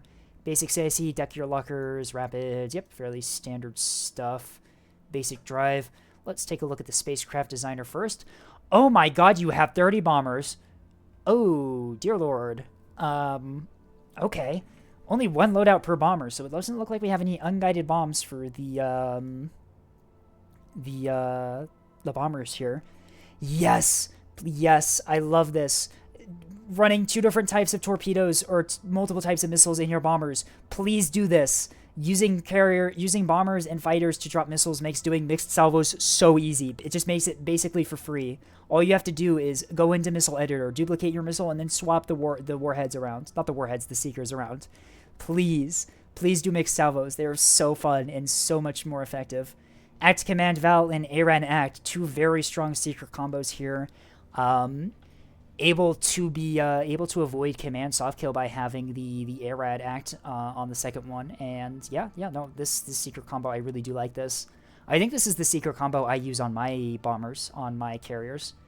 Very nice. We'll see those missiles in closer detail later, but right now I am very much liking the seeker combos. Wow, very minimal loadouts on these craft here. Anti-strike warfare, we have fuel tanks. A lot of different types of S1s here. A couple cringe shields, a couple cringe shield wake conval. Oh my god, oh wait, these are all cringe shield flashbang grum 4? What are these names? Oh my god, I don't understand. I don't get it. But yeah, this is anti-strike craft. That's how you do it. HE frag, none. Oh, this is just you being annoying, isn't it? Unless those have like a supporting module in them. Light Strike is a bunch of SAR H S1s. You have the SAR H Illuminators here. I didn't know that you can run the SAR H and the fuel tanks. That's very interesting. Illuminator pods and fuel tanks. Very nice for anti-light work. Very, very useful for dealing with small craft. Flashbangs. Yeah, let's take a look at the missiles. Cringe shields, pretty standard, set to craft. Yep, meant for anti-ship warfare. And then the Wake ones also sent for anti-craft warfare. Cringe Shield flashbangs. What is this? I don't understand. Is this just to annoy people? Oh, it's fast. So this gets into the point defense grid fast and distracts the point defense while the other missiles come in. I see the tech. Cringe S is the name of the Star H missiles. Fairly standard, ignore small targets. No terminals, you don't really need them. HE impact, yep, pretty fair. Maximized for top speed, you might as well. You're dropping these on target anyway with the fighter craft, you can just do that. Flashbangs are to force enemy craft to evade. Oh, they are. Interesting. That's interesting tech, because then they go into evasive and they break formation and break their attacks on targets. As A-Rad, so it goes after anything's nose. Yeah, no. I see the tech here, actually. Very nice. Here are the different torpedoes. I'm assuming their maneuverability is pretty much the same. Corkscrew with a 30G turn rate. Okay, very nice. 4.5 meter range, 4.5 kilometer range, I should say, rather. And a sizable warhead. Yeah, pretty fair. These torpedoes will definitely hurt craft that they're dropped into of any size. But yeah. No coil guns on this this carrier fleet here. What struck me most about this is just the limited amount of loadouts on all your strike craft, especially if you're doing a double levy build. Very interesting, although you do have quite a lot of strikes in the loadouts you do have. Yeah, 15 sorties on the torpedo bombers is quite scary, able to just kind of throw torpedoes without just... Yeah, just able to throw a bunch of torpedoes about. Yeah, pretty good loadout here. Yeah, no, I vibe with this. I vibe with this. I will say, though, not bringing coil guns. Bring coil guns. They're so good. Mix them with 20 mil. Use the coil guns to engage enemy ships, enemy craft at range, and then the 20 mil can clean up. Hybrid Axe Jam is sent in by... Desert Cyclone. This is a Desert Cyclone fleet. I think this is their first fleet. Very nice to see some new people show up here. Very, very happy that I'm getting a lot of people in here. By the way, thank you all so much for being here, by the way. This is very nice to see all you people here just hanging out and discussing fleets and doing tournament matches. Alright, the Going Shark is our first ship here. Whiplash Drive. Dragonfly. Okay, Whiplash Dragonfly. I can see it. You get the maneuverability and the speed. I do personally like the Whiplash in the small slot and the big Raider Drive just for that extra maneuverability and axe birds. Very useful. But we are going for the Beam 450 and 250. Interesting. Let's see. In terms of buff modules, we have some micro-reactors, FPAs. That's 2 FPAs. And ammunition elevators and mountain gyros in the nose, and some ammunition elevators up here. So I think that's 3 ammunition elevators and 2 FPAs, if I am counting correctly. Yep. I think. Yep, 2 FPAs. Yep. Alright, fairly standard. Mixing beams and kinetics on ships can be a little bit risky, because then you have to split up your buff modules and cannot buff things fully and completely, but it works. You still have a fair amount of buff modules. 2 FPAs, though, in a beam turret is not really going to be doing a whole lot to ships really larger than, like, tugboats and stuff. So I'm assuming that you might want to use the beam for, like, destroying small ships. Also, I'm seeing some rebounds here. I'm assuming they're rebounds instead of stonewalls on these side points for, like, point reasons. But, here's a little tip. If you want to run rebounds, stick, like, 3 RCCs, Rapid Cycle Cradles, in your ship, and suddenly rebounds have more damage output than stonewalls do. It's a little bit funny. Let's take a look at the damage control as well. We've got 1 large, 2 smalls, and 2 reinforced. I really like this setup, especially with the buffs from damage control centers. I'm assuming there is one somewhere. There is one. And a small workshop. Nice. Okay, so I see a lot of your points going into damage control here. Very useful. I do prefer to have a little bit more large DC lockers than I do, or sorry, a little bit more reinforced than I do large, simply because reinforced are the ones that's going to be able to survive missile hits. And you can use the reinforced to bring back online your larges for later, if you can manage to get your craft out of the engagement area. Lots of reinforced stuff in the front, very useful for bow tanking. And the 250 in the back is quite useful, actually, for dealing with small craft that get behind you, although you keep in mind you still actually have the beam here to do that as well. I also noticed that you have mount gyros. Mount gyros are really nice, especially for beam turrets. Beam turrets have very slow traverse, so putting mount gyros in ships with beam turrets is always a really good idea. We have jammers on these as well, and some chaff. Yep, 8 chaff per. Okay, yeah, that's pretty fair. Are these ships identical? I think they are. Yes, they are, I believe. Yep, completely identical. So, 2 of them, are they in a formation? They are. Okay. So yeah, beam Axfords can work really well. Typically, though, when you want to run beam Axfords, you typically want to invest in it kind of as its main thing. Only bringing 2 FPAs can be rough, especially if you're matched against something like liners, Acellos, or monitors, because only having 2 FPAs in a single beam turret, you're not going to be doing the amount of damage you really want to against those big targets, whereas if you manage to get 3 or 4 with the beam turret, you're going to be melting those larger, heavier ships at close range. The 450 definitely will help with that, and extending your range is always nice. My big critique, what I would say here is I would move the 250 up to the front mount, get rid of this 450 turret entirely, and then maybe on the back put some either comms jamming or SDMs for dealing with like strike craft and missiles. Maybe see if you can fit some, if you're not going to be buffing the rebounds with RCCs, maybe try and fit some stonewalls there. But that would just be my take. I'm assuming the idea of this fleet is it plays really close to cover, very close to count points, and eviscerates ships that get in close. The goal is to hold points with 450 skirmish, beam threat for rush, and 250 to ward off rocket flankers. I see, okay. Yeah, no, I mean, you can make it work. The issue I think that we're having here is we have 3 different types of weapons on this thing. You have the 2 different types of caliber guns, and then also the beam. I think what's happening here is you're maybe splitting your focus on these ships a little bit too far, trying to make it a jack of all trades, and reducing the effectiveness of what each thing does. I would definitely, yeah, that's mostly my recommendation, is to just move the 250 to the front and maybe invest into something different on the back, like missiles or jamming. It's split between energy and ballistic buffs. Yeah, that is also rough. Bringing both energy and ballistics on ships can be rough because you quickly run out of buff module slots and can only buff things ever so slightly. You want to be having as much FPAs in the ship as possible for the beam. 2 is significant, but it's, if you're matched with anything heavy like monitors and stuff, you're going to be really struggling to get through them. Originally, it was double 450 instead of 450, 250. I went down for the points because I was trouble getting the rear guns in. Yeah, that's fair.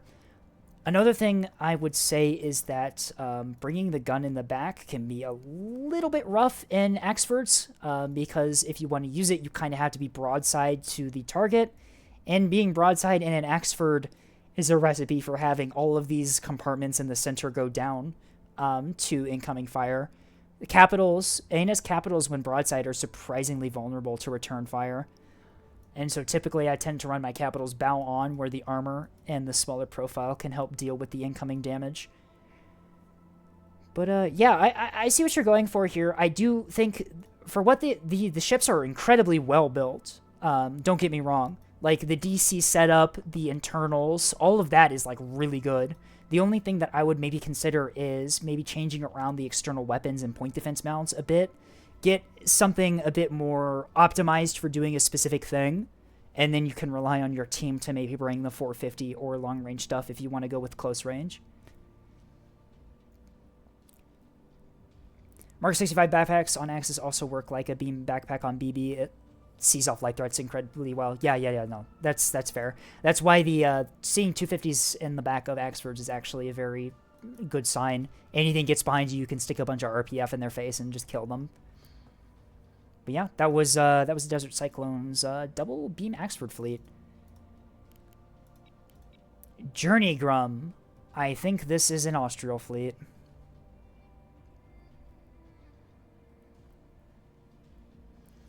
Yes, it is an Austral fleet. Oh my god, I cannot believe that I am getting familiar with your guys' names like this. Oh, this is so silly. But also Austral names their fleets very, oh my god. Do I even want to review this? What are these names? Oh no, I have to review this fleet. What have I done? Why did you name the Halberd Skibbity Rizzler? No, okay. Australia, you're banned. Bye. This is horrible. This is horrifying. My eyes. It's a carrier cap fleet again. We have no bombers and a lot of a lot of halberds. So the carrier is pretty standardly built. Hangars and stuff. Small mounted hangar on the shoulder. MMTs. Are these in formation? They are in formation, taking advantage of the salvo size 4 you get out of the talismans if you run them in formation. And then we have some cap ships. Look at these things. These are fairly standard. And then the cringe capper is called cringe, as it should be. The missile SGM-100 cringe shield has defensive doctrine. Oh my god. The missile names in the advisories, so funny.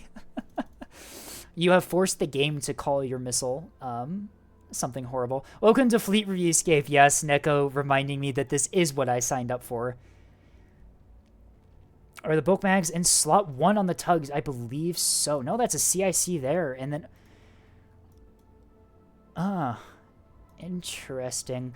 If you're gonna run the bulk mag, I would very much advise you to put it here and then put a reinforced CIC here, because if you start taking RPF to these MMTs, your bulk mag is gonna die. Meanwhile here, because of the way the RPF cone works, it abruptly ends like right here if it's prox fusing onto the nose, and this compartment here takes like no damage. But yeah, bulk mag there.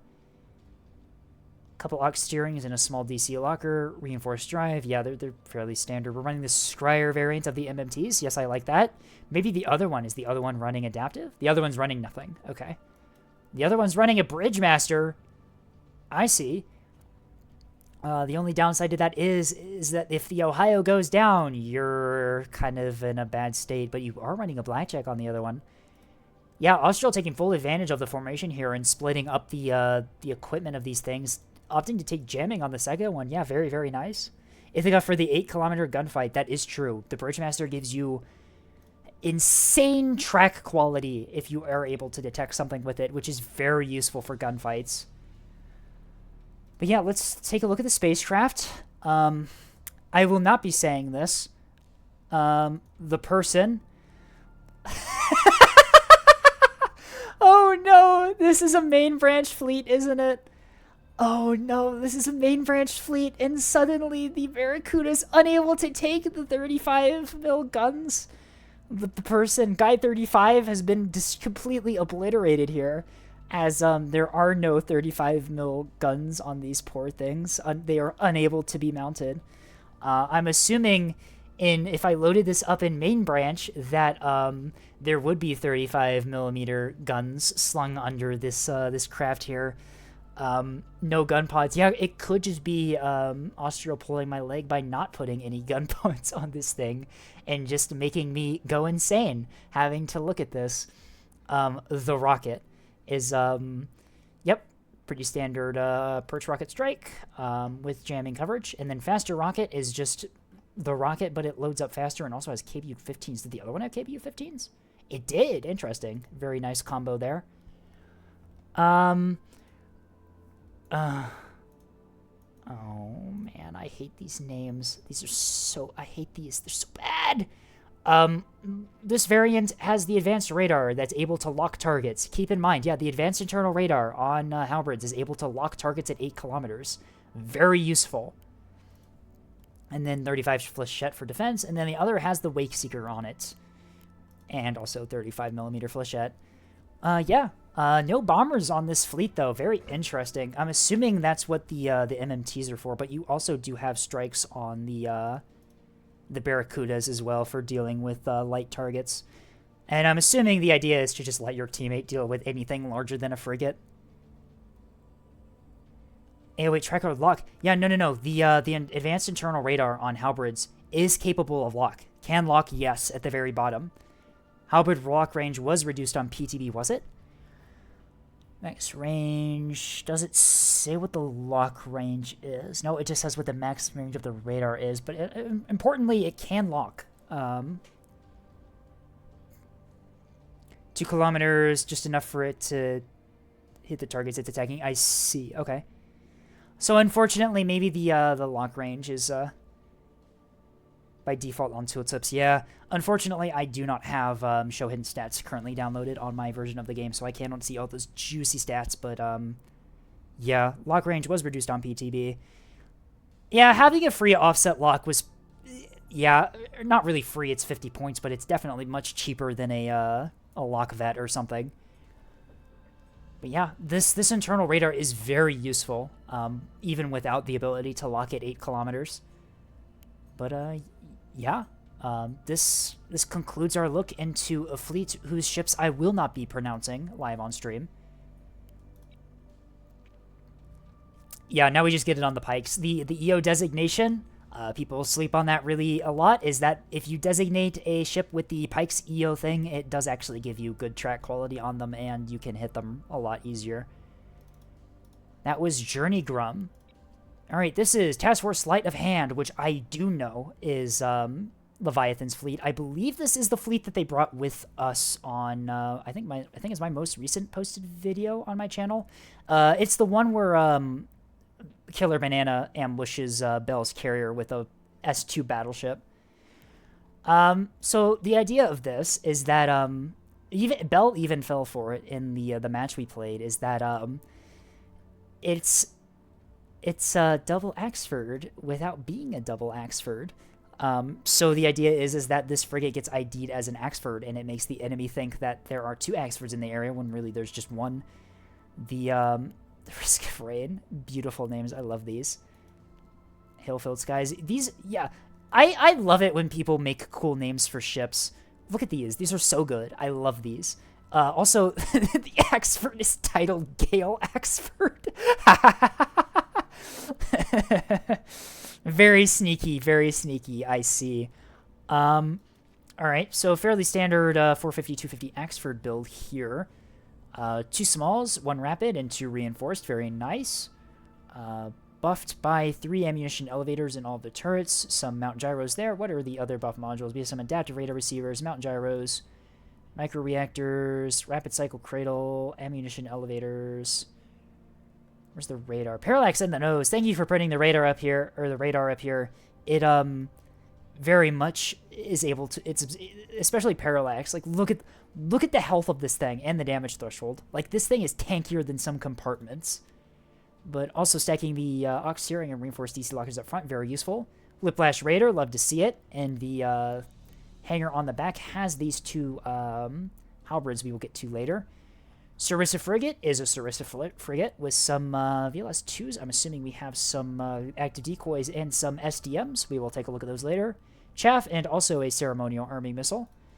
The Masquerade Frigate, or I'm sorry, the second Axford, as I should say, also has some S2s in it. Tempests and some more SDMs. Very nice. And then a jamming escort. I'm assuming this jamming escort is for... The jamming escort, oh, that's big brain. That's big brain. Putting the jamming escort for the Masquerade Frigate. The enemy identifies it as an Axford, and then you just jam them out and make the Axford disappear, and then the ship isn't on their sensors, and they can't ID it. Oh, that's great. I love that. Anyway, on to Spacecraft Designer. The halberds. They have the Sprinter Masquerades! Oh no, I think this is the first time I've seen halberds run the Sprinter Masquerade. That's so fucking funny. And then I'm assuming you just have these orbiting the Axfords and just giving the impression that the Axford has Sprinter escorts. That's actually based. This is incredibly based of you, Leviathan. I love this so much. I get why it's called Task Force Sleight of Hand. There's so much deception going on here. But interruption on the Axford as well. I don't think we noticed that. Huh, an Axford and escorts. That's a normal fleet. You see, Neko, it's fine because some people do run stuff like that because they just put no DC in their ships for some reason. Anyway, here are the SDMs. We're going with the cheap 4.1s. I think can you make the nope, you cannot make the warhead bigger. Can you put this in either? Nope. All right, so these are the cheap 4.1s. You can put the fixed radar in here and also make the warhead smaller, and you get it for one less point compared to the 5.1s. It does mean that there is a chance that you might not be getting kills when you normally would on the 5.1, but it allows you to fit some extra. Here are the arming missiles, fairly standard setup. And then here are the S2 missiles. Does this have, what's your missile salvo size? 2. So you fire 2 at the same time. So I'm assuming you fire 1 at each for like dealing with small cap ships is the idea here. I will always check if you can do that. No, you can't. Okay, very good. ARAD Val. ARAD Val is very strong because of the 30-second memory it has. Direct Weave. Very long range on these. Wow, okay. Sacrificing a bit of maneuverability to get that range and speed. Okay. It's supposed to be a missile backpack? I see the tech. Oh my gosh. Leviathan, you are very evil. Bonus tech of the mass sprinters. Any HI missile shot at them won't have detect small targets, and the 35mm will easily kill them. I don't actually. Liz, can we ask if a halberd has a sprinter masquerade on it, and the missiles fired at it? Well, I guess that would work, right? Yeah, because if any missiles fired at the small targets, they wouldn't seek onto the craft. And interesting. It does also mean that the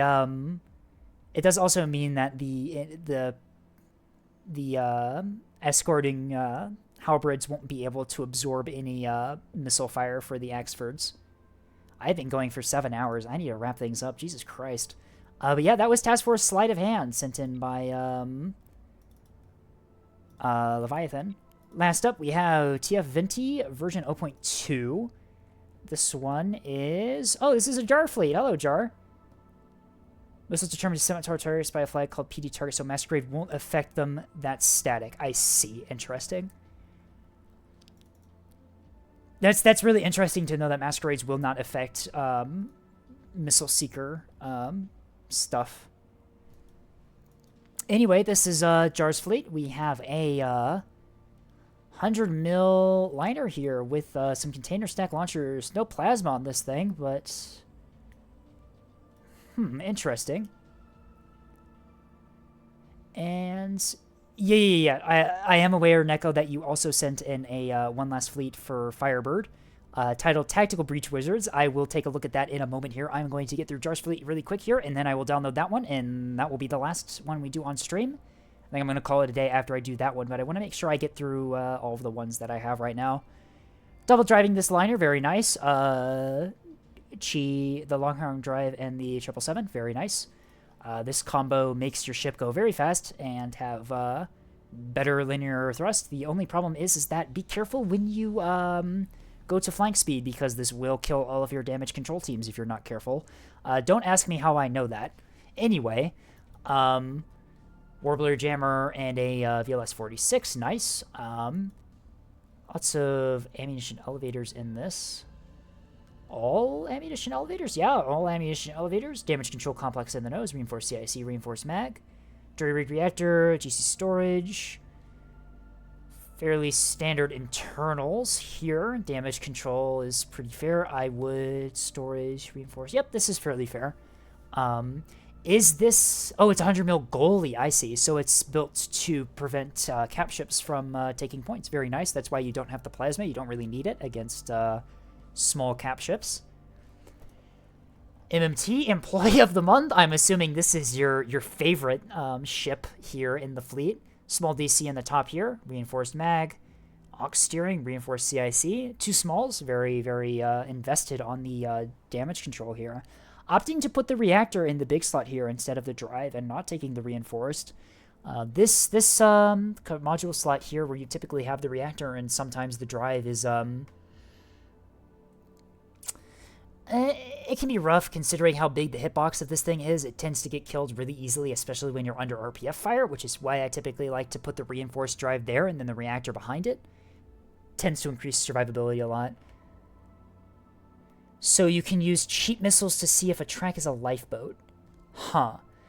Leviathan, I would not go saying that you're going to fire some missiles at lifeboats here in front of the developer of the game lists. Not the greatest idea, but you know what? you do you, I suppose. Hunter says the radar and no supporting module. Former employee of the month is the same thing. It's okay, they won't track, she said so. Liz, is it still a war crime if the missile doesn't hit? That is the question. Lifeboats identify in a few seconds, so it's just bad timing. Yeah, that is fair. Lifeboats do get ID'd pretty quickly, and it's also fairly obvious what they are, especially if they start slowly ejecting from a ship you've been firing at for a while. All right, so we got a couple... Oh, we got a gun shuttle pair here. One of them with Pavis, one of them with a pinpoint. Very nice. Oh, they have Huntresses. Oh, that's why you're bringing the pinpoint. Very interesting. How are you powering these things? With a reactor booster. I see. Reinforced stuff here. Small DC locker. Very nice. And then I'm assuming the other one is... Oh, the other one's rockets and rocket with jammer. Do you have any... Huntresses? Huntresses on these shuttles. Look at this. Look at this tech. Interesting. You hardly ever see this. There is no ability to lock with this formation here, and firing... You do have a Bridgemaster, so you will be firing on a Bridgemaster track with the rockets, but yeah, very, very interesting. And then the Ablative Capper is a Cringe Capper with a Pavis and also a Chaff Box. Oh wow, this is a fairly invested Cringe Capper. I say fairly invested, and then it's less than 180 points, but still.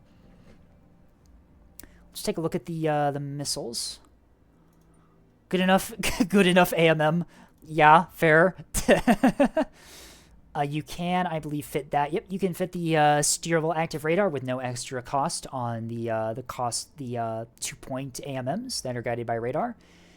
Make sure you do that. You want as much maneuverability as possible on the missile, and this steerable one will ensure that the missile you're firing at doesn't outmaneuver your missile. Also, we're set to detect small targets. I think, just like Liz said, that this doesn't really matter because these will home in on missiles, question mark? Or is it just the SDMs that have that logic? At any rate, you should have this set to detect. Always nice for your AMMs to actually track onto the targets you're supposed to be firing them at. I'm not sure if the... I think it's for craft missiles, it's auto. I see, okay. So yeah, if it's not a craft missile, make sure this is set to detect, please. Very unfortunate for your AMMs to just miss the target entirely by not homing in on it.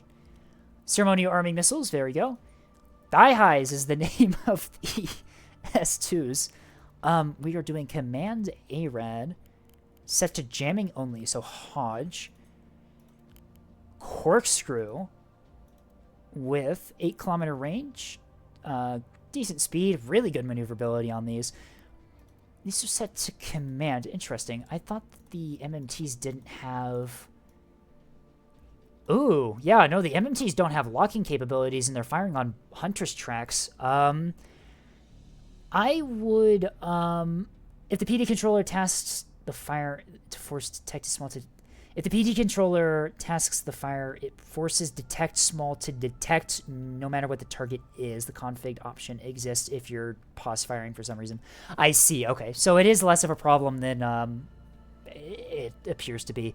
But speaking of problems, these MMTs are completely unable to lock their targets, and they are using command-guided S2s, firing at Hunter's tracks.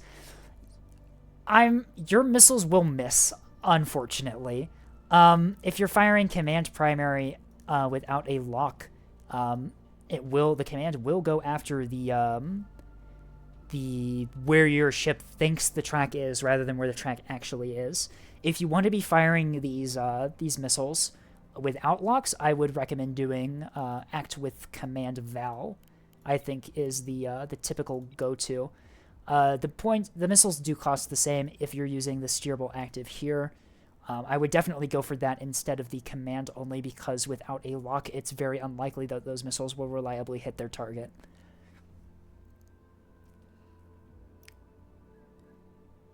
Can we have a setting to choose if we only want certain warnings, like red, yellow, or blue? So you can toggle off the blue tips in the settings. Those are mostly tips for newer players that kind of just provide general fleet building tips for specific ships.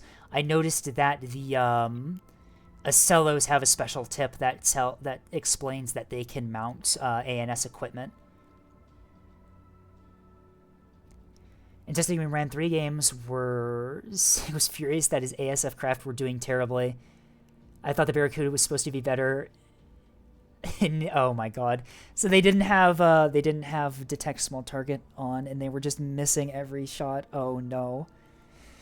I'm assuming that was the straw that broke the camel's back when it came to just having PD controller force detect small objects on. But yeah. That was Jar's. I didn't even look at the names. Femboy Noodle House, Employee of the Month, Former Employee of the Month. These are beautiful fleet names. I love these names so much. These are so good.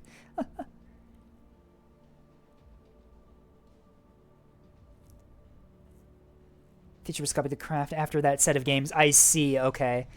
Yeah. Despite the PD controller mostly fixing your errors, it's probably best to make sure that your AMMs are set to detect small targets. All right, we have one more fleet left to review today. This is Firebird's fleet. They will have to watch the VOD. This was sent in by Neko on Firebird's behalf.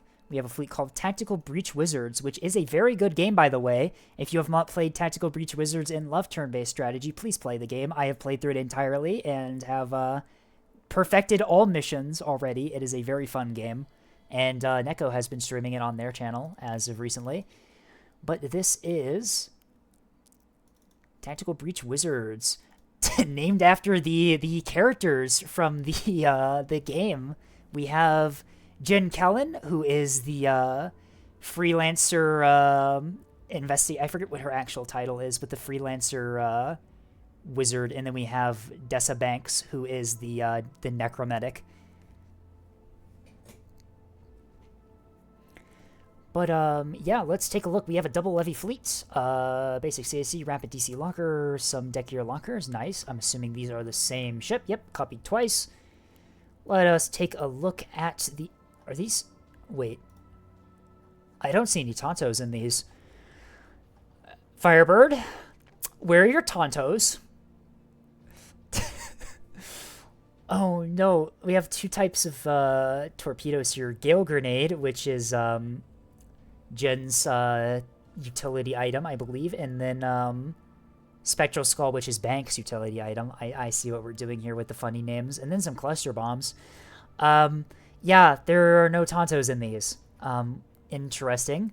I guess the idea is just good luck team for dealing with incoming bombers. I am too busy bombing the enemy. All right. We have 2 loadouts for the bombers here, which should come as no surprise as being the mixed salvo torpedo bombs. And also, oh, cluster bombs with the torpedoes. That's why we saw more Gale Grenades than we did Spectral Skulls. Interesting. I have not seen this tech, actually. I'm curious. I'm assuming this works decently well. You pop the torpedo into a ship, which might disable their command and point defense, and then you follow up with the cluster bomb. Interesting. And then we have some sundials fitted with just the standard loadout. No ELINT sensor on these. Tech has been around since carrier testing. Structure broken ships die hard to CBU. Interesting. It's interesting how this is the first time I've seen this. I have not seen this tech before. But yeah, I will trust that it works. But missiles, we only have 2 to go over. Yep, same missile. One of them is EOVAL, Very, very hard to deal with. It is set to reject unvalidated targets too. Very interesting. Corkscrew, purely standard, 4.1 Gs, 2.7 kilometer range approximately, and almost just under 200 meters per second. Yeah, fairly good torpedoes here. Yeah, there's not there's not a whole lot to say about this fleet. This is just fuck you all bombers. Does the tip say anything about Tontos? No, it does not. But yeah, this is I'm assuming the idea here is just sorry team, I can't protect you from enemy bombers. I'm too busy removing the enemy fleet from existence is the idea here. Very, very interesting.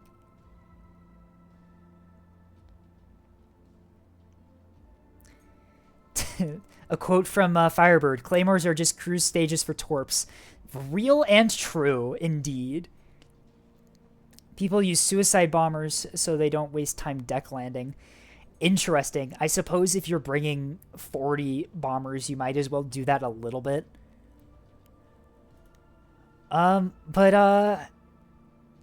Yeah, this was the last fleet of the day. There's not a whole lot more to say about this thing other than, wow, that is a lot of bombers you have. And also, I do love the names of these ships.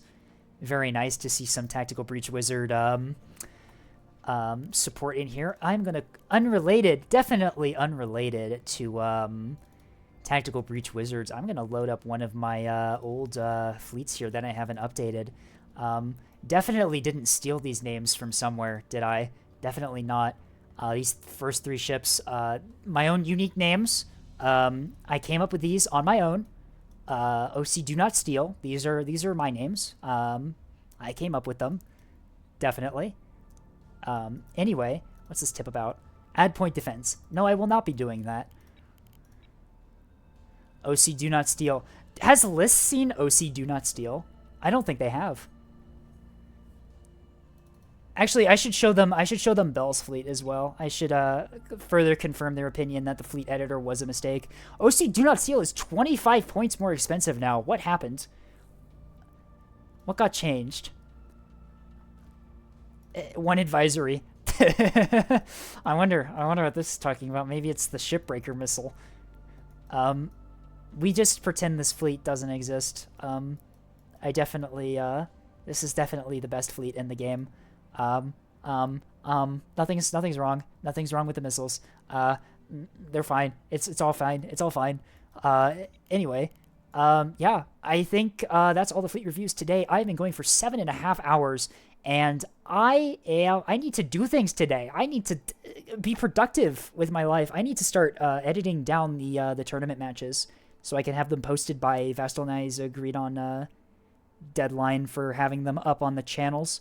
So, I am going to call it a day today, and, I will see you all around, I guess.